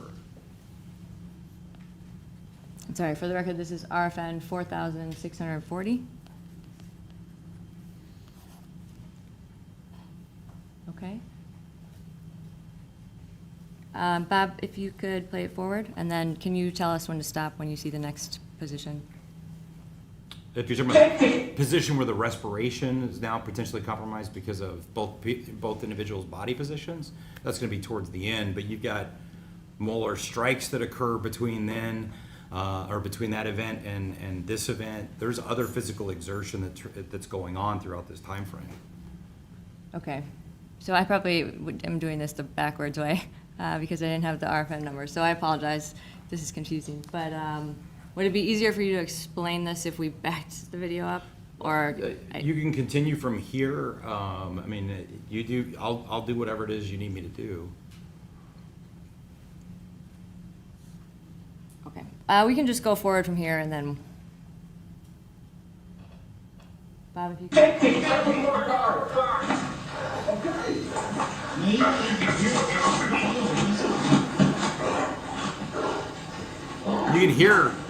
You can hear Chris breathing.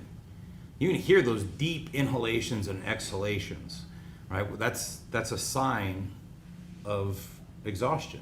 We all have been in that circumstance. We've all felt that. We've all experienced that. And what are some of the things that happen once your body starts breathing that hard? What does that indicate? Well, it indicates a high, demand on the body itself, and the body's trying to compensate. Again, goes back to that big word, that homeostasis thing, the concept of going back to baseline, and needing to blow off all this carbon dioxide, all that CO2, as well as trying to get oxygen in that it can be used at a later time. But that's all indicative of the level of exertion that you're seeing. The bigger, the deeper the breaths, the more that you see that expression of exhaustion, it gives you an indication of how much exertion was actually occurring. And Bob, could we actually switch to, oh, and sorry, for the record, this is RFN 4963. And this is the point once Mr. Leoya has gotten up and Officer Schurr is behind him. And if we could actually switch to Defendant's Exhibit C1, which is the cell phone video.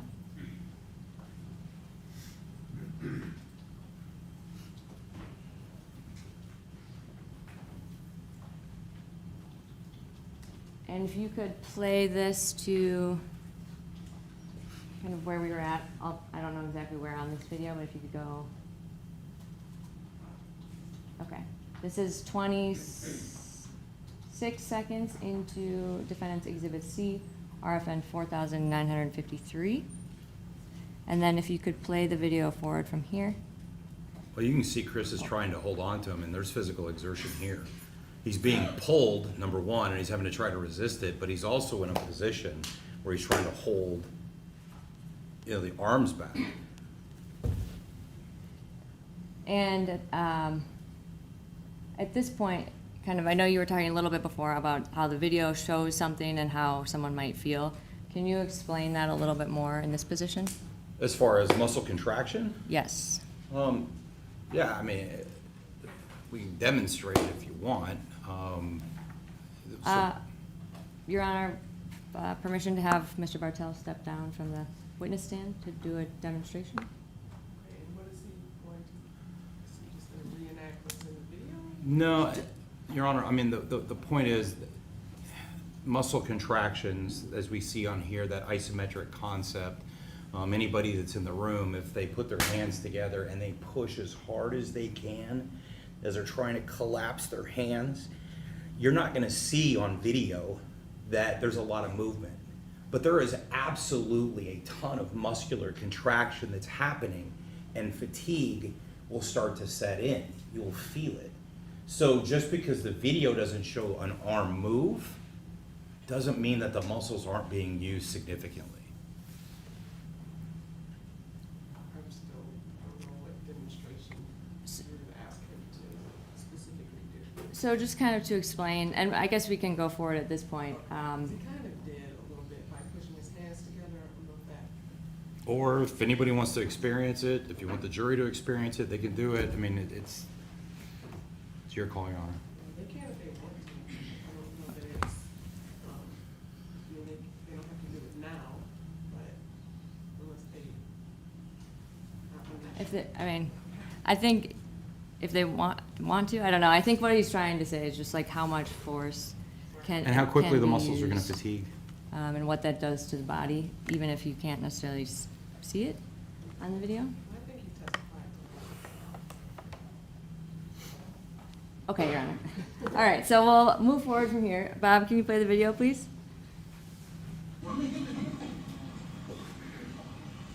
Stop, okay? Stop resisting. No, you good now, resisting nothing, bro.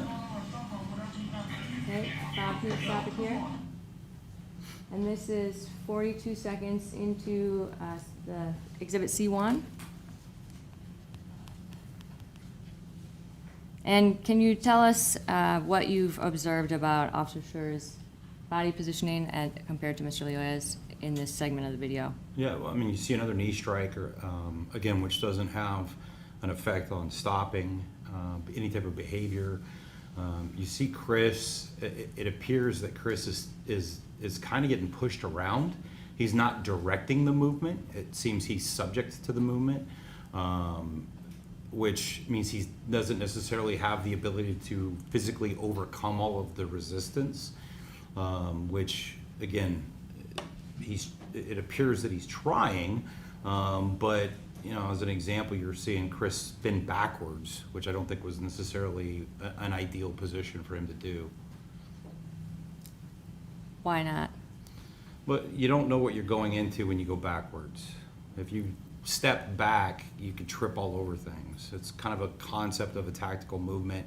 Moving backwards without being able to see everything, your heel can catch something, it's problematic. Ideally, spinning into something is going to allow you to see the environment. I don't know if that's his choice. I don't know if that was a choice that he made, or if it was him, you know, being pushed into that position. And that, when you say being pushed, would that be based on Mr. Leoya's actions? Or Correct. Okay. So as someone gets, what happens to someone's strength and coordination and reaction time as they fatigue? It drops. It diminishes rapidly. And in your experience, is this something that how does this impact, or how is it someone impacted as the duration of a struggle like this? Well, How is the that longer the impacted? struggle, the longer I engage in high physical activity, the weaker I get. I mean, that's one of the reasons, you know, I get to teach across the country. Agencies are aware of this. They built it into their Graham factors, or their totality of circumstance. Exhaustion and fatigue is a primary consideration, because as this fight continues, my ability to sustain any type of fight, to hold on to somebody, to retain or regain control of it, it drops. The longer that fight goes on, the weaker I get, and that's a problem. Okay, Bob, can you play this forward, please? From RFN. Oh, yeah, from RFN 5410.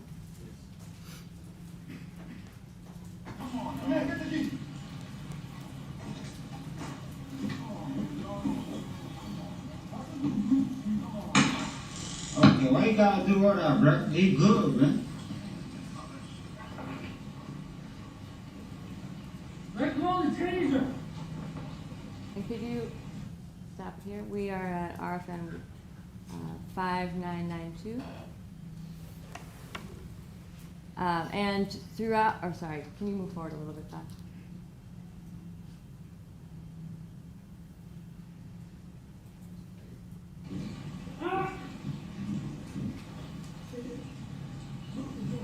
Let go of the taser. No, like he good, like you can talk to him, bro. And could you stop it here? We're at RFN 6480. And earlier you had mentioned there are things that you can hear and not necessarily see on the camera. And Mr. McFarland had previously stated that there's about 33 seconds of that.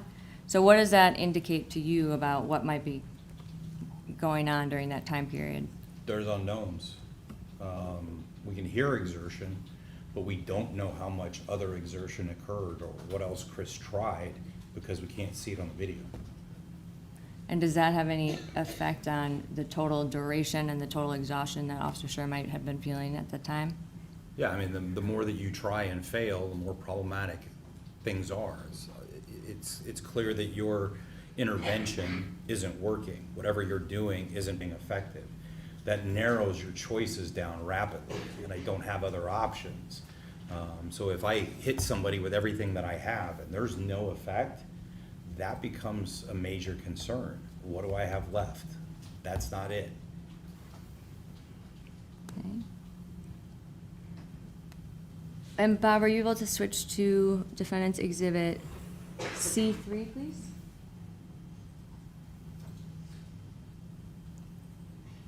And this is the cell phone video. It's previously been admitted. And can you play this all the way through? Or I guess I'll take it in pause. And this is, okay, can you pause it right there? And this is Exhibit C3, RFN 7458. Mr. Bartel, can you tell us a little bit about Officer Schurr's body position? Yeah, Here. I mentioned earlier the concept of the hips being pressed up against the abdominal area, but just as concerning is both of Chris's feet are off the ground, meaning his center of gravity is not within his own control. He can get dumped, he can get swept. There's no way for him to generate any significant amount of power because he's not in control or in contact with the ground. You know, I realize that the purpose of this video or this section is specifically talking about the taser, but Chris's body position is indicative that he's in a bad position. And why is that? Because you can get swept or get dumped, whether it's left side or right side or even over the top. Again, standing up, grabbing that arm, ripping it down, all of that would end up with Chris on his back and in an even worse position. And is there anything about the body positioning of Officer Schurr's hips or stomach at this point that would Yeah, impact I his mentioned ability? the concept of the hips being, of Leoya being pressed up and potentially compromising his ability, Chris's ability to exchange oxygen and carbon dioxide. And how does that impact his fatigue level? It adds to it, because I can't blow off what I need to with CO2, I can't suck in enough oxygen. That all plays into it, makes it even harder. Imagine, and I talk about the aspect of pushing a car, imagine if I asked you to push that same car, but at the same time I restricted how much you could breathe. It's gonna be harder. And how does physical exhaustion affect a person's ability to continue controlling someone who has been resisting and fighting for roughly Well, I 2.5. mentioned that you rapidly see the muscle's ability to generate force, to hold on, to push things, it rapidly diminishes. So as I start getting exhausted, my ability to maintain force, to hold on, to punch something, to keep something in a position, it's affected really, really quickly.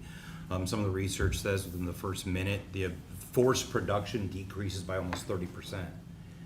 That's a lot. That's a big change. And we're well beyond that 1 minute mark. Bob, could you play this forward, please? Can you stop it here? All right, and this is RFN 7476. Can you explain the position that Officer Schurr is in at this point? It's similar to the last one. He's not in an ideal position in any way, shape, or form. He's very easily could be swept, in other words, put on his back. He doesn't have his feet in contact with the ground, meaning there's no way for him to generate force or any significant amount of force. It's a horrible position for Chris to be in. And is there anything about his location, or I guess the taser's location at this moment, that would potentially impact his exertion level or response to what's going on in this position? Well, from mechanically, I don't think he's got the advantage based on the image. Mechanically, it looks like he's at a disadvantage. So depending on how much purchase, how much control there is on the device itself, it can dictate how much control or your ability to actually maintain control. If you don't have a lot of purchase, a lot of contact with the device, it might be very difficult for you to maintain control of it. And again, the fact that all of these muscles are starting to get fatigued, it makes it even harder because I can't generate the force necessary to hold on to things at the same level as I did 2 minutes and 20 some odd seconds ago. Okay, Bob, can you play it forward, please?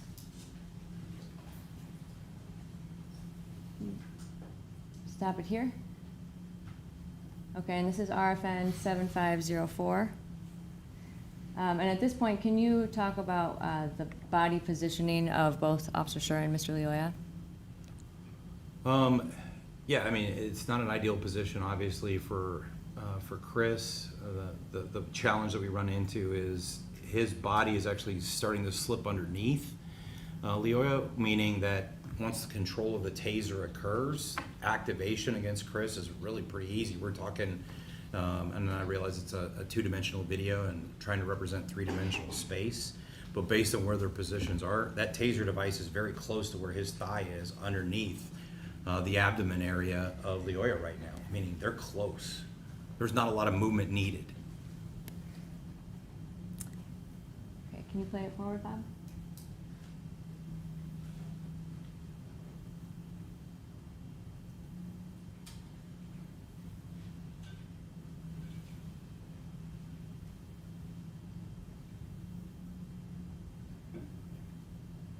Pause it. And this Chris is having to place his hand where it is on that shoulder to brace him, to brace himself. Otherwise, he would have gone, highly likely, would have flipped over. You see that hand position, brace. Chris has one leg completely in the air and was able to get that other foot on the ground once he braced. And is this related to the center of gravity that you Center had of talked gravity about before? concerns. And how does that impact someone's ability or to, or I guess their control and their Well, body if position? somebody owns my center of gravity, they can sweep me, they can dump me, they can do a throw, they can roll on me. Ideally, I want to control somebody else's center of gravity. That's one of the best positions to be in a fight. Okay. And Chris doesn't have control of his own. He has to brace up like that, and that, you know, where that hand starts to come down, and he's able to get that foot back on the ground. And if he were in this position, what would happen if he didn't have his hand there? Or I guess in that position where he's leaning forward, what is his body position? Without his hand braced, there's a probability, I can't say definitively because it's a two-dimensional image, that he could have fallen forward. Okay. And here, what do you notice about Mr. Leoya's body position? He's got a good stable base. You know, his feet and his knees are in contact. One in contact, the other one starting to elevate, which if I was to roll Chris, that's what I would have done. I'd have literally, that inside knee would come up and I would have rolled him backwards. But yeah, being in that downward position is a good position to be in. And I say that, like many people, I do jujitsu, but I also have COPD, chronic obstructive pulmonary disorder. I mean, I can't breathe as well as other people. I run with about a 65% lung capacity. I fight from the bottom position all the time because it's the laziest position to be in and requires the least amount of energy. So I love being on the bottom like that. And do you feel that that's a position of tactical advantage? There's an advantage with Chris not having ownership of his center and Leoya being in a downward position where he's got stability. There's an advantage to that. And you had mentioned how quickly someone could turn earlier. Can you explain that a little bit more? Sure, so there's some research. It was the speed of the prone subject. What they did is they put people on a prone position, they videotaped them, and they showed how quickly somebody who had a firearm could turn and bring that firearm to bear and actually activate the trigger in a multitude of different positions, whether it's a chest up position, chest down left, chest down right, and they actually timed it. And I'm fairly familiar with it because I did a reenactment, which is what I put inside the simulator, that I've had a chance to run a few hundred people through. And what I see routinely, and consistent with the research, is from the first detected movement to the shot break by the subject that's on the ground can happen in about 0.61 seconds, which is quick.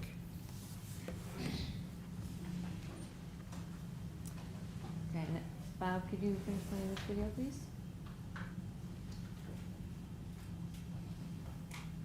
Okay, and this was the bystander cell phone video in slow motion. So Bob, could we have you pull up Defense Exhibit C2?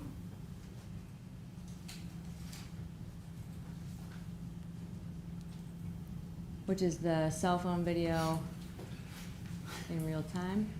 Could play that, please?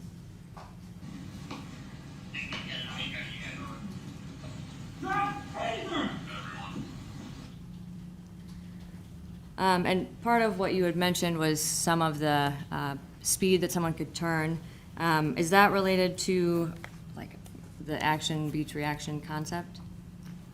No, I'm just talking about the ability for somebody to turn. I'm not talking about the individual that has to be able to perceive that turn, formulate a plan, and then carry out the action on top of it. That makes it even further behind the time curve.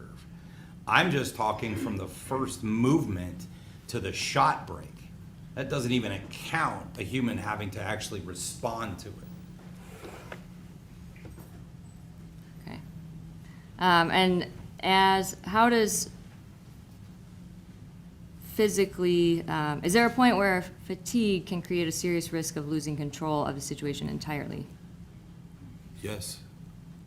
Can you explain when, how early or late, like when that can happen? Everything from when physiologically we've got nothing left to give, to the fact that, as I mentioned a bunch of times, that as we start to get tired, our ability to hold on to something, to continue to fight, to produce force is diminished. Where our arms don't even want to, we can't even hold our arms up anymore because we're so tired. So all of that can play into it. And how might exhaustion affect an officer's perception of the risk that they're in?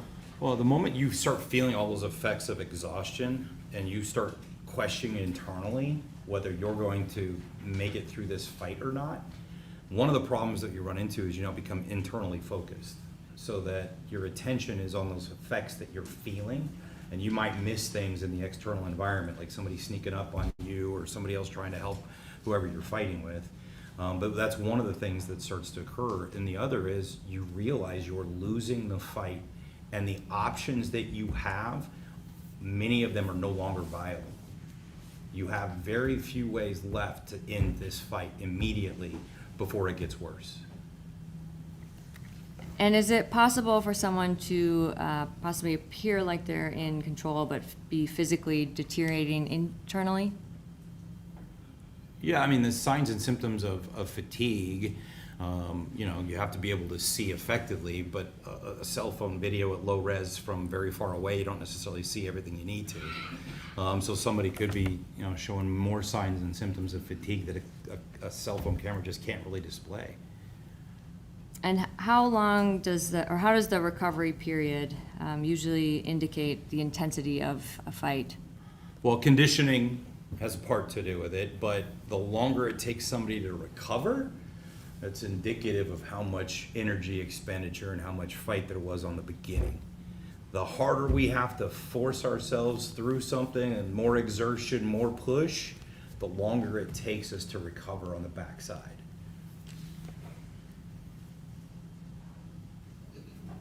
And Bob, I guess throughout, you've watched the whole video all together.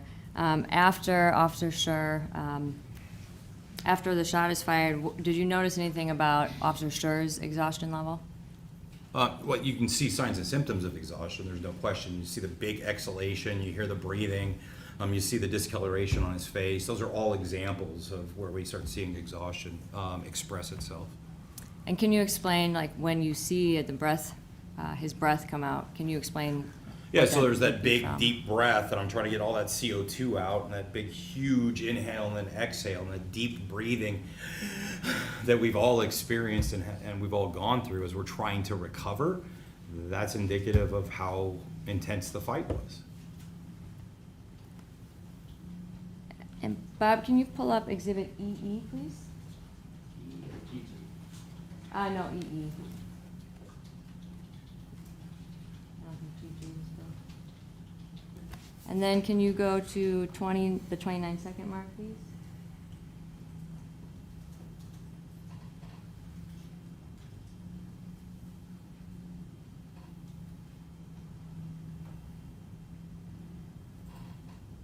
Oh, 29 seconds. Sorry, can you back up a little bit? And then zoom in on Chris, who is in the upper right corner. Or sorry, this middle right of the screen.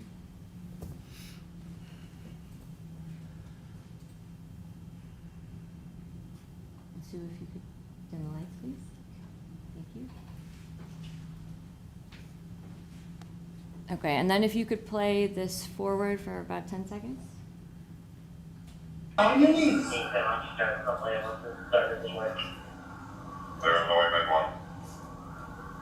Put your hands. And is there anything about Officer Schurr's demeanor at this point, which would have been over a minute or two after the shot was fired? That indicate the exhaustion level? Yes. Oh, absolutely. Even in the questionable video. So think about it. Every other officer here has got both hands on a gun that they're pointing on individuals. Chris can't even hold up his left arm. It is literally straight down here, and he's holding the gun like this.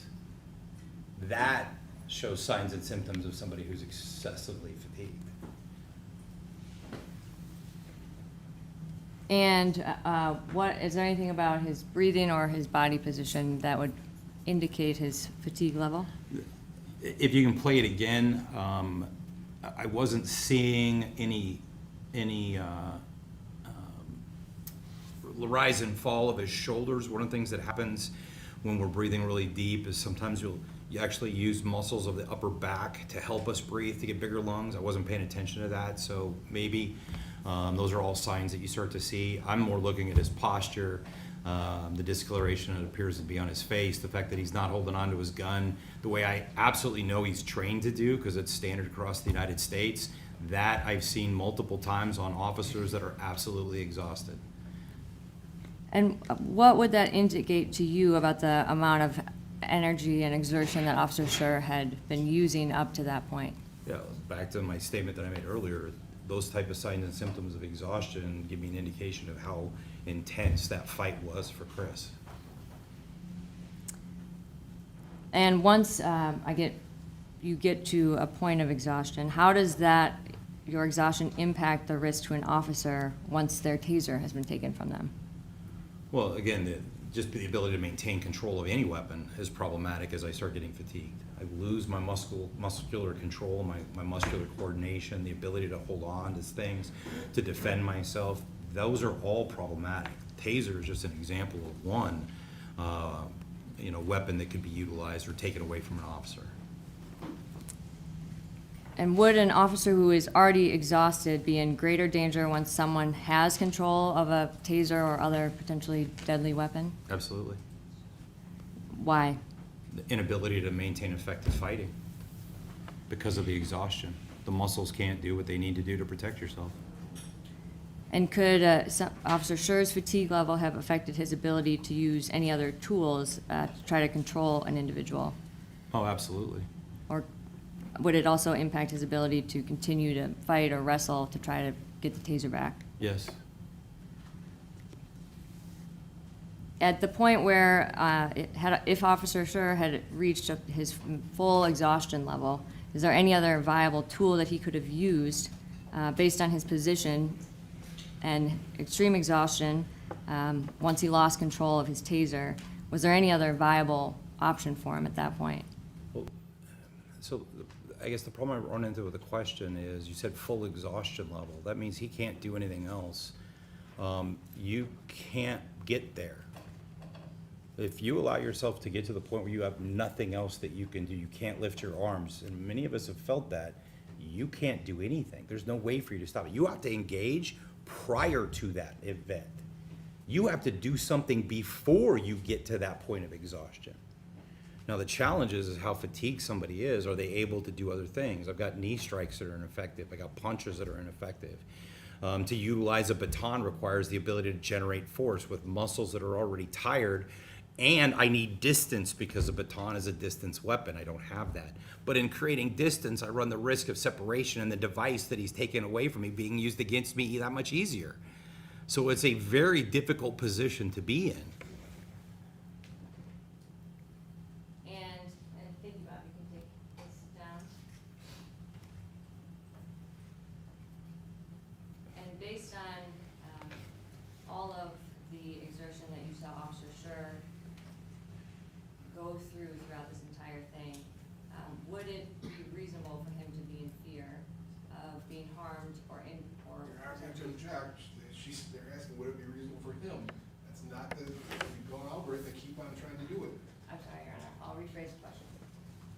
Would it be reasonable for an officer in a similar position that, after he had been fighting for over 2.5 minutes, when he was, after he'd been disarmed of his taser, after being outnumbered by other people that are there, would it be reasonable for an officer to be in fear of serious bodily injury or death? Yes.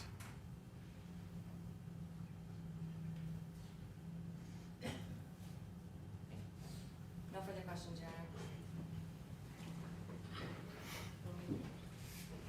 Break? Yeah, I think we should, because it's been about an hour and a half or so. So what we'll do is we'll take a break now, for 15 minutes, we'll come back, it's about 2:40, we'll come back at 10 minutes to 3.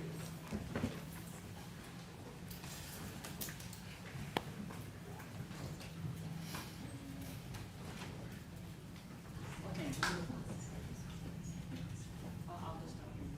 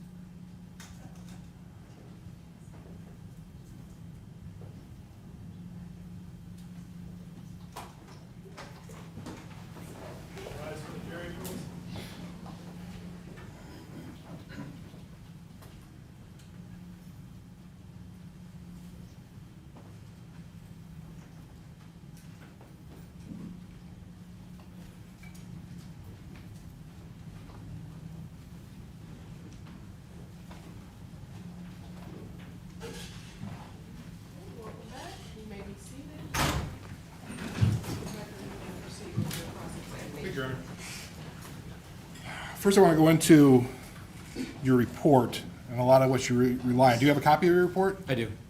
I'd like to go to, can you go to your reference section? Your references. These are the materials that you relied on in preparing your opinion in this case, correct? Correct. The articles and, because you didn't do your own research, you relied on research of Correct. others. Okay. And in two of those, looking at the top, you have Armstrong, KA, and Gay. You see that one? Correct. That's respiratory function and exercise performance while wearing body armor. All right. Journal of Occupational and Environmental Medicine, 58-2, pages 188 to 194. Correct? Right. You see, that's one of them. Mm-hmm. The other one was, looks like K.E. and Gay, E.W. Roberts and Kroll, a 2019 study of the impact of body armor on exercise tolerance and respiratory function. And that was in the Medicine of Science and Sports and Exercise, volume 51, section 5, pages Right. 987 to 995. Right. Those are articles you relied on for your research. No, actually, those are misprints. The actual articles are Armstrong and Gay, 2016, the effects of flexible body armor on pulmonary function and ergonomics, and Armstrong et al., wearing body armor and backpack loads increases the likelihood of expiratory flow limitation and respiratory muscle fatigue during marching. So you cited the wrong articles? Yes.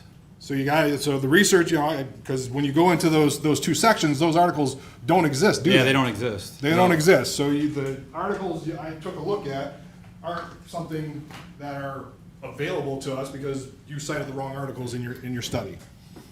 Correct, except that I have an updated version that obviously you don't have. That has been a trend here. So what I did find though is the International Journal of Exercise Science. Would that be a reputable journal that you would use? Correct.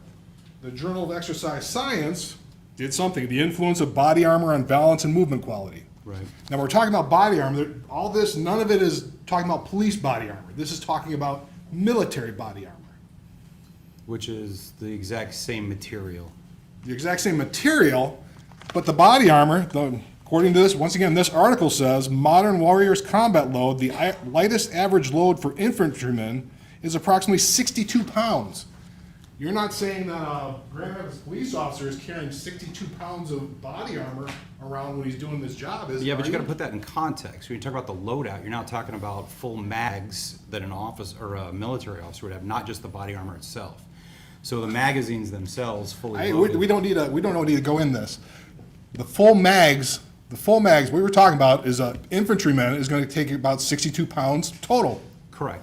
Mags, helmet, vest, boots, that, right? Right. That's not what a Grand Rapids police officer is going to have, right?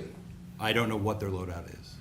How do you're an expert here, right? You're getting paid like almost $250 to $300 an hour to know that, aren't you? No. You prepare an opinion to figure out how much weight, you just talked about weight, how much weight an average vest and belt are for a Grand Rapids police officer? No, I said average. Yeah. So average across the United States. I wasn't specific to Grand Rapids. Well, should you They take a could look at have- what they are? They could have plate carriers that are heavier, they could have plate carriers that are lighter. And you don't know. I don't. You just relied on something regarding military body armor and trying to transcribe it into what a police officer has. No, some of this material is actually on law enforcement as well. Material, you keep on saying material, it's not material, I'm talking about the weight. The weight a Marine in Fallujah has on them is a heck of a lot more than what a Grand Rapids police officer. But that's not body armor, that's the full loadout with magazines. Full load. That's full loadout with magazines. Sure, but That's not body armor.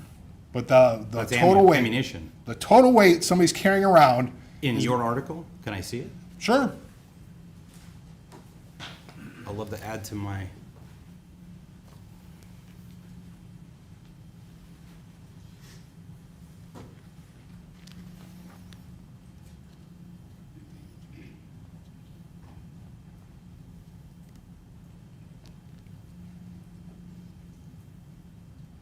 Yeah, so they're talking about combat loads and then talking about body armor. Where does it differentiate in the study? It's talking about combat loads, exactly. When an But infantryman they goes talk out. about both. Yeah, They But talk when you about combat loadout and body armor, Mm-hmm. but what I'm looking for is where in here do they differentiate in the study? But we're Because what they talk- said is the average infantryman that actually goes in a loadout, but not necessarily what was used in the study itself. But an average infantryman going out into combat is gonna carry about 62 pounds, correct? Right, but I don't know what And was that's used in gonna the be- study. That's gonna be a lot different. A Grand Rapids police officer is not gonna carry 62 pounds, Agreed. okay? That's the point. But that's what your study was based on, that's what your opinions were based on, at least military comparisons, correct? On body armor, not necessarily the loadout of the ammunition.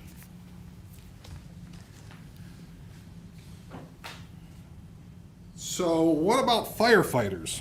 Firefighters have to carry about 45 to 75 pounds when they go into a fire, don't they? With an SCBA, yes. Yeah, I mean, that's, so they've got fires aren't usually done in 2 to 3 minutes, are they? Not necessarily. It depends. I mean, I'm not saying, but most fires, if you're going into a house fire, if you're going into a building fire, they've got to carry that around for more than 3 minutes, don't they? Correct. All right. They're able to function for longer than 3 minutes with that sort of load. Yeah, but you're conflating somebody going into a structure that's on fire with having to exert high levels of physical exertion. Are you asking me, could a firefighter drag a body out for 3 minutes? No. They've There's gotta a do difference lot. between what you're setting in the firefighter world and what we're talking about with a law enforcement officer. So, but carrying a body out or fighting a fire, those are high exertion type things, right? Not necessarily. It depends on your role in as a firefighter. Okay, but if a firefighter is going into a building and they may have to carry a body out, They might. and so after 3 minutes, they're just gonna drop the body and keep going? Or they get outside, and like many of the firefighters I've worked with have told me that they vomit because of how heavy they exerted themselves. So, Sure. maybe. But they're able to get outside, right? Sure. They just don't stop. I mean, that's a pretty big thing to carry a body out. That's why they do buddy breathing and buddy rescues as well, because we do have issues where firefighters get stuck and their partner has to rescue them out of there. But you still have to function. They function. They're able to function over 3 minutes as a firefighter with between 45 and 75 pounds, aren't they? Function, yes. Function. But they're not passing out. We don't have firefighters dying going into fires because they're passing out because they're too tired. Well, that's actually not true. You can actually go to the firefighters, and no offense, we've got multiple firefighters that have had heart attacks inside of fires because of exertion and have died in the fire. So that's not an accurate statement. Okay, I stand corrected then, but in terms of, on the average, that's not happening like every day then. Not that I know of, no. What about like MMA? MMA, they have 5-minute rounds, don't they? Depends on the event itself. Some of them are shorter than that. Some of them are shorter, but you go pay-per-view, UFC, a lot of those are 5-minute rounds. And they train for it. And they train for it. For years. Sure. They train for that. But our police officers shouldn't train for years to be able to do that, to be able to fight and conduct themselves in a situation like that? So, no, not trying to be flippant, but I've had the ability to train with a bunch of MMA guys. Sure. These guys will have 3 training sessions a day that last anywhere from 2 to 3 hours each. That's not what officers are afforded. So that's not exactly an honest comparison on an MMA fighter and what an officer has to do. And the preparation that's given. Sure. Going into your history here, you work for Vertra? Vertra. Vertra is, like you said, you produce simulators for law enforcement training. Correct. And military. And military and law enforcement. So you work closely with law enforcement in trying to go into law enforcement agencies to get them to buy this equipment, right? Oh, I don't buy anything. I build the content and the training curriculum. I don't have to worry about sales. You don't have to worry about sales, but that's part of the thing, something that this Vertra's got to do to sell their equipment to keep you employed to do the stuff, right? Sure. Okay. So a lot of what you do is go out and talk to law enforcement groups, right? Correct. You went out to the SHOT Show in 2025, right? Correct. The SHOT Show is a law enforcement, only for law enforcement and military, only people who are along those lines, not open to the general public, right? Wrong. It's wrong? Yeah. So SHOT stands for Shooting, Hunting, Outdoor Trade Show. It's actually open up to anybody that might be law enforcement, military, mom and pop gun stores, camping stores, fishing supply, camping, all kinds of stuff. So no, that's not an accurate statement. Okay. So, but like, can I go? I could probably get you a pass. Not asking to as a friend. Can I go just if I show up? As of 3 years ago, you had to have something tied to that industry to be able to be allowed in. Okay. Prior to that, yes. Okay, so now you gotta be tied to an industry at least, it's not open to, nobody can just walk up and go as a member of the general public. Correct. You talked a lot about force science. Force science is, Virtua, I'm sorry, it's hard to pronounce, it looks like Virtua.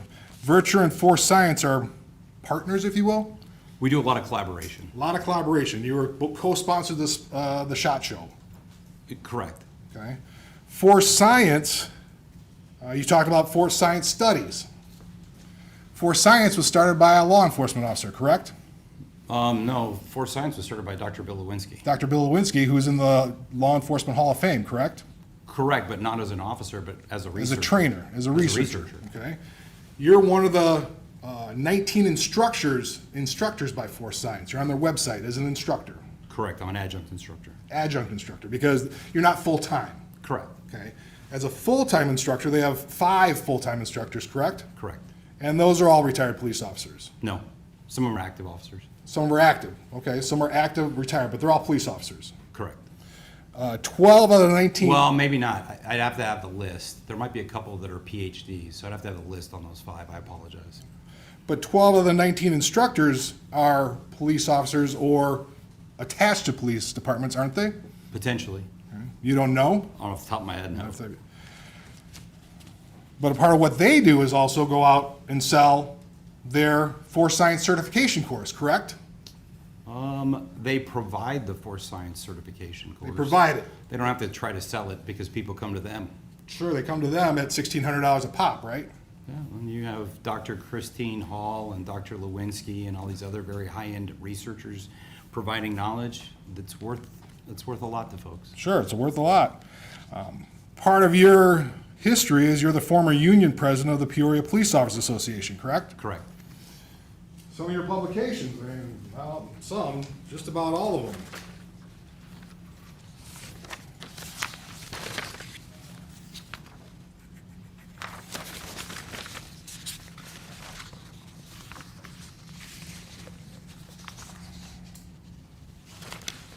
Oh, so the Police Journal is one of the things you publish in? Correct. Phoenix Law Enforcement Association, you had a published thing there? Probably. Police Officer Executive Research Forum, you published there? Correct.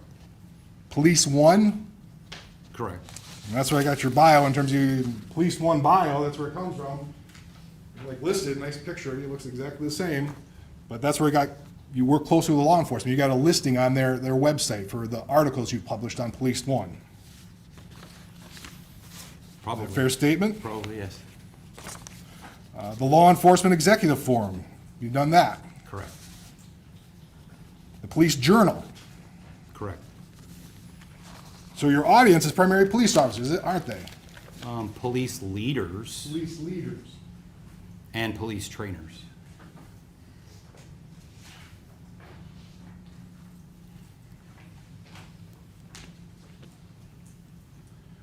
Well, some of your articles you've posted on LinkedIn, haven't you?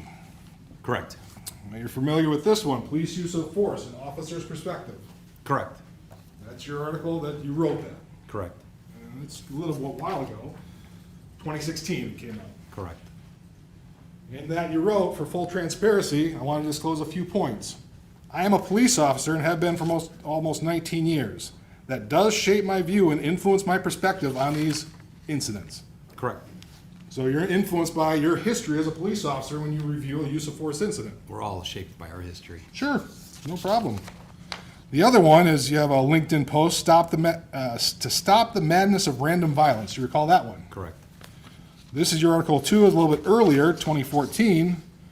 In that you wrote, I'm going to tell you a dirty little secret. The only way to immediately stop violence is with overwhelming violence. You agree with that? I do. And I will tip my hat to the phrase, God made man and Samuel Colt made all men equal. You smile about that one. That's pretty funny, actually. Yeah, but that's how you feel. That phrase was out there, Yeah. yes, because what it means is people of smaller stature are able to defend themselves against individuals much larger than they are. Because of a gun. Mm-hmm. Okay. I have nothing further.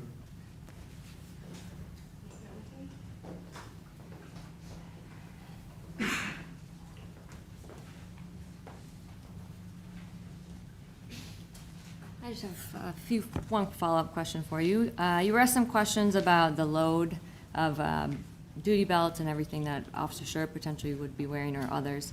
Would an additional 20 to 25 pounds change your opinion in this case at all? Well, it just makes it harder. It's magnified. The bigger the load, the more intense everything is, the faster, you're adding load to the body. The more I ask you to carry, the harder it is for you to do. No further questions, Your Honor. Nothing further, Your Honor. Okay, I see at least one hand on the jury, so I'll ask my clerk to come and grab that question.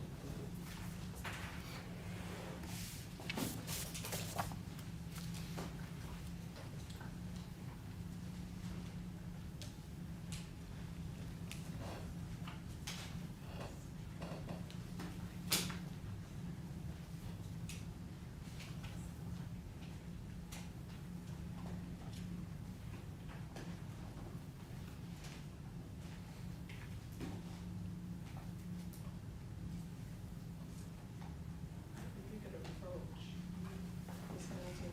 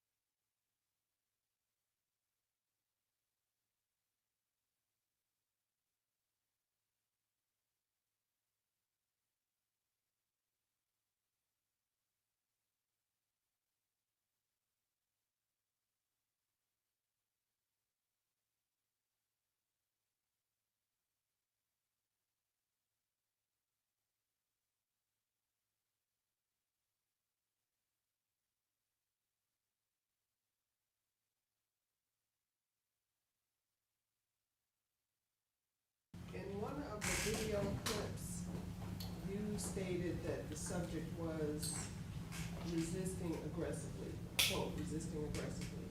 Does this differ from the actual sole act of aggression? And are there different exertions expelled between those two? One more time, Your Honor, I apologize. In one of the video clips, and if you don't understand the question, that's fine, you can just. I'm doing my best. But, okay, in one of the video clips, you stated that the subject was, quote, resisting aggressively, unquote. Does this differ from the actual sole act of aggression? Are there different exertions expelled between the two? I think I understand the question as, because I've seen the policy on use of force, and they specifically call out the concept of active aggression, which is, I think, the phrase that's used in there. So active aggression is a fairly common phrase that's used across law enforcement, and what that means is actual acts of assault. In other words, an individual who's trying to punch you, elbow strike you, headbutt you, bite you, kick you, those kind of things. That's active aggression. That's one type of resistance. Other types of resistance can be what's called defensive resistance, and it can still be done aggressively. That means if I grab onto your arm and you rip your arm away from me, that's aggressively ripping your arm away. But they're not necessarily the exact same thing. So active aggression it's consistent with the policy I've seen. That's a level of assault versus defensive resistance is resisting arrest, no question, and it can be done very aggressively, but it's not necessarily directly focused to harm the officer. They both require a lot of energy to overcome. They both require a lot of effort.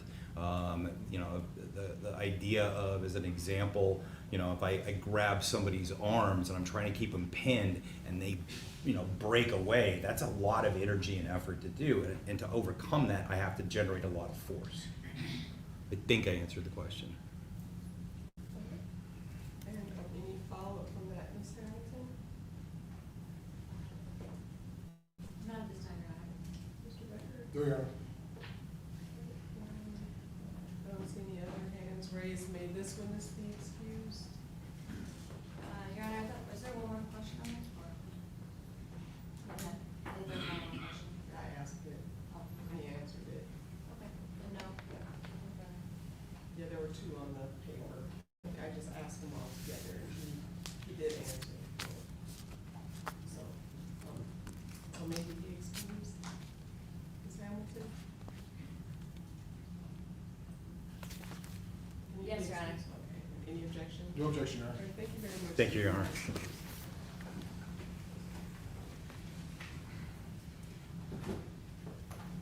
defense, you may call your next witness.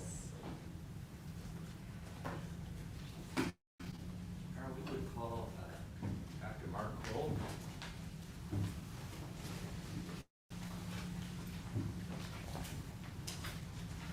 Hello.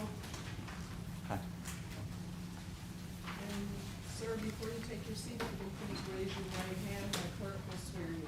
Do you solemnly swear that the testimony you're about to give in this matter will be the truth, the whole truth, and nothing but the truth, so help you God? I do. Thank you. You may be seated. When you're ready. Thank you, Rod. Thank you. Good I left my afternoon. bottle of water back there.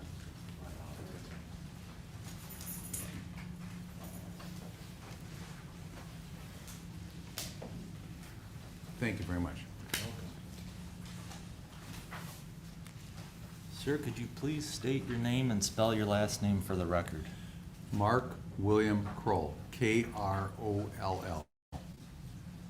And, sir, could you just introduce yourself to the jury and just give us an explanation of what type of work you do? I'm a biomedical scientist with a primary specialty in bioelectricity. And bioelectricity is the study of the interaction of electricity in the human body.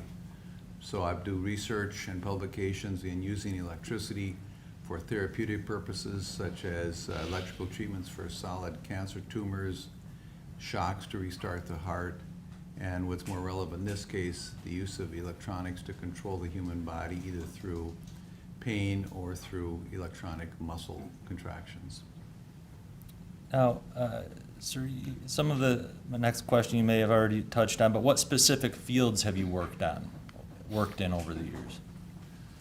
I started out while I was a student working in electrical stimulation of the bladder when I worked at Medtronic for people that could not urinate with voluntary control, and I worked in pacemakers. Then I ended up spending about 15 years working on improving implantable defibrillators. I also was involved in the startup of making a simple single button external defibrillators for law enforcement and firefighters. And about 20 years ago, I got involved with the TASER electrical weapons manufacturer. So I've done a lot of research in that area. And I am still active in electrical treatments for cancer. Do you have any teaching roles? I presently am an adjunct full professor of biomedical engineering at the University of Minnesota. Before that, I was adjunct full professor of biomedical engineering at Cal Poly in San Luis Obispo. And overlapping that somewhat, I was a faculty member for the Creativity and Innovation Program at UCLA.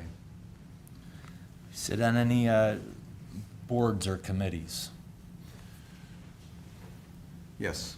In relation to your work, maybe there's others, but just in relation to your work.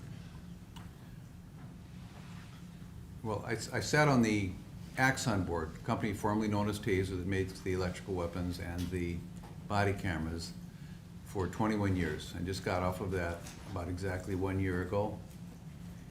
And I also sat on their scientific medical advisory board. I sit on the board of a company in Boston called Hemonetics that makes plasma extraction machines. If you've ever sold plasma, $75, or ever used a plasma-derived drug for a bleeding disorder, for example, that went through our equipment, most likely.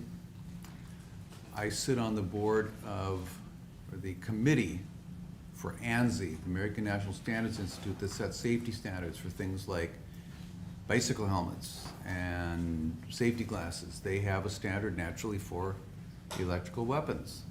So I sit on that committee. Those standard make sure you put out enough juice so you get the muscle contraction and not so much that you would be real dangerous.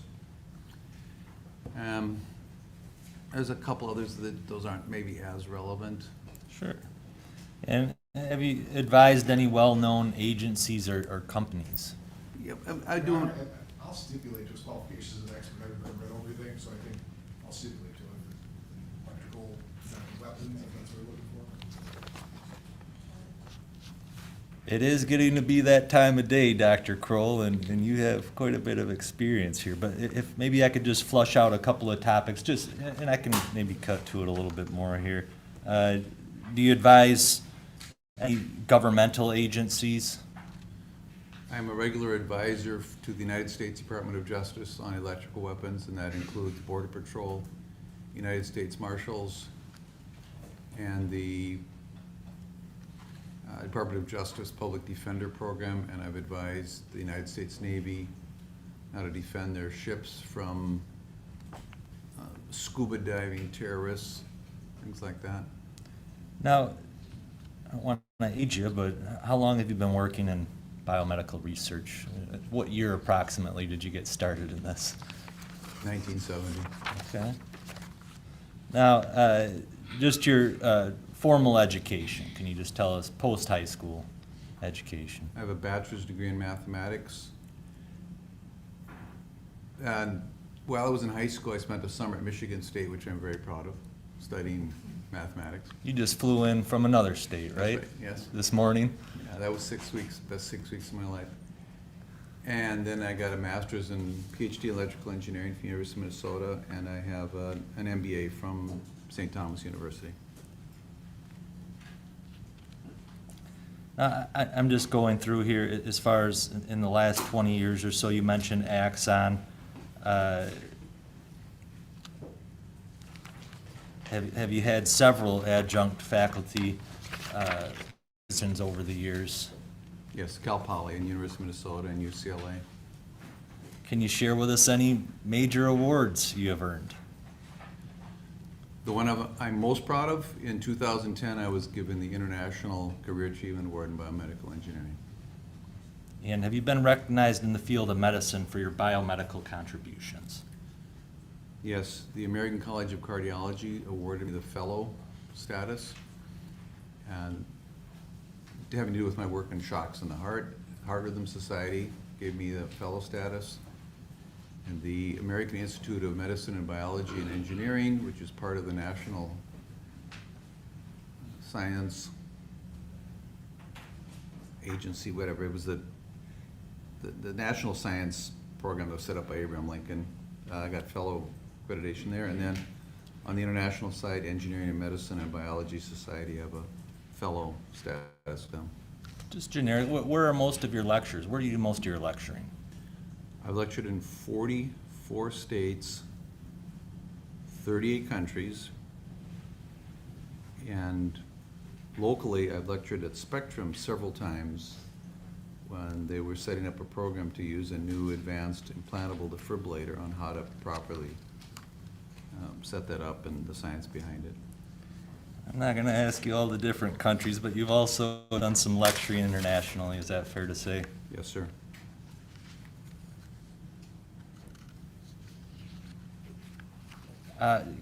One topic here, publications. I think it's important to touch on. But did you write a book in particular relevant to TASER-related cases? I'm a co-editor of 2 books on electrical weapons. First was TASER, Conductive Electrical Weapons, something like Science, Medicine, and Law, or something like that. Another one was Atlas of Conductive Electrical Weapon Wounds and Forensic Analysis, something like that. Okay. And I'm going to ask you just a few more questions to give some context to your testimony here, but just to move on. Your Honor, at this time I would respectfully offer Dr. Mark Kroll as an expert in the field of operations and effects of electrical weapons, including benefits, risks, and myths. No objection. Now, So,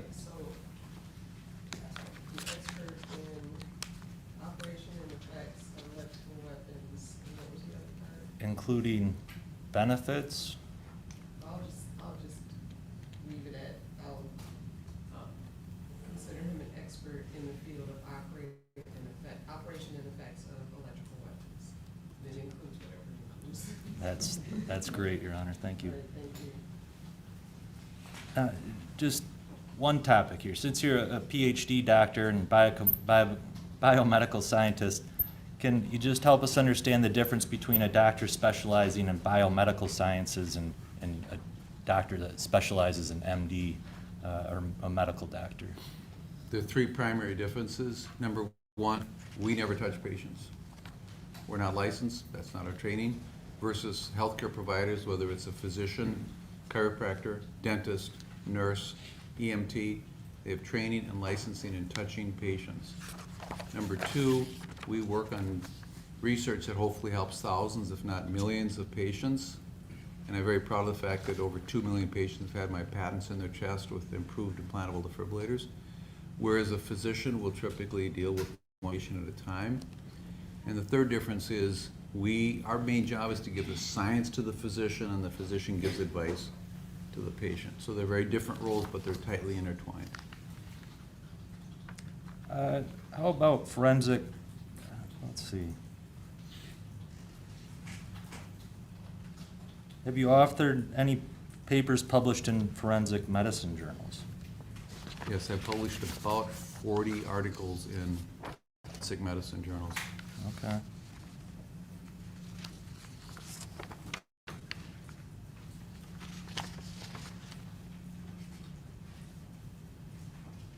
Just on the topic of, Dr. Kroll, are the effects of restraint considered a specialty area of medicine? No. What's taught in medicine for restraint is someone's on their back with wrists cuffed to the bed and ankles cuffed to the bed, and they're taught that those restraints have to be tight enough so the person can't fall off the bed, but not so tight that you cut off the circulation or do nerve damage. Dr. Kroll, what are the effects of electricity on the human body, electrical shock, or electrical injury considered a special area? Are those a specialty area of medicine? No, those are a scientific specialty. American medical schools only teach 3 sentences about the effects of electricity on the human body. They learn a lot of things, thousands of diseases and hundreds of drugs, 1,000 parts of the body. So they don't really have time to get into that. So that remains a scientific specialty. Now, I'm going to try to move forward now, unless there's anything particularly relevant background-wise. We can always bring it up at any point, too, along the testimony here, sir. But you've been provided several materials on this case and then created a report with some of your opinions related to this case. Yes. And let's just start. Obviously, this is a case that involves a TASER, CEW, I think, at least that's what they referred to it as before. But what is your assessment, or how do you get started by evaluating something like this? Pretty much looked at what everyone else looked at. I looked at the videos, the reports, the downloads from the weapon. Of course, I read Brian Child's report because he does the most detailed analysis of what was found inside the memory of the weapon. And do you have any relevant publications that are associated with topics involved in this case? Besides the 2 books, I've written chapters on electrical weapons for forensic pathology textbooks, and I have published about 100 papers total. That includes 50 formal papers on the use of force, electrical weapons, arrest-related death, and many abstracts and book chapters. Now, in particular, have you written on topics involved in this case here as far as specific experience of firearm transition after a loss of a conductive electronic weapon or a TASER? Yes. Sadly, what happened here happens every month or 2 across the country, because TASER electrical weapons are used about 2,000 times a day worldwide, about 1,500 times a day in the United States. It doesn't always end well. It doesn't always do the job. And then, so there's a transition to firearm. And over a 20-year period, there have been over 1,000 deaths where the TASER electrical weapon failed to control the situation and the officer moved to lethal force. Of those, we've looked at the very particular issue of the suspect taking control or attempting to take control of the officer's weapon. And as of 2020, there were 113 such cases. And there were 53 of those cases, the officer then transitioned to the firearm and shot the subject. 48 ended in a fatality, 5 led to non-fatal wounds. And that was published in 2021 in a Journal of Forensic and Legal Medicine, I believe. Is that peer-reviewed? That's absolutely peer-reviewed journal, yes. And what's the difference between a peer-reviewed article versus writing books or magazines? I get asked to write articles for magazines in this area, police magazines, for example, and you send it in, and if they like the story, they might edit a little bit, slick it up, add some nice artwork. But for a scientific publication, the rules are different. I submit the article to the journal, then the journal editor takes a first look at it. Does it fit for this journal? And if it does fit for the journal, does it appear to be of high scientific quality? If not, it gets sent back. If it passes those first 2 gates, then the editor-in-chief will send it out to 2 to 4 anonymous experts in this area. So that's the peer review. And these are people, they may be my friends, they may be people that aren't my friends, but they are experts in the area. And then my name is taken off the article, and my co-authors' names are taken off the article.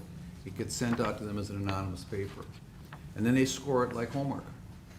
They say, this is really dumb, this is really great, or this is really fine except for page 3, sentence 7, doesn't make sense, or the conclusions are stronger than the statistics that were used. And then they grade it A through F like homework, they send it back to the editor, and then the editor comes back and tells me, I'm sorry, your paper's rejected. Or I'll accept it if you make all of these changes that the reviewers want. And then you send it back in with those changes, hopefully it gets accepted. Sometimes it's accepted on that second pass. I've had articles that went through 5 rounds of reviews before it's accepted. And once it's considered, once it is accepted, forgive me, by a peer-reviewed journal, then it's considered part of the scientific literature. Now, in addition to writing and researching a peer-reviewed article on this topic, have you also been called in to testify in cases, those types of situations, as far as officer losing the TASER device and having to resort to, or some type of shooting resulting? Yes, I have testified in at least 2 other similar tragic situations like this that resulted in loss of control of the electrical weapon and a fatal shooting. That comes to mind right now, one out of Georgia, one out of South Carolina, and I'm blanking on the other one right now, but there's 2 that come to mind, and there may be some others. Okay. I'm going to get into just, we've heard from Brian Childs, who obviously is well-versed on the science behind the device and analysis. We've also heard from a master TASER instructor, so I'm not planning to unfold the device all over again, okay? So we'll probably cut to some particular topics. But in your review of the materials on this case, did you also have the opportunity to review an expert report by the prosecution's expert, Mr. Stoughton and Bloomfield? Yes. And did you have the opportunity to listen to the testimony of Mr. Stoughton earlier this week? I did. And did you follow, upon your review of the expert report and then the testimony that you heard, did you go to explore and see whether there was any published research or writings that may be relevant to what they wrote about and talked about, and perhaps their expertise in those areas? Yes, and even goes back when I first read Professor Stoughton's report, which was probably in January. I'd never heard of him before, and I've been working in this area for a long time. So I wasn't sure where he got his understanding of electrical weapons, and I went through his CV, and it didn't mention any training or publications or research in this area, which is fine. There's lots of different things people work on. And then when I saw the testimony, which also included some things that, to be kind, I would say things that I disagreed with, I contacted Axon, who keeps records of everyone that's ever got any kind of a training certificate on their products, see if they'd ever heard of him. They hadn't, and they had no records of him ever having any kind of training certificate of any sort. They have no records. He never said he had a training certificate. He was a police officer and use of force expert. That he didn't claim to be a taser expert, so I'm not quite sure what this relevance is. I think we can, I think it's relevant as far as they heard testimony, and he went and explored what the experts claimed expertise was. The expert was the use of force and police tactics. He never identified as a taser expert. I think he tried to put himself out as an expert in as much as he could. So, I mean, I think it's hearsay, so I'll sustain the objection to the extent that it does contain hearsay, and he was not recognized as a taser expert or in that area, so Mr. Stoughton wasn't. Just in general, based upon your research, within your communities, was there really much that you were able to find that would give Mr. Stoughton expertise to be testifying the way that he You have to did? object. You just rephrase the question. It's the same question, so I don't understand how it's relevant. No, you didn't quite finish it, but can you finish that question so I can move on that? Sure, and I'm basically asking, any literature or anything else that he could find in this world that he's in that would lend credence to whether or not Mr. Stoughton's testimony may have been accurate on several topics about the taser. Okay, so again, I'll sustain the objection because Mr. Stoughton didn't testify in the area of expertise that this witness has, which is in the, I wrote it down, operation and effects of electrical weapons. Mr. Stoughton didn't testify about that. He testified to a lot of things about the taser. But I can, Not as an expert, so, well, he was up there on a witness stand as an expert. right, but not tasers or not in the area Okay. that this witness is an expert in. All right. Mr. Goldberg, might have been? We could move along then, perhaps, but did you have take some issue with some of the testimony that you heard from Mr. Stoughton on the taser? Yes, some things were incorrect. Okay.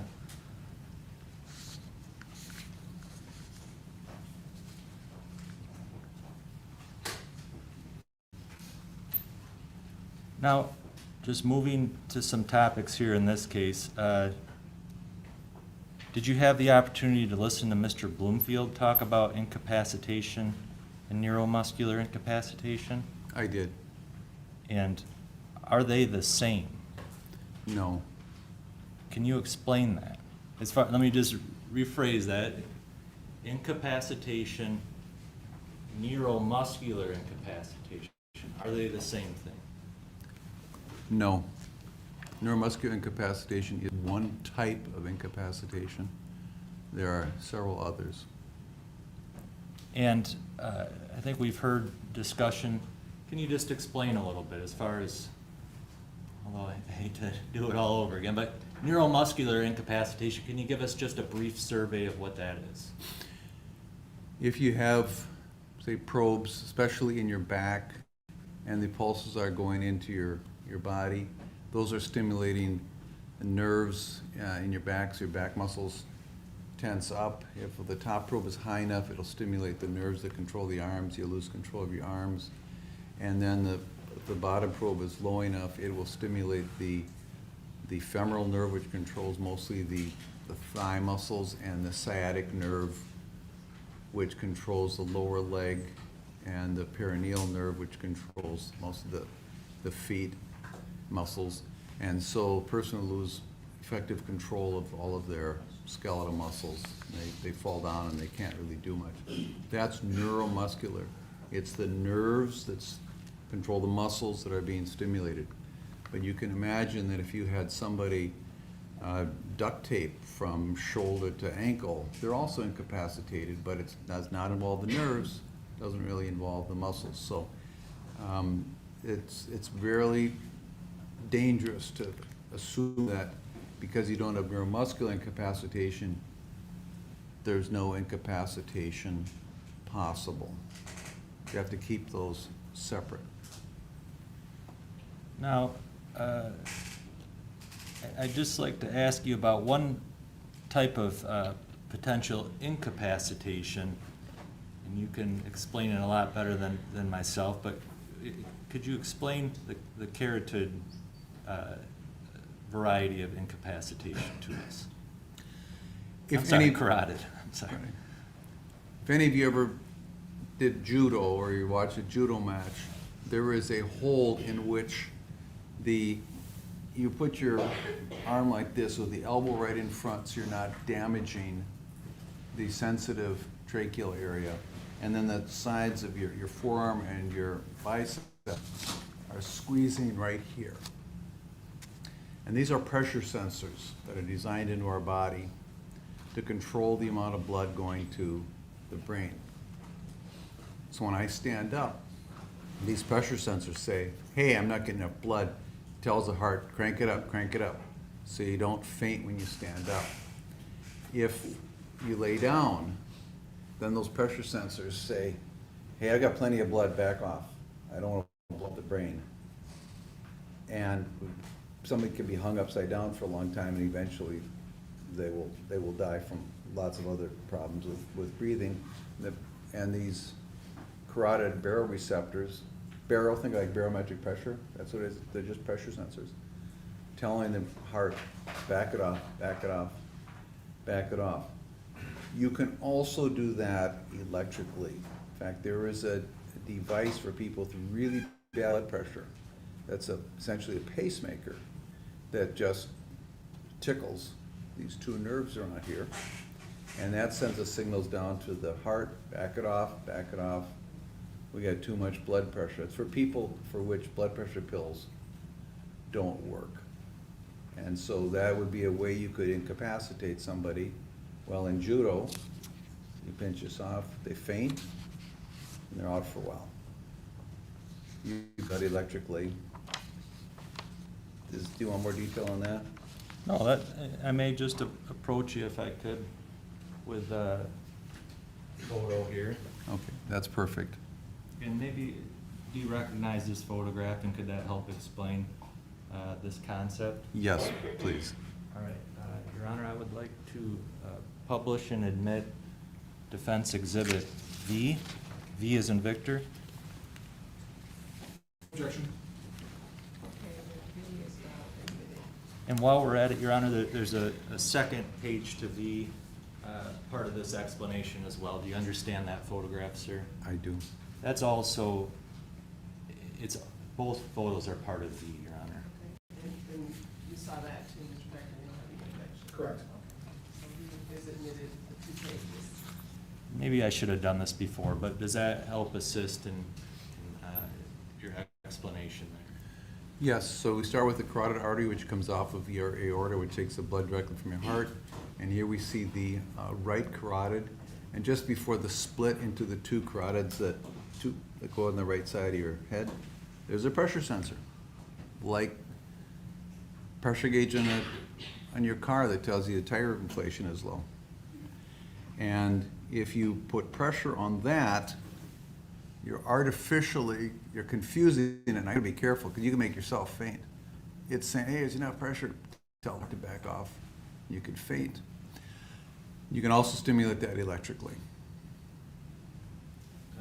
Can you explain that? So For instance, the drive stun function, we've all heard quite a bit of evidence about this drive stun function. It's irregardless of the probes and the cartridges, the taser has a drive stun function, is that correct? Yes.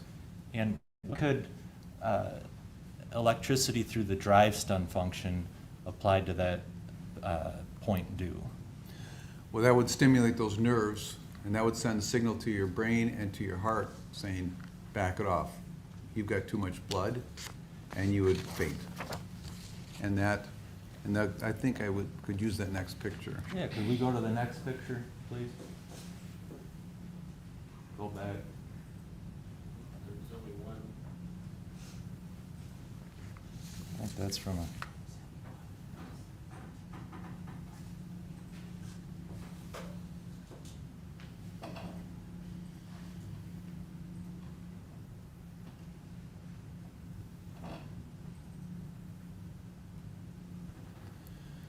Yes, that it?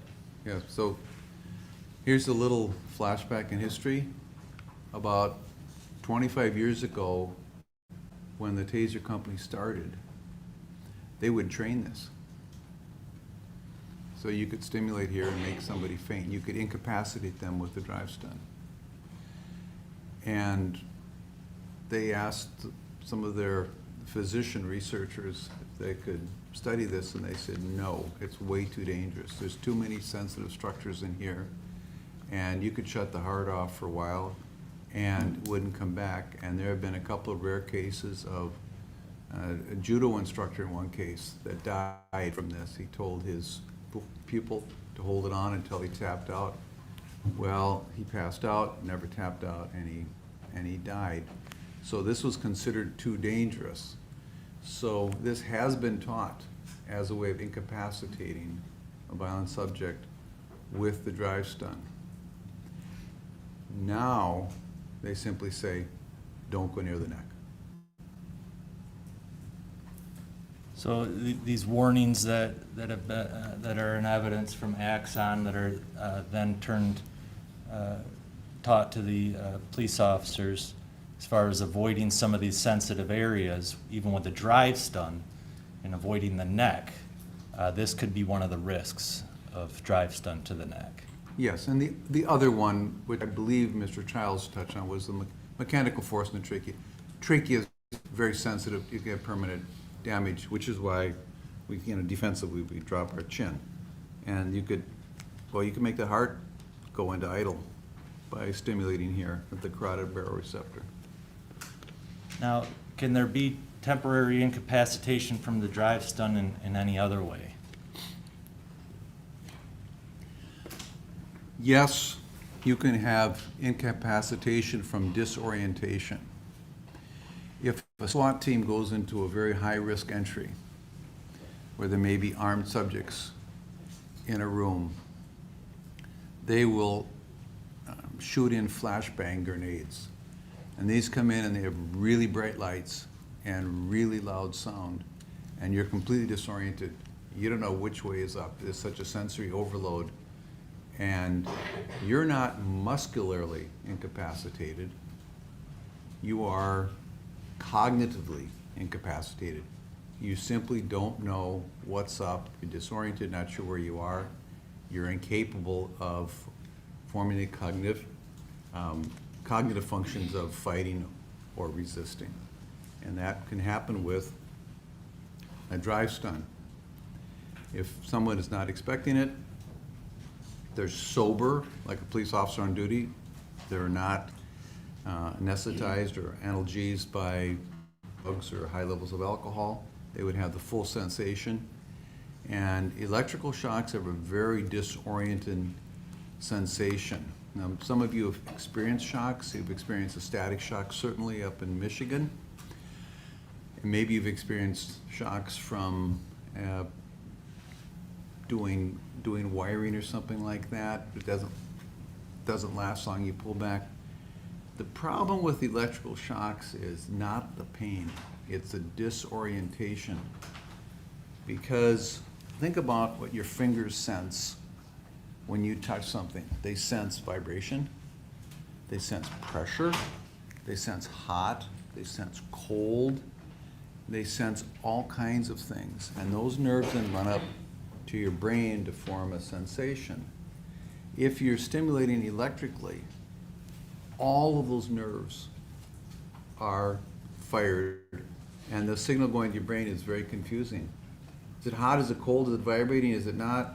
Is it pressure? I don't know what's going on. For example, when I took my taser hit in my chest, my first sensation was I didn't know where I was.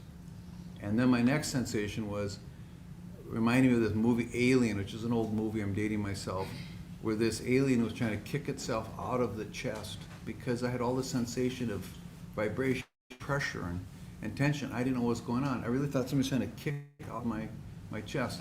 So there's pain there, but the disorientation is a bigger factor. So if you can disorient someone with a sudden shock, they will be temporarily incapacitated as well. In regards to the TASER, whether it's probe deployment or even a drive stun, we've had several people talking about voluntary tasings. Even I drive stun myself all the time. It's no big deal. Is there a difference between voluntary and involuntary tasings as far as for the recipient? Can there be? Yes, and there's degrees to it. For example, a police officer getting training, that's encouraged but not required. And so it's kind of voluntary, but you've got a lot of peer pressure. And so that still is going to hurt and might have a kind of a bad memory of it. But if you just voluntarily, say, took some kind of a shock box, and you can buy gadgets that do this, if you say buy one of these six-pack muscle stimulators and crank those up, that hurts, and you crank them up, it really hurts, but you're in control. And there's a body of psychological literature that shows that when you're in control, you can handle a lot of pain, because you know you can turn it off. And since I've done a fair bit of work in electronic muscle stimulation, including therapeutic muscle stimulation, now I've done studies on this and have interviewed people, and one of my favorite examples is a professional hockey player. And I said, do you use one of these six-pack stimulators? He said, yeah, I use it to strengthen my core. And I said, what was the pain like? He said, well, I cranked it all the way up. It was the worst pain I ever felt in my life. And I said, well, how could you stand it? He said, because I knew I could turn it off anytime I wanted. It's a total control. So if you're in control and it's your idea, it's not so bad. Especially if you just for a stunt want to drive stun yourself in front of a class, take the weapon, zap. I've done it in court twice. Okay, it's not that big a deal.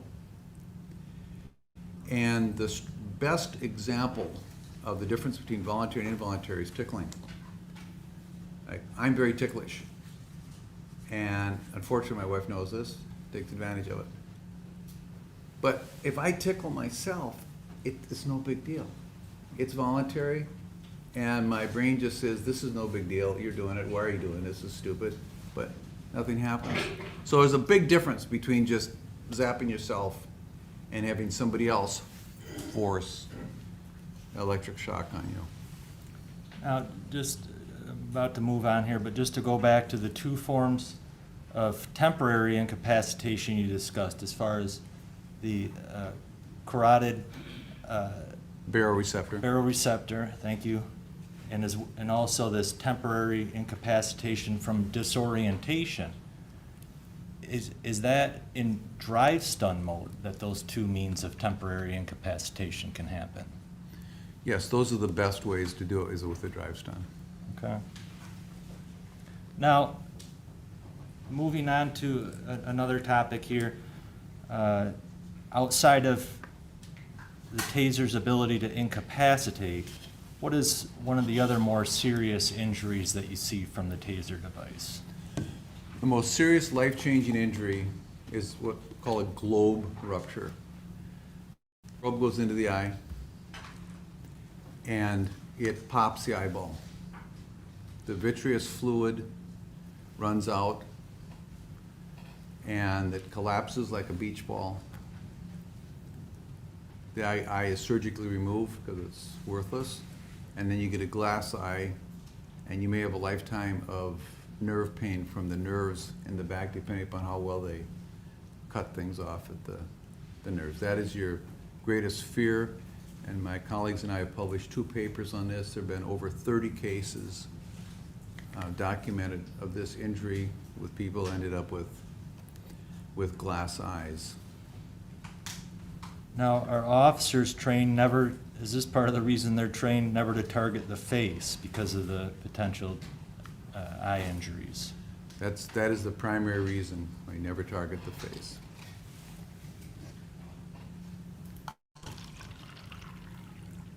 Now, an individual without training, is it fair to say they may not be aware of those sensitive areas to avoid? That's true, or an antagonistic person may intentionally target the face. Are you also aware of any cases where the drive stun to the eye has caused serious damage? Yes. You don't just have to have the probe doing the mechanical cleaning. I had wanted to show you some pictures. They're pretty dramatic of that. But there was a case published in 2007 in a Journal of Eye Surgery of a guy who had a drive stun over his right eye, and he had a lot of damage. He had iritis and glaucoma from that, and interestingly, he ended up with cataracts in his left eye, even though that's not where the drive stun was. So that those high electric fields can do a lot of damage. You've got a lot of sensitive nerves, obviously, around your eye. Now, I'm already moving towards a conclusion here, Dr. Kroll, but we've already heard, as I mentioned, from the Axon expert, Master Taser, as far as the warnings that an officer is given on this device and the potential for NMI, avoiding certain areas.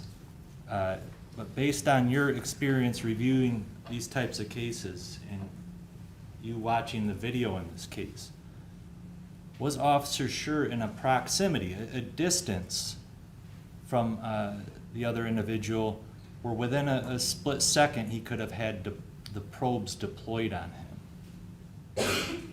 Yes. Was he within arm's length approximately proximity where in a split second the drive system could have been used upon him? Yes. And I'm sorry to take us off. Let's back up one moment. I didn't think of this before. When we're talking about the temporary incapacitation, as far as disorientation, could that be even more so if a person's completely fatigued and exhausted, their ability to fight that off or to avoid having some type of incapacitation? Yes. In this case here, where the probes, wires are spread around these two men as they struggle over that device, can those probes and wires be re-energized on the taser? Yes. And can that leave potential risk of NMI from those probes and possibly even the wires? In certain circumstances, and now I'm recalling that other case, similar case was in Florida, where there was a struggle on the ground, and the suspect, it was a suspected stolen car, took control of the officer's electrical weapon and kept pulling the trigger, and they had the wires wound all around between them, and the officer was getting incapacitated from sensing that shocking. And finally, it took, I think it was 27 seconds, where he's able to get enough control of his right arm and pull out his firearm and tragically shoot the suspect.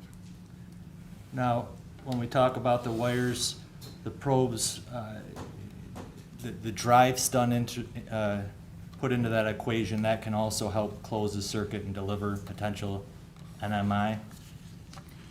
Yes, because I believe Mr. Childs explained this the other day, because you've got electrodes on the end of the weapon, on the muzzle, and so that can complete a circuit if you have just one connection. And in this case, you've got probes in the ground, so you're putting electrical current into the ground. They're both on the ground.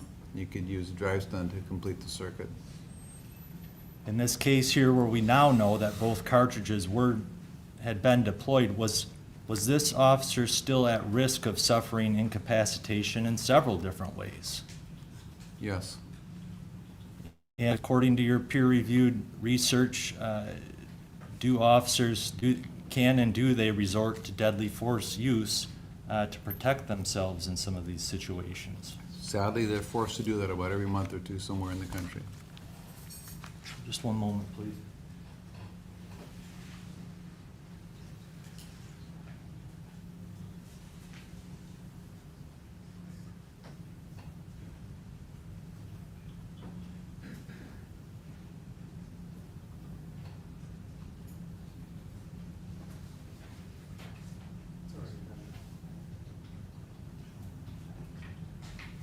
Sir, are you familiar with the TASER 7 device?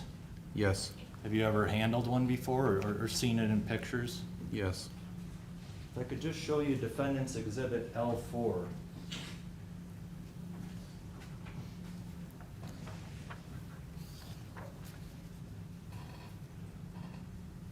Do you know where the safety mechanism is on that device? Yes. And does it appear as though, can you tell whether or not the safety is on or off? Well, the safety is off, meaning the weapon is on, because we see the red right there. Okay. So this weapon was fully enabled, it was turned on. Was fully enabled and ready to do what to potentially re-energize it, if you recall? You could pull the trigger to re-energize it, or you could push the side button to energize it. Okay. Your Honor, just for the record, Defendant's Exhibit L4, this is a photograph, I believe admitted through Detective Tubergen, of photographs taken at the scene after this incident. Just one moment, please. Nothing else. Thank you.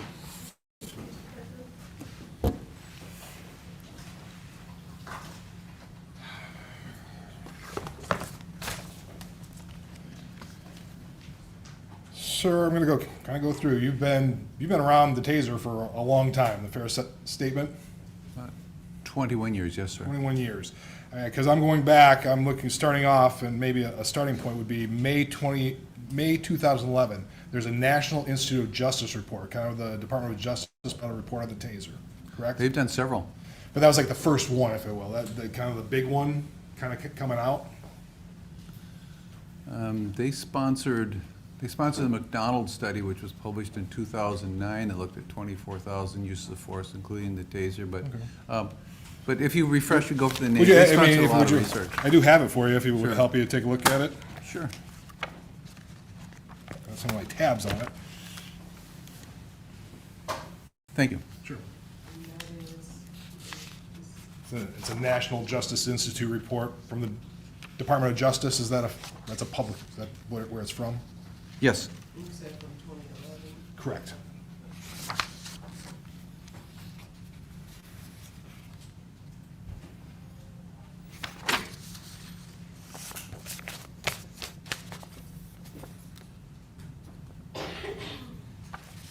Yeah, this is, okay, yeah, this looks like one of their publications. Yeah. They've actually done a lot. And I'm not gonna try and get into a whole lot, but the Sure. general gist of the report was that the CEW conducted Electrical weapon. conductor electrical weapon can significantly reduce injuries to suspects, and the use of CEDs, conducted electrical devices, can decrease injuries to officers and civilians. That was the gist of the report. Yes, that's why officers carry them. Sure. And this, then, you kind of did maybe your own follow-up, if you will, because this is I have a field statistics overview from 2000. You can look at it, 2000. Yeah, 2008, that's a book chapter. It's a book chapter? Yes, yes. So it's a chapter, you did a book from that. Yes, sir. So we heard about it, so you get asked to do something in a book, you did a chapter on that, this is your own writing. That's correct. In fact, this is my first book. Okay, Oh, yeah. the first one.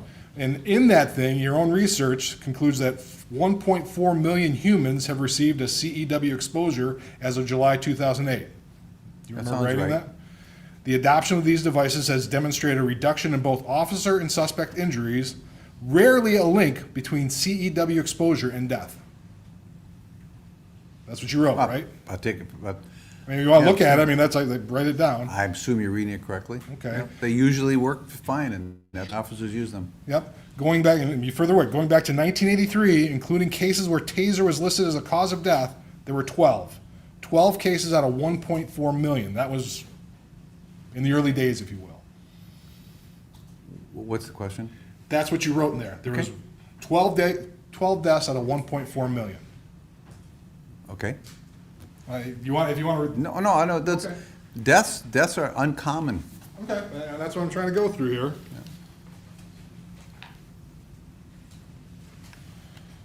Kind of like this next one, 2015, baseball poison and soup recipes. That article you wrote?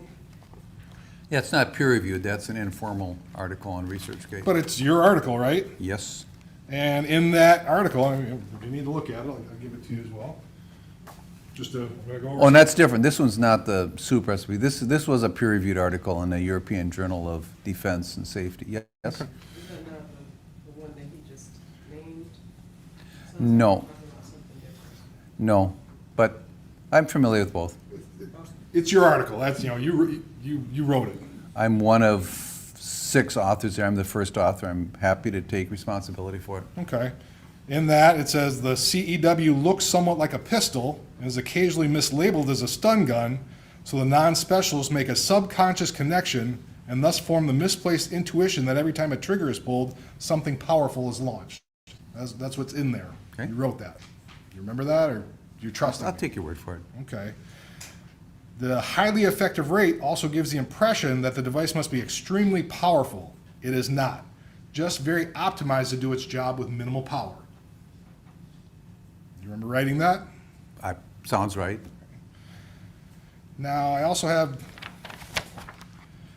this is not an article. You're doing a PowerPoint for medical examiners? I've done a few. Thank you. Standing behind you. Yep. Oh, I remember this. Identify what you're handing to the witness, just. It's not an exhibit, just this is a PowerPoint. It says a PowerPoint medical examiner collection of comprehensive objective medical evidence for conducted electrical weapons and their temporal relationship to sudden arrest. Now I Okay. see why you didn't. I'm a third author on this, but, so I remember this. Okay, but this is something I got as a PowerPoint. Is it something you presented, or? I didn't, I think my colleague presented this at a conference in London. Okay. Well, one of the things to talk about in this PowerPoint, the pain contribute, good grief, I can't talk. The pain contribution speculation. The CEW allegedly causes great pain, and this led to increased caliomines. How do you say that? Maybe you can help me out. Okay, thank you.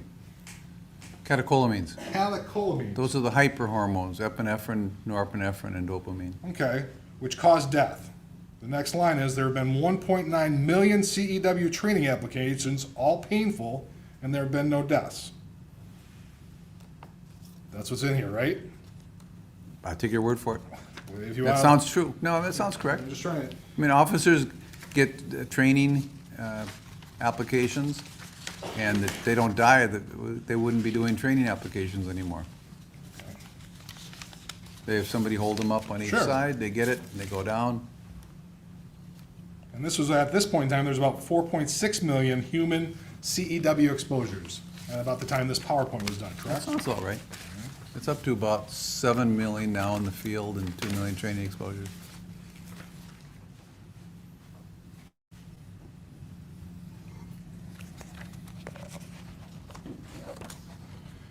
It looks like I have another, And I should stress that those applications are all done by certified trainers, of course, so they know where to do the probes and have somebody, 2 spotters, in fact. this appears to be maybe another book chapter, if you will, from 2018. Guidelines for investigating officer-involved shootings, arrest-related deaths, and deaths in custody. Yes? You recognize that? It looks like you may have done a chapter Yes. with Michael Brave. Okay, you recognize that?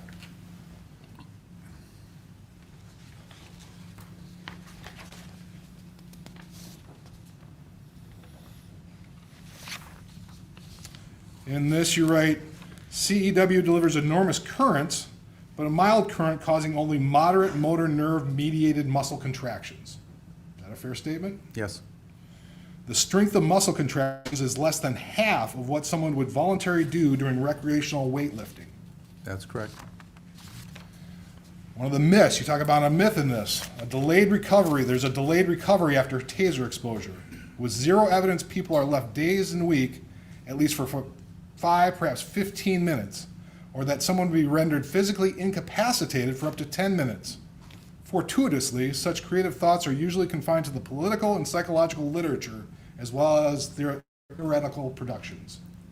And theatrical production, because Yeah. Hollywood loves to show Sure. a guy getting the muscle control, and then he just lays around and flops like a fish forever, yeah. Sure.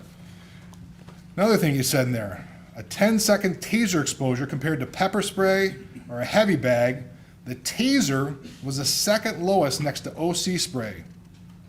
In terms of what markers, some metabolic stress or adrenergic Correct. stress? So it was less than punching a heavy bag. In terms of, I think it was metabolic stress in that case, lactate, pH, if you recall. But, So yeah, that's there have a been fair studies that have done of that. Okay. Punching a heavy bag can take somebody into anaerobic position, and it's very, very exhausting. Sure. Once again, the CEW application, including muscle contractions of less than half of voluntary weightlifting, cannot be that stressful on the body. Less muscle effects than running 20 yards. Okay? That sounds like something Well, that we've sounds written. all right, yeah, sure. Okay, you're okay with that.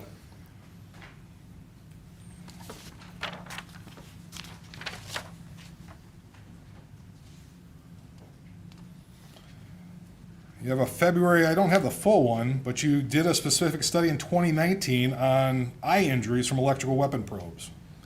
I published 2 papers around Two? that, 2018 and 2019. I don't have the full ones, but kind of gleaning from that, in 2018, eye injuries from electrical weapons, 28 cases out of 3.44 million. Does that sound about right? Yes. It's a rare but real risk. That's a fair statement? Yes? A strike in the face is in 1% of taser deployments. Smaller than that actually hit the eye. Okay. Is I trust your reading. Okay. It's my paper. And what you brought up, you found one case of stun damage, a drive stun to the eye that's caused any sort of damage. That's the one you testified to. Is that one mentioned in my paper as well? I don't have the full paper. Okay. I got the Yeah. summary, but then you just testified to it. Sure, well, that's 2 different situations. This paper was focused on the ballistic damage from the probe going and rupturing the eyeball. So we were not looking for damage caused directly by electricity. That was reported separately. All right. But I'm just trying to get the total number. So you've got 28 cases out of 3.44 million of a probe going in the eye, right? Back then, yes. And then you have this one incident of the drive stun causing eye damage. One incident that comes to mind right now of something published in the medical and scientific literature. There's certainly more. Now you keep on writing. You've got you did civil rights and governmental tort liability, defending non-firearm arrest-related death litigation. Was this an article or was it a presentation? That was an informal article that was part of the presentation at a legal conference January of last year. Okay. And this one, you wrote, CEW reduced subject injury by 65% and 78% reduction in injury requiring medical attention. Is that a fair statement? Well, I didn't do those studies. Those are studies sponsored by the National Institute of Justice. But this is, I got this from, it's. No, the numbers are correct. I'm just saying, that's what I got from your article, Yeah. though. No, those Yeah, no numbers are problem. correct. That's why these weapons are used by law enforcement all over the world. Part of this article, hands-on physical force tends to triple the injury rates compared to the CEW. Is that a fair statement? Yes, that's what the studies show. Bottle muscle simulation, MIHA Body Tech. Is that a brand or something? That's a muscle stimulator used for toning your body. You wear this whole suit and you stimulate every muscle in your body. It's the MIHA Body Tech used MIHA. by, it's Okay. at But that about $2,000, and that stimulates all those muscles. Well, that's why I don't have one. But that delivers more than 4 times the current per electrode than a CEW. That's what you wrote. Does that Yeah, sound they're about stimulating right? all the muscles hard for an exhausting, free workout. And this is 2024, and this, it says at this point in time in 2024, there are 30 deaths by fatal falls and head and neck injuries in flammable fumes. That's the primary way people are killed, right? Falls and fumes. From electrical weapon, yes. Okay. Falls and fires, we like to say. And I guess, going into that, none of that, because you just testified about this neck thing. Went through a bunch of articles. You didn't say anything about the neck, any neck injuries, anybody dying from getting tased in the neck or a drive stun in the neck. It's correct, because that's no longer used. Okay, it's no longer used, but it's still a risk, right? I mean, you would have paid attention if somebody would have died from that.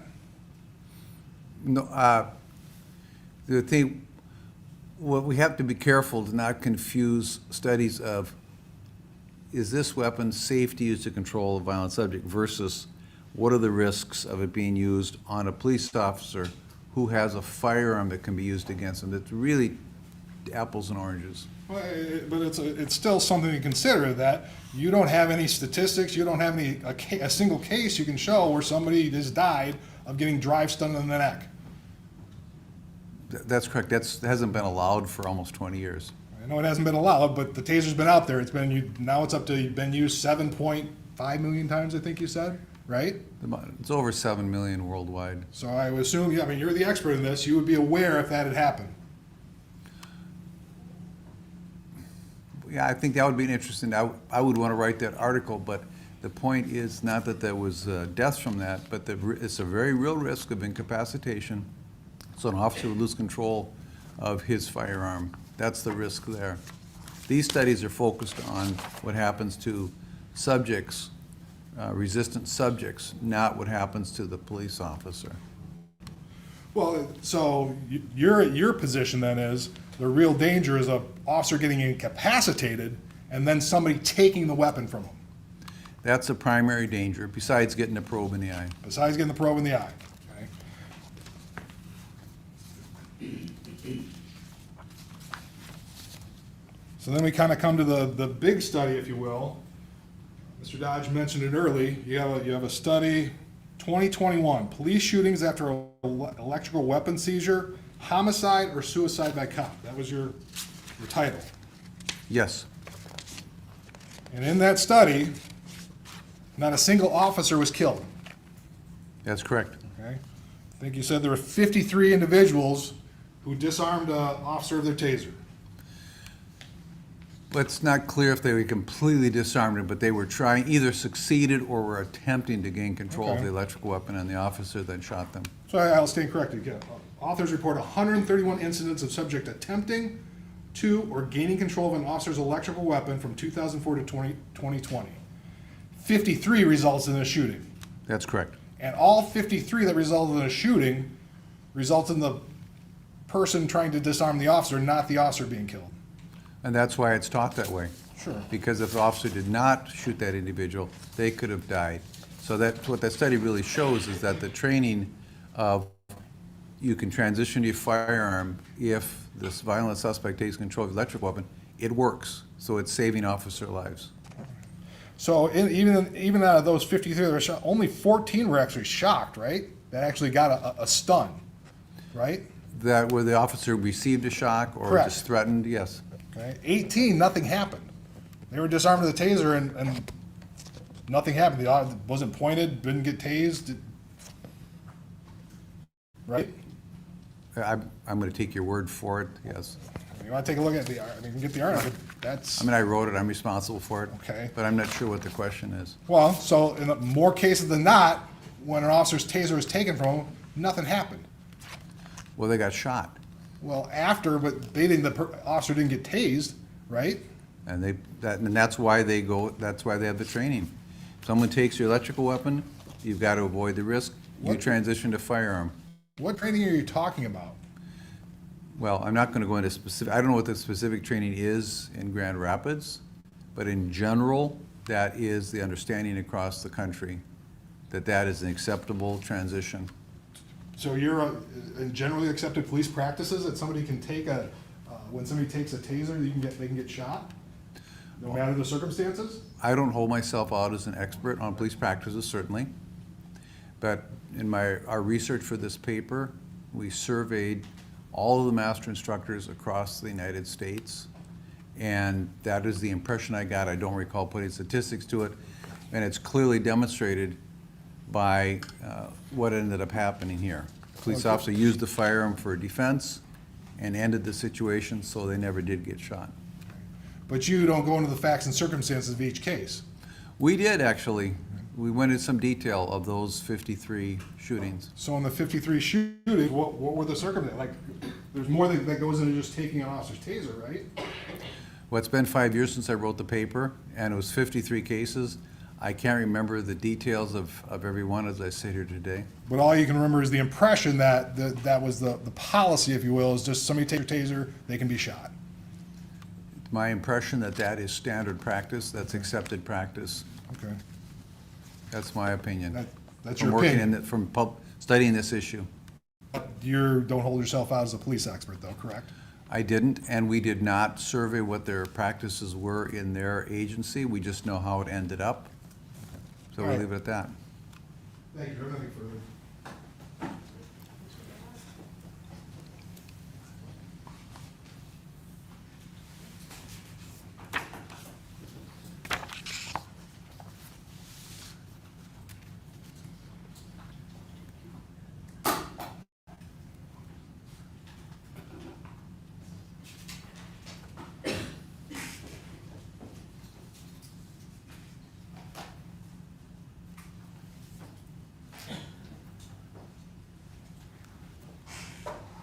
Just one more topic, Doctor.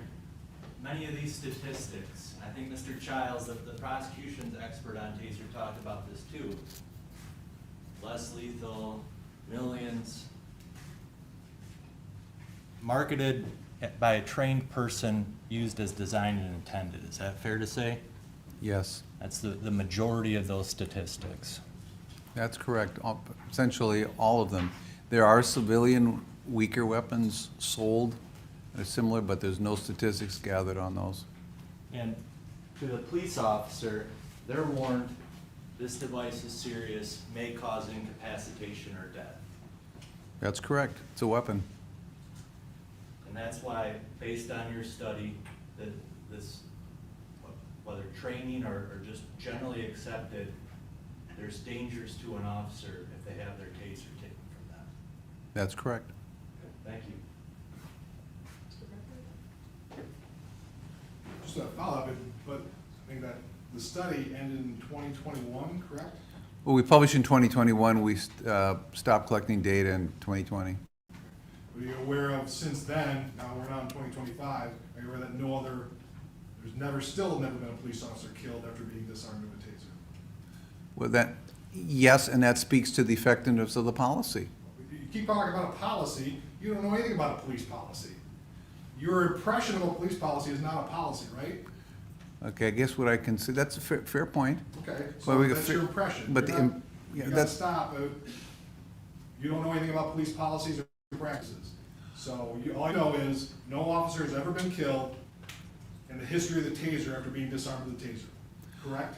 And I don't mean to be flippant about this, but a good analogy that, Then, don't need an analogy, just need a yes or a no answer. Your Honor, could the witness try to answer one of these questions? I asked a simple question. It was a yes or a no answer. He doesn't get to he wants to be flippant. Real easy answer. it's, okay, it's not that flippant, but it's an analogy that's commonly used to describe this. I think he answered the question, because I think you asked it again. But, I mean, I think it was a yes or no question, and it doesn't call for an analogy. I'm afraid of how far the analogy will go. So, I will overrule the objection. But you think I've asked an answer parachute, so I'll stop. Yeah, I do think that he answered it, and then he added more, and then you asked it again, Okay. so, which is kind of argumentative too, sir. Can I just ask him one more question?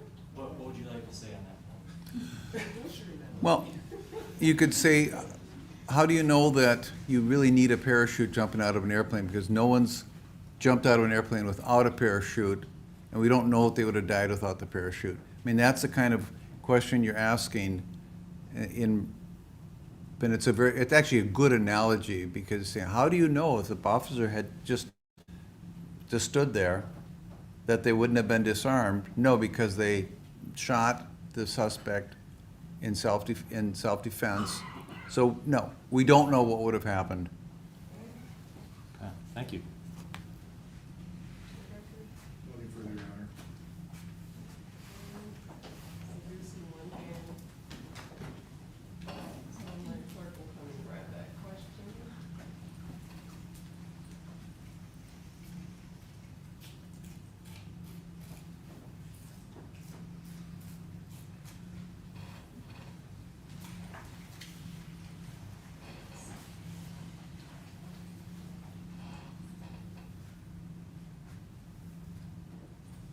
If you can approach, please.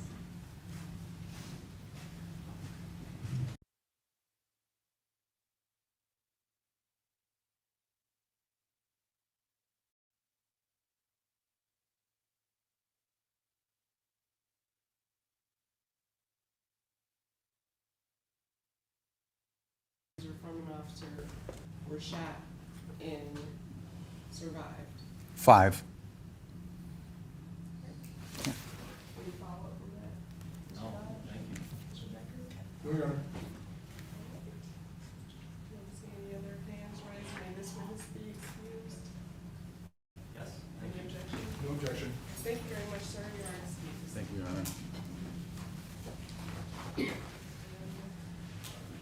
Now 4:30, I don't believe that's enough time to call another witness and get through it in the next 15 minutes. So what we'll do is we'll do a little bit early today.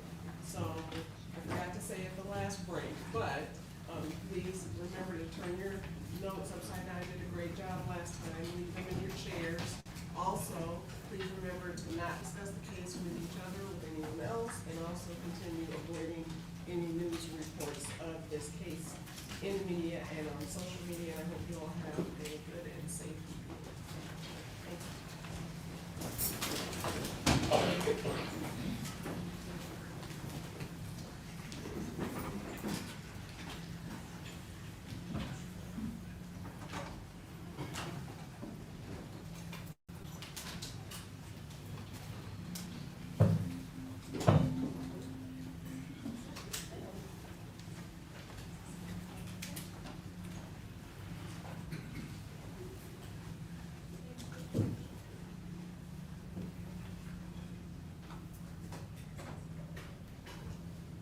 Thank you. You may be seated.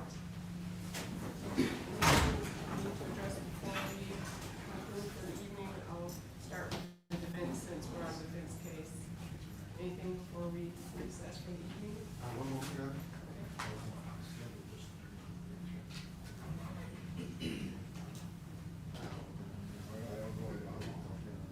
Or if you want to come to the back, you can. Well, we just want to get scheduled, get an idea, so. Okay, all right, so we'll be in recess until tomorrow. All right. We'll start at 8:30.